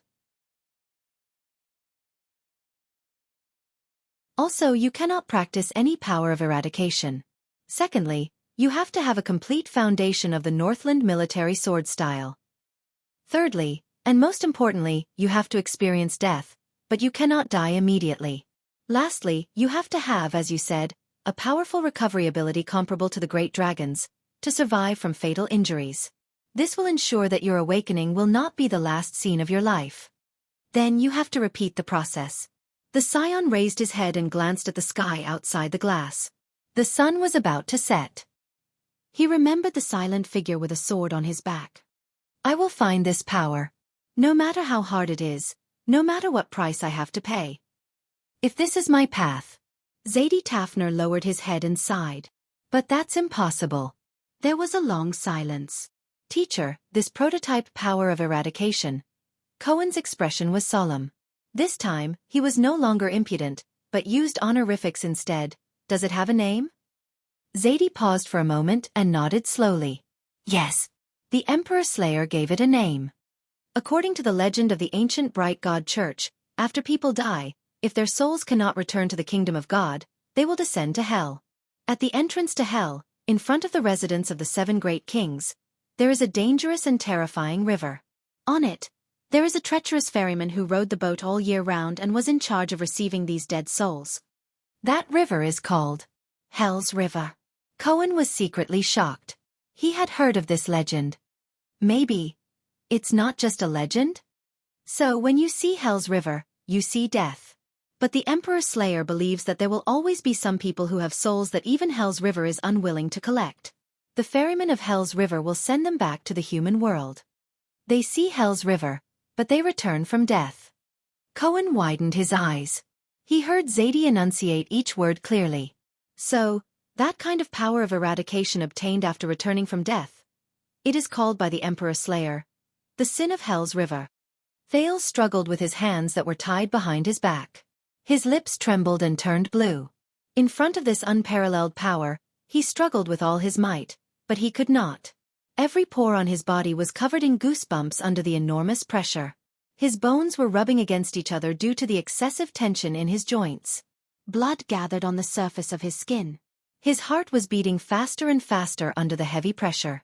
Stars and darkness appeared before his eyes, and they gradually became blurry. There seemed to be a huge layer of glass between his mouth and the air, and he could not breathe.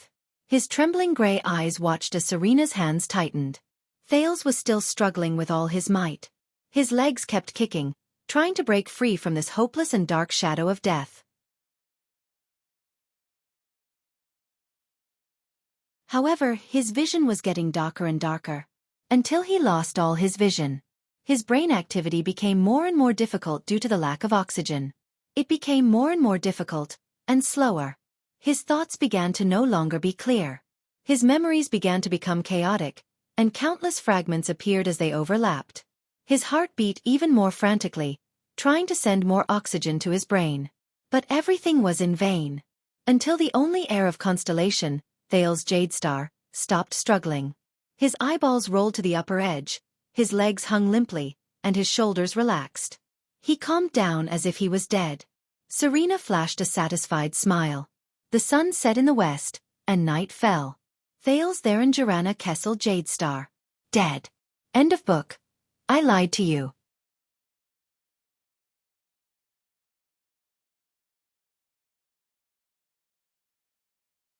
Chapter 92.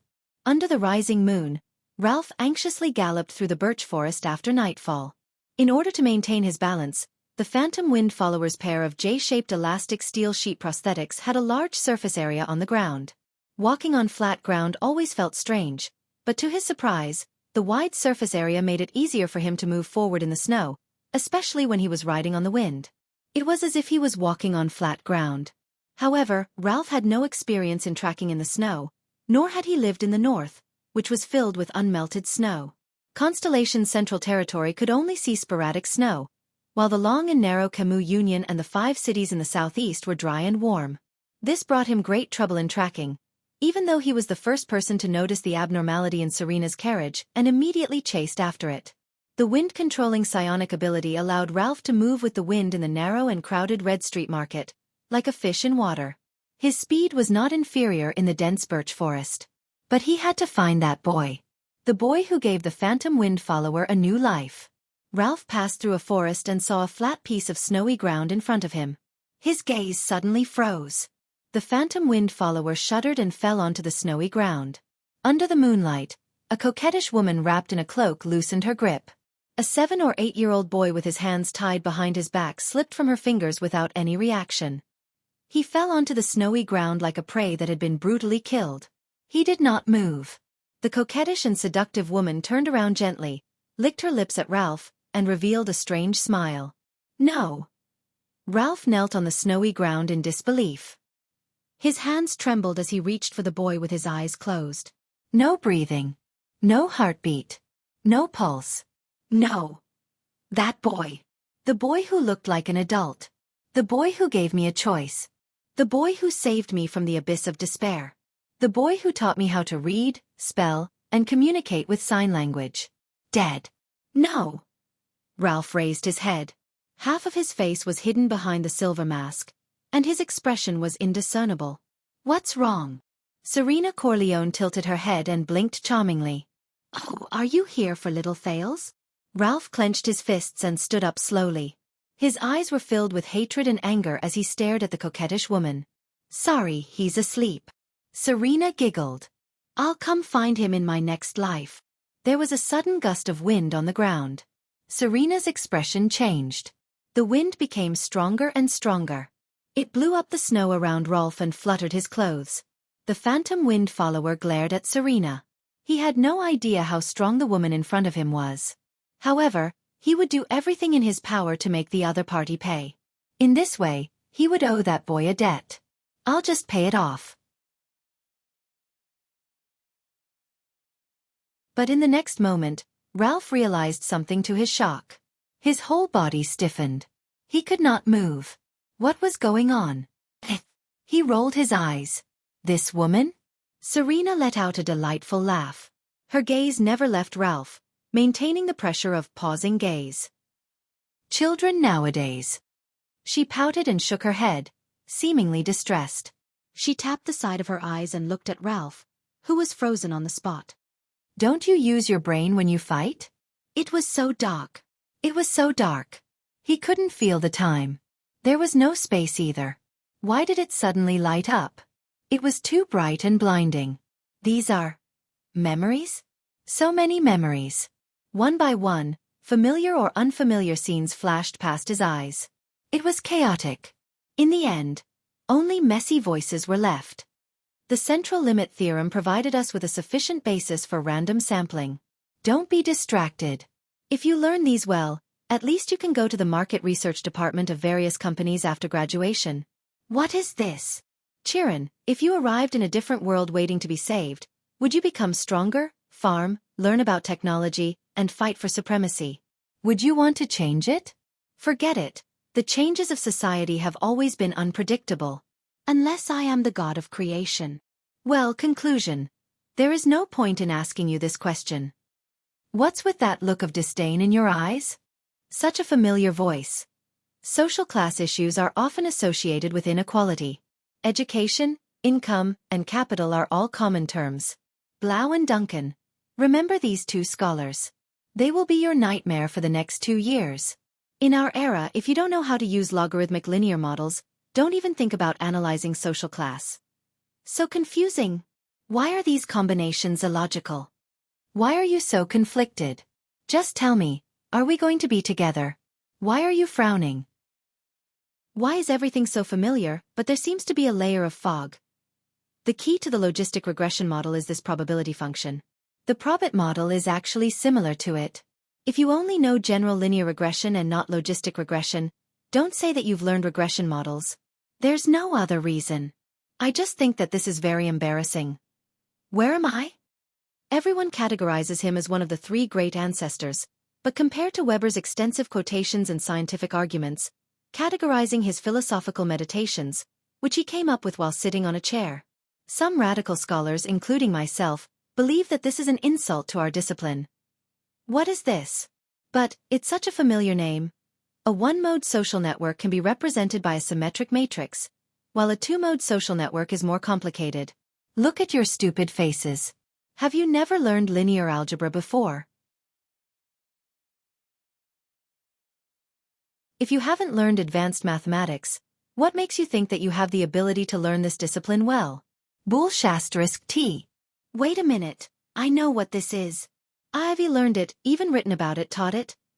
I don't know why our family works so hard for you to read so many books, but our Wu family has always thought that knowledge may not necessarily be useful, but it is definitely priceless. Who's talking? What the hell is this? For example, teachers, school location, class nature, parents' income. Different factors have an impact on a student's performance. Some are at the individual level, some are at the class level, and some are at the school level. If we don't distinguish the effects of different levels and simply assume that they are effective in the same dimension, the conclusion that what has the greatest impact on a student's performance is unconvincing. Therefore, in education, a hierarchical linear model is often used to overcome this point. This principle is also applicable to our research. I know.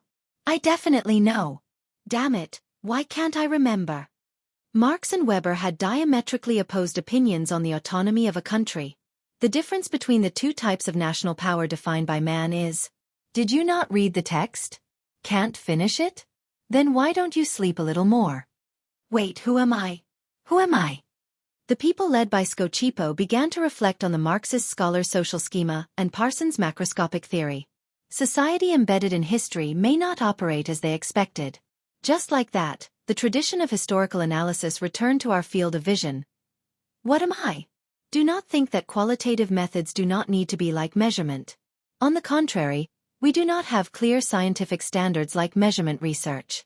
So, we need to prove and explain the scientific nature of why we use this method, and bring the research axis to your field. Otherwise, you are no different from writing a news report. Why don't you just change your major and learn journalism and become a reporter?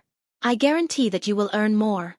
But the voice that followed was even clearer, and it triggered his memories even more. Bess, no matter what method you use, make him stay in the capital city. He will live. Hold him, this is my blood. You know my temper. This is Thales. Send him to the 6th house. Look at your silly face. Brat, I guarantee that you will not live to the 2nd year. No. Don't hit me. Don't. I'm just. Do you really not want to drink water? It's just next door. Listen to me, let me think of a plan. My name is Karak. I heard that you are the leader of your house? From today onwards, you have to give me half of the money. This is the last potion, no more. You don't come here anymore. Wait, there are some old clothes here. You can take them. Brat, you have to call me Sister Jayla. Standing above the heavens, surpassing the gods, looking down on all living beings. You can say no, but you cannot refuse. This is only the first time you have lost control. I know that you have something that he doesn't. Didn't King Nuvan want fairness? using my son's life in exchange for his son's life. An unprecedented amount of memories flashed in his mind. It almost squeezed his consciousness until it exploded. Suddenly, everything became quiet. Darkness descended again. He felt much more comfortable. He was sleepy. Maybe it was time to go. Go back to where he came from. Or, sleep from then on. At this moment, two unfamiliar voices rang in his ears. One of them sounded old and experienced. Such a soul. Oh, it is of unprecedented quality. Yes, mother feels it. The other voice was flat and shrill. Wait, the smell of danger is the same as 600 or 700 years ago. Thou art always cautious. Relax, mother will handle it. Strange, mother is hesitating. She doesn't like it or reject it. There are 4 forces pulling it, 2 going down, 1 going up. What a powerful life force. There is no one above to save it, but it is still rising. At this rate, it will rise back to the top in no time. And there is another force. Oh my God. Why are you panicking? Have you ever seen such a mixed blood and mixed soul? How is it possible? Unless Alchemy Tower and Soul Tower work together. Don't lose your composure. Keep to your duties and mind less about the matters above ground. Moreover, the 3 great magic towers have been destroyed for 1,000 years. 1,000 years, is it? My long-term memory has deteriorated again. Mother has made a decision. Let it go, let it rise. Prepare to open the countercurrent gate. Countercurrent gate? It can't be, right? One just rose back more than 30 years ago. It's too short. Will mother allow this frequency? At least wait until the last one falls back. Do not ask, do not speak, this is mother's will. You can only obey. Then, he felt that everything around him was shaking violently. Asterisk boom. Crack. Asterisk it was as if something had suddenly shattered, and he seemed to hear a clear and crisp sound. In the next moment, as if he had emerged from the surface of the water, he smoothly inhaled a gust of air in the invisible pressure and darkness. It was not just a gust of air. It was a force that surpassed mortals. He, Thales Jadestar, remembered who he was again. At the same time, his senses returned. All the pores on his body seemed to have opened up in an instant, greedily accepting information from the outside world. His sluggish joints no longer rubbed against each other, as if they were lubricated by a force. The blood that had gathered on his skin returned to his blood vessels as if it had received an order to provide nutrients for life. His heart, which had been beating too fast due to lack of oxygen, returned to a regular slow beat. It was only stronger and more powerful than before. Thales felt it. A force started from an unknown corner of his body, rose rapidly, and instantly filled his entire body. The pain in his throat slowly disappeared. He could even feel that many of the small hidden injuries in his body were slowly recovering. Soon, Thales felt the coldness under his body, the strong wind around him, and Serena's familiar laughter. Like a drowning person who had been saved, Thales opened his eyes abruptly. Immediately after, he looked at the sky while trembling, opened his mouth wide, and sucked in a breath of air that he had not breathed in a long time, as if he had been separated from it for many years. Phew! Everything was the same as before. He was alive.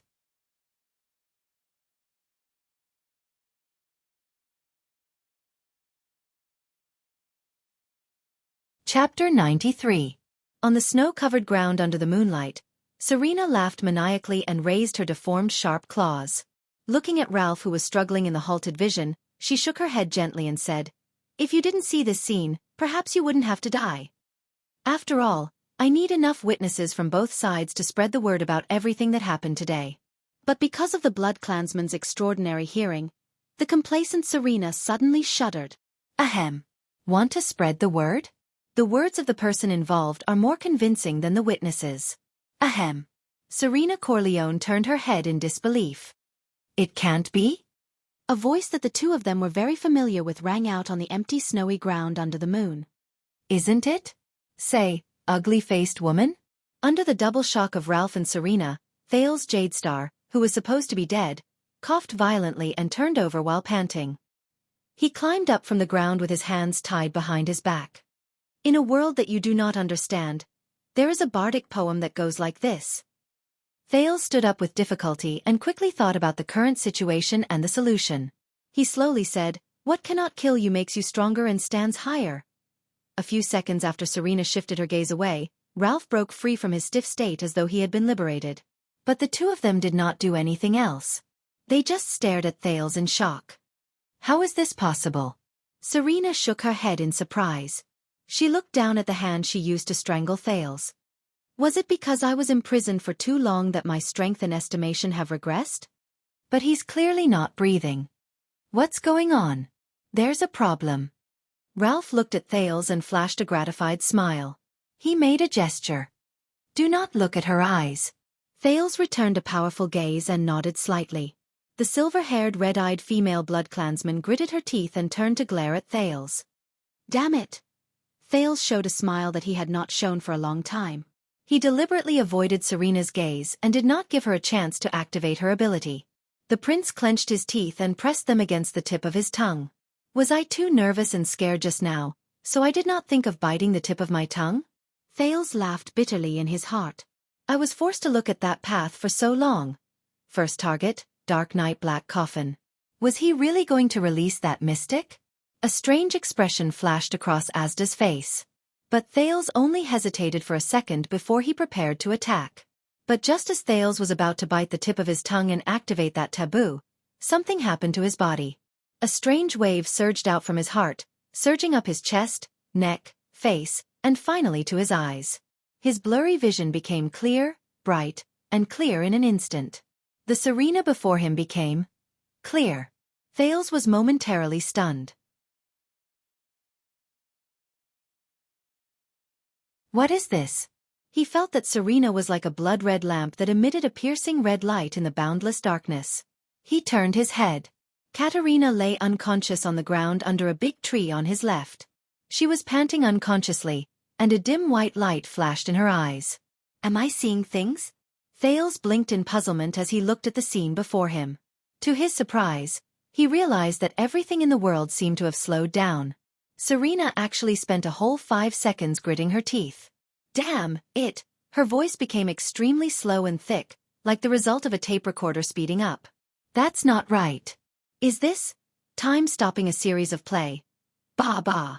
Time has slowed down? No. Thales felt that his movements had slowed down as well. It's just that my thoughts have become faster. He narrowed his eyes, trying to see more clearly. The wave surged into his brain, and the scene before him changed again. At that moment, Thales could even clearly see something similar to radiation. The blood in Serena's body was moving vigorously, covering her heart, chest, arms, and the wings that were tucked away on her back. He could see that Serena's muscles were contracting vigorously, but the blood in her body surged in segments, full of gaps and discontinuity, as if something was damaged. Serena's claws, arms, legs, body, every part that could move or could not move, her center of gravity, strength, speed, and direction, seemed to be instantly under his control. He understood everything clearly. What's going on? Thales thought in alarm. Thales turned his head and looked at the black coffin. He saw that this strange legendary anti-mystic equipment was emitting a deep black aura and black light. There were also strange waves of various colors surging out continuously. It seemed so ominous. If I use mystic energy to open it, inside... His heart skipped a beat. Is there a better way to solve the predicament before me? Thales had just thought of this when the wave seemed to have a mind of its own. It disappeared from around his eyes. Everything in front of him returned to normal. This is... Thales frowned. What kind of power is this? Damn brat. Serena regained her speech speed and said through gritted teeth, All right, this time, I will cut off your head. But a few seconds later, the wave appeared again. This time, it went straight to his brain. Wait a minute. Thales shuddered. His brain, which was already different from ordinary people, seemed to have activated some kind of amplification device. A better way. The distance between the black coffin, Serena's speed, true form transformation, possible attack direction, Ralph's best route of support, the speed limit of the snowy ground, and everything in front of him turned into useful information that was stored in his brain in an orderly and rapid manner. Possible plans, expected risks, influencing factors, estimated success rate. This time, The wave seemed to consume more energy than the previous few times. It only lasted for a while before it disappeared from his brain. In an instant, Thales felt as if he had run 1,000 meters. He trembled and broke out in cold sweat. Is this black technology, or the Terminator? But suddenly, he knew how to solve the situation before him. And the after effects are smaller and more comprehensive. Maybe I don't have to use that kind of power. A better way. Thales carefully avoided eye contact with Serena. He calmed his breathing and walked between Ralph and Serena. He smiled. You know, I really want to call you a whore, he said flatly with his hands behind his back. Stupid mortal. Serena frowned and thought to herself, he's so confident when he's so close to me? I'll kill this brat first. It's best if I decapitate him. There's nothing to be afraid of. The key was that super-class cripple. The female blood clansman glanced at the silver-masked Ralph. I have to make sure he stays and not let the truth leak. Faster. Serena gritted her teeth. Chris and Istrone won't be able to drag this on for long. Oh, then why not? Serena smiled as if she was performing a magic trick. Her speed was so fast that Thales gasped in amazement. My dear Thales. She calculated the distance between her and Ralph, as well as the speed at which she transformed into her true form and pounced forward. Ralph furrowed his brows. He saw that Thales' hands, which were tied behind his back, were changing rapidly. Even though there was no head and chest, he could still recognize them. Push me left tree. Twice in a row. Ralph narrowed his eyes. What a familiar feeling. Just like the time in the dungeon. Because if I called you a whore, I was afraid that I would insult this sacred profession, Thales said flatly. So in your heart, Serena chuckled and moved her claws. Whores are sacred? But I still have to thank you. Thales exhaled. Under Serena's astonished gaze, he enunciated each word clearly. At least before you killed me, you told me the truth. My blood is very nourishing. In the next second, Thales swung his hands behind his back. Begin. Before Serena could react, Ralph's pupils trembled. His psionic ability was instantly activated. A gust of wind rose out of nowhere and charged towards him. Asterisk whoosh. Asterisk, but it did not attack Serena, who was fully on guard. Instead, it swept Thales up and blew him towards the sky. Thales clenched his teeth and tried his best to support his body.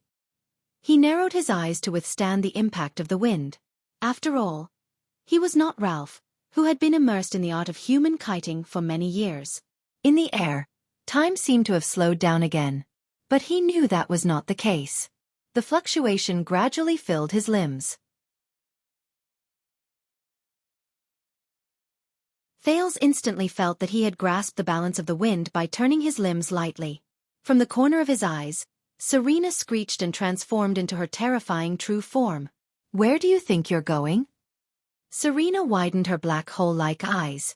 She spread her red bone wings, tore her cloak, and flapped her wings to soar into the air. She roared hoarsely and rudely. Mortal brat. But Ralph's gaze was firm. He stepped on the gust of wind and charged towards the blood clansman. He wanted to hold this monster back. This was the boy's plan. Thales flew towards a big tree on the left. It was the birch tree that was broken during the Sisterhood War just now. On the ground beside it was an unconscious figure. Serena's expression suddenly changed. She realized what Thales was going to do. But in the next moment, the sound of wind whistled behind the patricide. Serena instinctively turned around and clawed. Asterisk clang. Asterisk, there was a violent sound of metal clashing. It was not Ralph who attacked. Instead, it was a steel rope in Ralph's hand. Serena, who was caught off guard, frowned. Her arm was tightly entangled by the steel rope that came charging at her. Ah! Serena screamed frantically. She was dragged backwards by the steel rope that was carried by the gust of wind. She tore at the steel rope, but it was futile as sparks flew everywhere. On the other end of the steel rope, Ralph flew in the air with his teeth clenched. His legs were below his knees. 2 pieces of crude steel prosthetics had already disappeared. The steel rope was the equipment Ralph used to fix his 2 prosthetics. It was extremely tough. I will never let you pass. The phantom wind follower's gaze was firm. Thales landed on the snow-covered ground with his hands tied behind his back. He rolled forward twice in a disheveled manner. That fluctuation dissipated. A wave of exhaustion swept over him. His entire body was sore. Some of his joints even felt as if they were being torn apart. Thales vaguely understood that this was because his current physical fitness could not keep up with the balance he made with the help of the wind just now. But he still struggled. With his hands behind his back, he squirmed and crawled in front of that person. That was the key point of his plan. Katerina Corleone. The Night Queen who was on her last breath. Asterisk thud. Asterisk the prince bumped his head into Katerina's pretty face. He knocked the latter slightly awake from her unconsciousness. He stared at Katerina's unfocused gaze and spat out 2 words. Bite me. Katerina, whose limbs were all broken and only her torso left, was heavily injured and unable to continue, raised her head with difficulty to glance at him. The transmigrator said coldly, "That's right. Suck blood." However, the Night Queen, who had lost her confidence, merely glanced at the situation in the field before she shook her head powerlessly and bitterly. "It's useless. My injuries are too severe. You should leave quickly." "Perhaps you can escape." Katerina lowered her head as if she had resigned herself to her fate and closed her purple eyes. On the other side, Ralph was still using the steel rope to maintain his distance from Serena while struggling to deal with her. Thales furrowed his brows tightly. This woman. And she's even a queen? At this moment, Ralph's pained groan came from afar. "I can't waste any more time." Thales made his decision. The prince, whose hands were tied behind his back, licked the tip of his tongue and furrowed his brows tightly. "Didn't Serena say that it's my blood? It's more nourishing." In the next moment, Thales closed his eyes, bit the tip of his tongue with his upper and lower teeth, and fiercely knocked his chin on the snow-covered ground. He heard a small pft sound. Then, a wave of intense pain traveled from the tip of his tongue. Thales was in so much pain that tears came out. The feeling of biting my tongue. It hurt so much.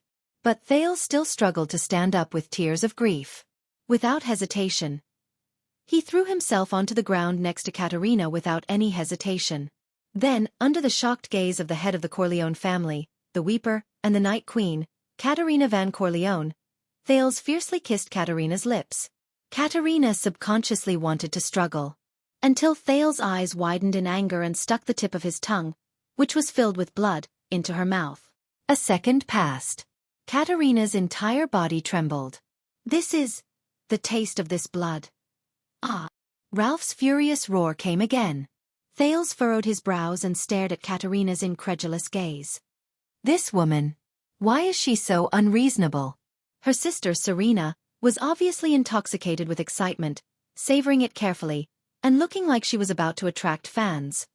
Could it be that she doesn't like? But he did not finish his thought.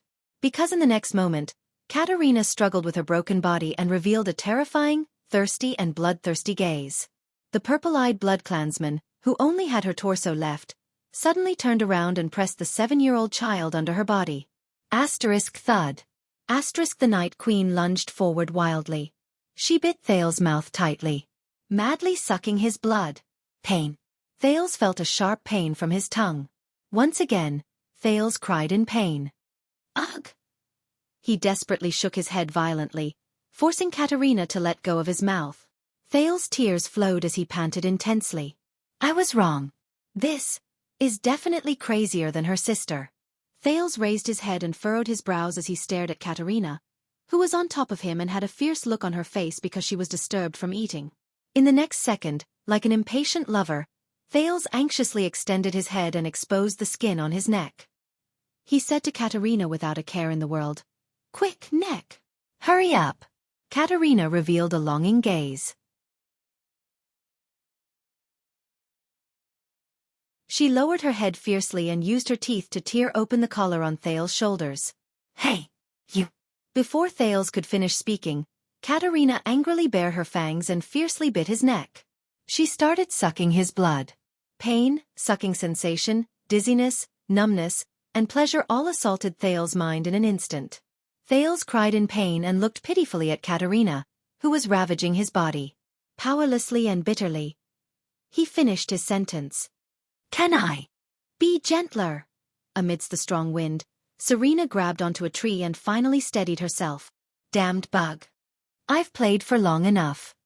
In the next second, she raised her head ferociously, grabbed the steel cable fiercely and pulled it.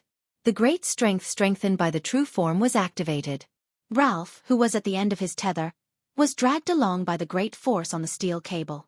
He crashed into a birch tree beside him and fell powerlessly onto the snowy ground. Ralph climbed up with great difficulty, but he could only lean against the birch tree weakly after losing his prosthetic leg. Ralph used his psionic ability to breathe in a mouthful of cold air again. He stretched out his arms and flung out 2 hidden blades. He rose into the air again and faced Serena head-on. They fought at close quarters. But Ralph was caught by Serena's nimble claw in the blink of an eye, and struck his first hidden blade at a tricky angle. The strength in Ralph's sword disappeared. Asterisk clang. Asterisk the blade, which was not as hard as the steel cable, shattered inch by inch. Serena's strength was ingenious. Ralph, who was in the air, suddenly froze. He had no choice but to first adjust the wind to reduce her strength.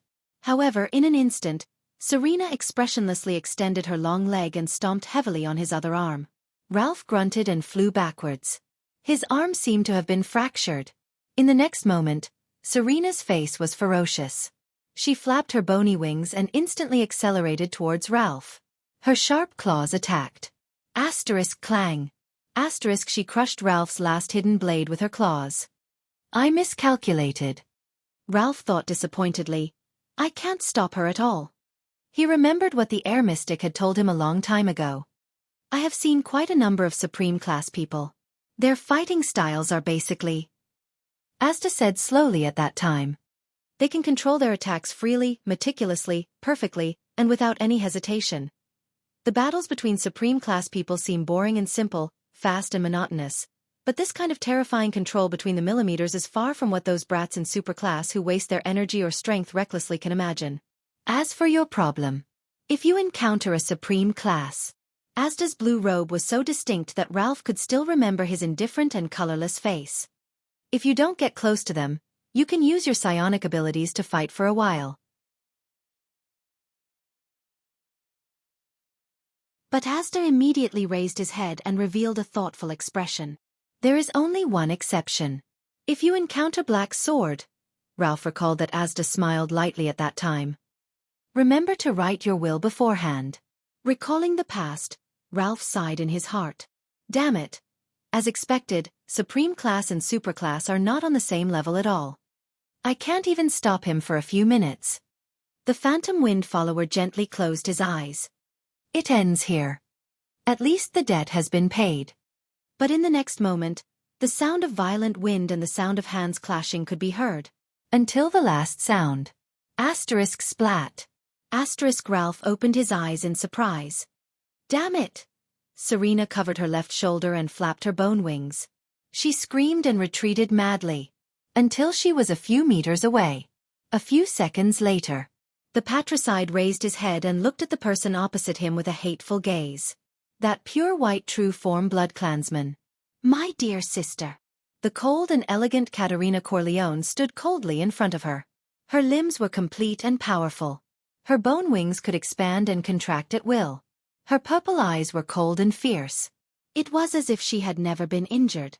In the queen's left hand was Thales, who was groaning and gasping for breath. Serena looked at her younger sister ferociously and resentfully and let out an indignant roar. The Night Queen took a step forward and casually threw Serena's bloody left arm, which she had just torn off, onto the snowy ground.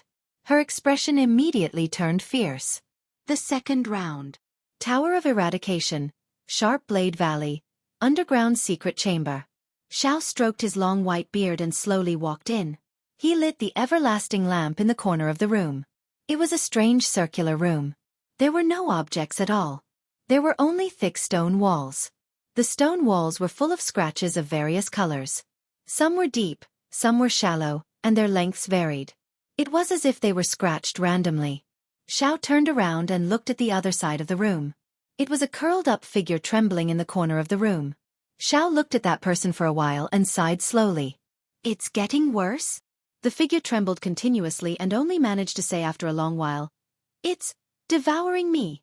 Xiao's expression was solemn. Devouring? You mean, it's corroding your body? The figure trembled and raised its head to laugh bitterly. It's more than that. This kind of power, it's like it's going to happen to me. It's alive, Xiaoyi frowned. What's going on? The figure continued to tremble as if it had seen the deepest fear. It has its own consciousness. Like a demon in the bottom of my heart, it's urging me, threatening me, scaring me. Go and fight. Go and fight. Go and kill. Can't stop, until death greets me, or death rejects me again. Can't stop. Xiao closed his eyes and remained silent for a long time. When he opened them again, his eyes were already red. Xiao, the respected Far East successor of the Tower of Eradication, slowly sat down cross-legged beside the figure. His eyes were filled with grief. Perhaps, this plan is wrong from the start. Even a genius like Crassus. How can we? Xiao's words were filled with pain and heaviness. The two of you. I shouldn't have let you go in the first place. However, the figure only laughed coldly. Impossible. Horus and I. Let's not talk about whether he can survive. He fought so many battles later on, and killed so many people. If Horus was the one who went in the first place, can you imagine how he is now? The figure curled up even more. Xiao gripped his sword tightly. His heart was filled with regret and pain. He sighed for a long time. When the figure saw Xiao's expression, he tried his best to smile. Teacher, don't worry, I can hold on. Until I complete my mission, I can. Xiao extended his hand in anguish and placed it on the figure's shoulder. He could not help but say, "You've worked hard, child. You've endured for more than 30 years.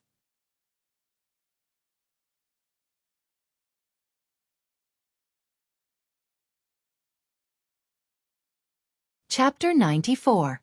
When Thales woke up from his weak and unconscious state due to excessive blood loss, he realized that he was leaning against a huge birch tree.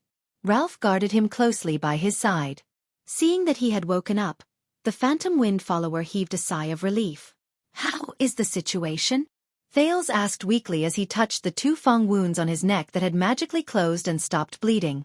Very good. Ralph gestured strenuously. With Ralph's help, he tried his best to sit up and looked at the 2 huge, terrifying monsters, one red and one white, under the moonlight not far away. Serena retracted her skeletal wings in a dispirited manner. Covered in wounds, she supported herself against a birch tree and spat out a mouthful of blood in a disheveled manner. She panted violently. She, who once held the absolute advantage, forced herself to raise her head and look at her cold and aloof younger sister in front of her. The true form Katerina only had a few scratches on her body. It seems that the victor has been decided, patricide sinner, the Night Queen said coldly and raised her pure white right claw. Are you going to surrender, or be executed on the spot? Serena tried her best to support her body.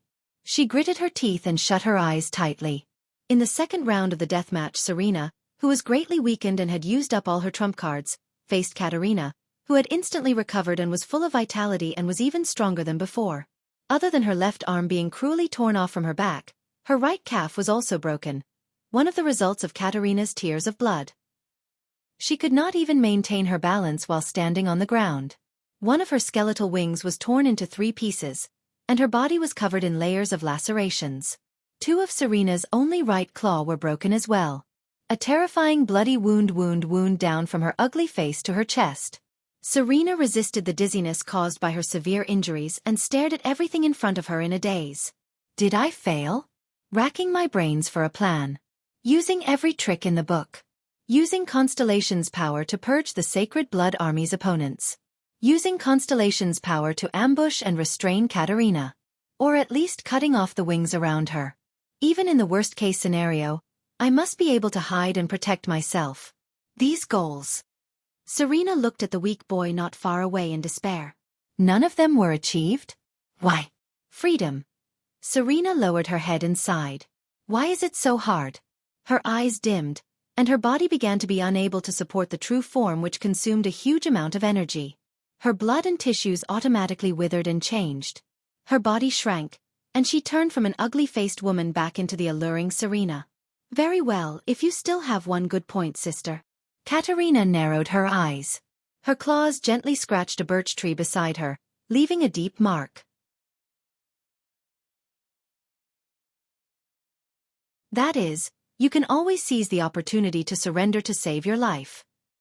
The naked Serena, who had transformed back into her human form, sneered weakly.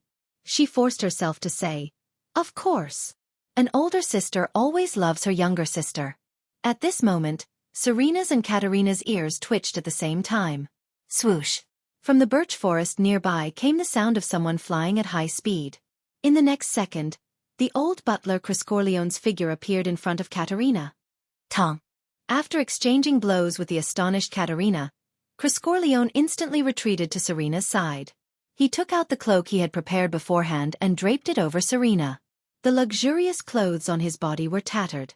Part of it was torn when he transformed into his true form, while the other part was left behind from the fierce battle with Hestad. "Your Highness." With just a glance, Criscorleone understood the current situation. He said with a solemn expression, "Your Highness." With a solemn expression he said, "I strongly suggest that we retreat for now."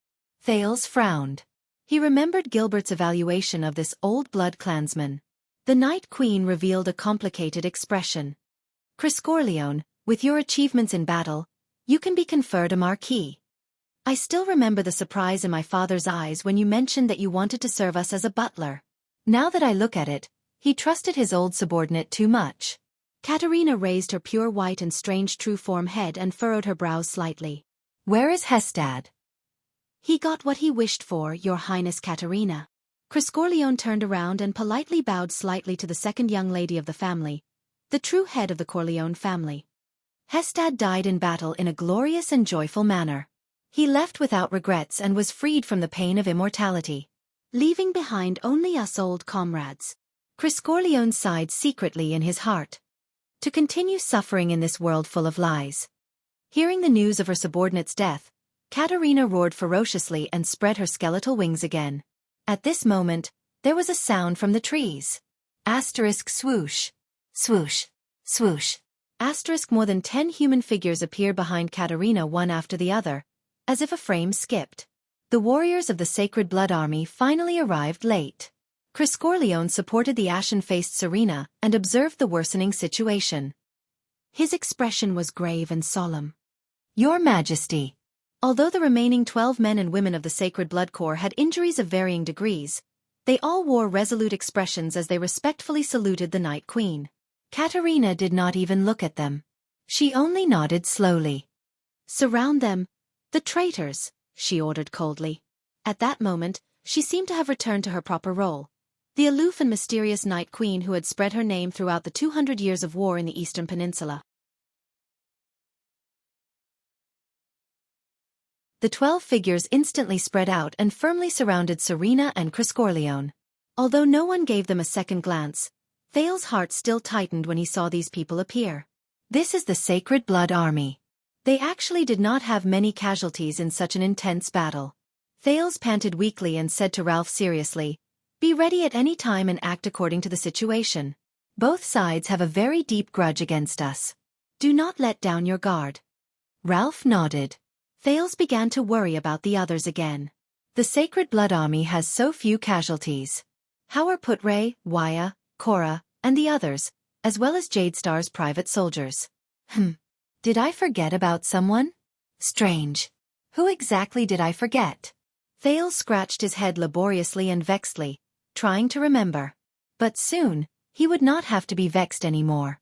"Ahaha, you are here, boy." A loud greeting came from behind him. Thales sighed. So it's her. Thales' female protector on this trip, Ida, dragged the dying and powerless Simon Corleone out of the thicket like a donkey pulling a mill. She immediately attracted everyone's attention. "I didn't expect you to still be alive," Ida said excitedly. Thales rolled his eyes. He turned his head and was stunned along with Ralph. "What's wrong?"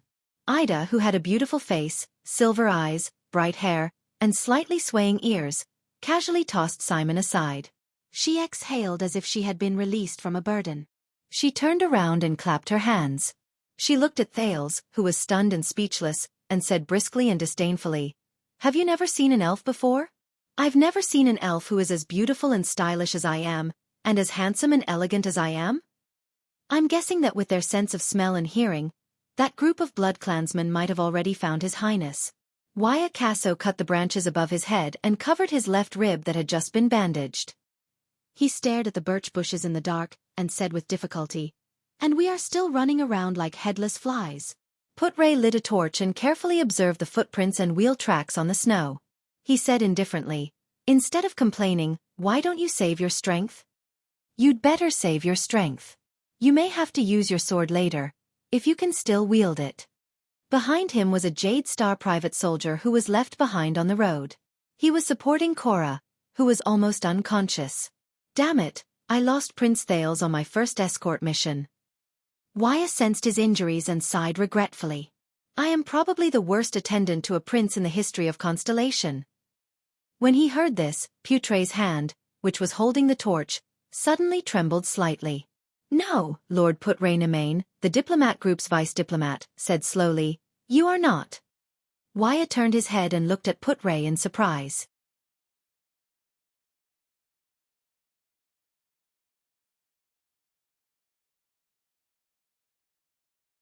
"Are you a police officer?" "Ah, what?" Ida was stunned when she came to his side. I mean..." Thales supported his weak body and sat upright. His expression changed and he said solemnly, "You came at the right time. Capturing the enemy alive. Well done." Ida then curled up the corners of her lips and chuckled. Katerina turned her head and looked at the dispirited Simon on the ground. She then stared at Thales. "You want to use him as a bargaining chip? Looks like you still don't believe us." Thales stared back at the Night Queen without showing any signs of weakness. "Of course, you are Serena's younger sister after all." "Enough." Katerina turned her head with a cold expression. She decided to settle the matters within her family first. She shouted, "Serena Corleone, Chris Corleone, surrender yourselves. I promise that I will give you a fair trial according to our tradition." Chris looked at the Blood Clan warriors surrounding them and Ida in the distance. He sighed. He was prepared to change into his true form and fight for the last time. At this moment, Serena suddenly extended her hand and stopped her subordinate's movements. "Do you think this is the end?" Serena smiled wanly and looked at her younger sister, who was certain that victory was within her grasp. Katerina furrowed her brows. "It has come to this. What other trump cards does she have?" Thales suddenly remembered what Serena had said. "War will purge the Sacred Blood Army's opponents and give me a more obedient Night Kingdom, and the true Corleone heir will turn the tide at the last moment." Wait a minute. Turn the tide at the last moment? He was shocked. Serena only had 3 people. How could she turn the tide against the attack of the suzerains of Constellation? So the meaning of this sentence is... Thales furrowed his brows. "She has reinforcements?" In the next moment, Serena revealed a desolate expression. She opened her mouth abruptly and spat out a crimson ball from her throat. She caught it in her hand. It was a strange, wriggling ball. Chris' expression changed abruptly. Katerina looked puzzled. She did not recognize this thing. Thales thought of something. That strange fluctuation surged into his eyes. That ball. It was emitting crimson red light. The texture of this light. Why does it look a little familiar? Thales' heart skipped a beat. He turned towards the black coffin in the distance. Is it the light of the legendary anti-mystic equipment? Could it be that the red ball is also... Why?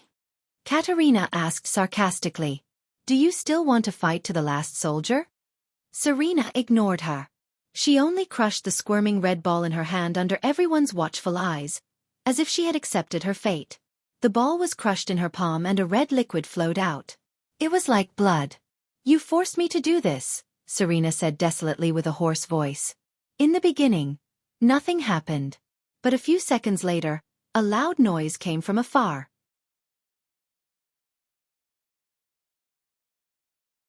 Asterisk boom. Asterisk it was like the eruption of a flood.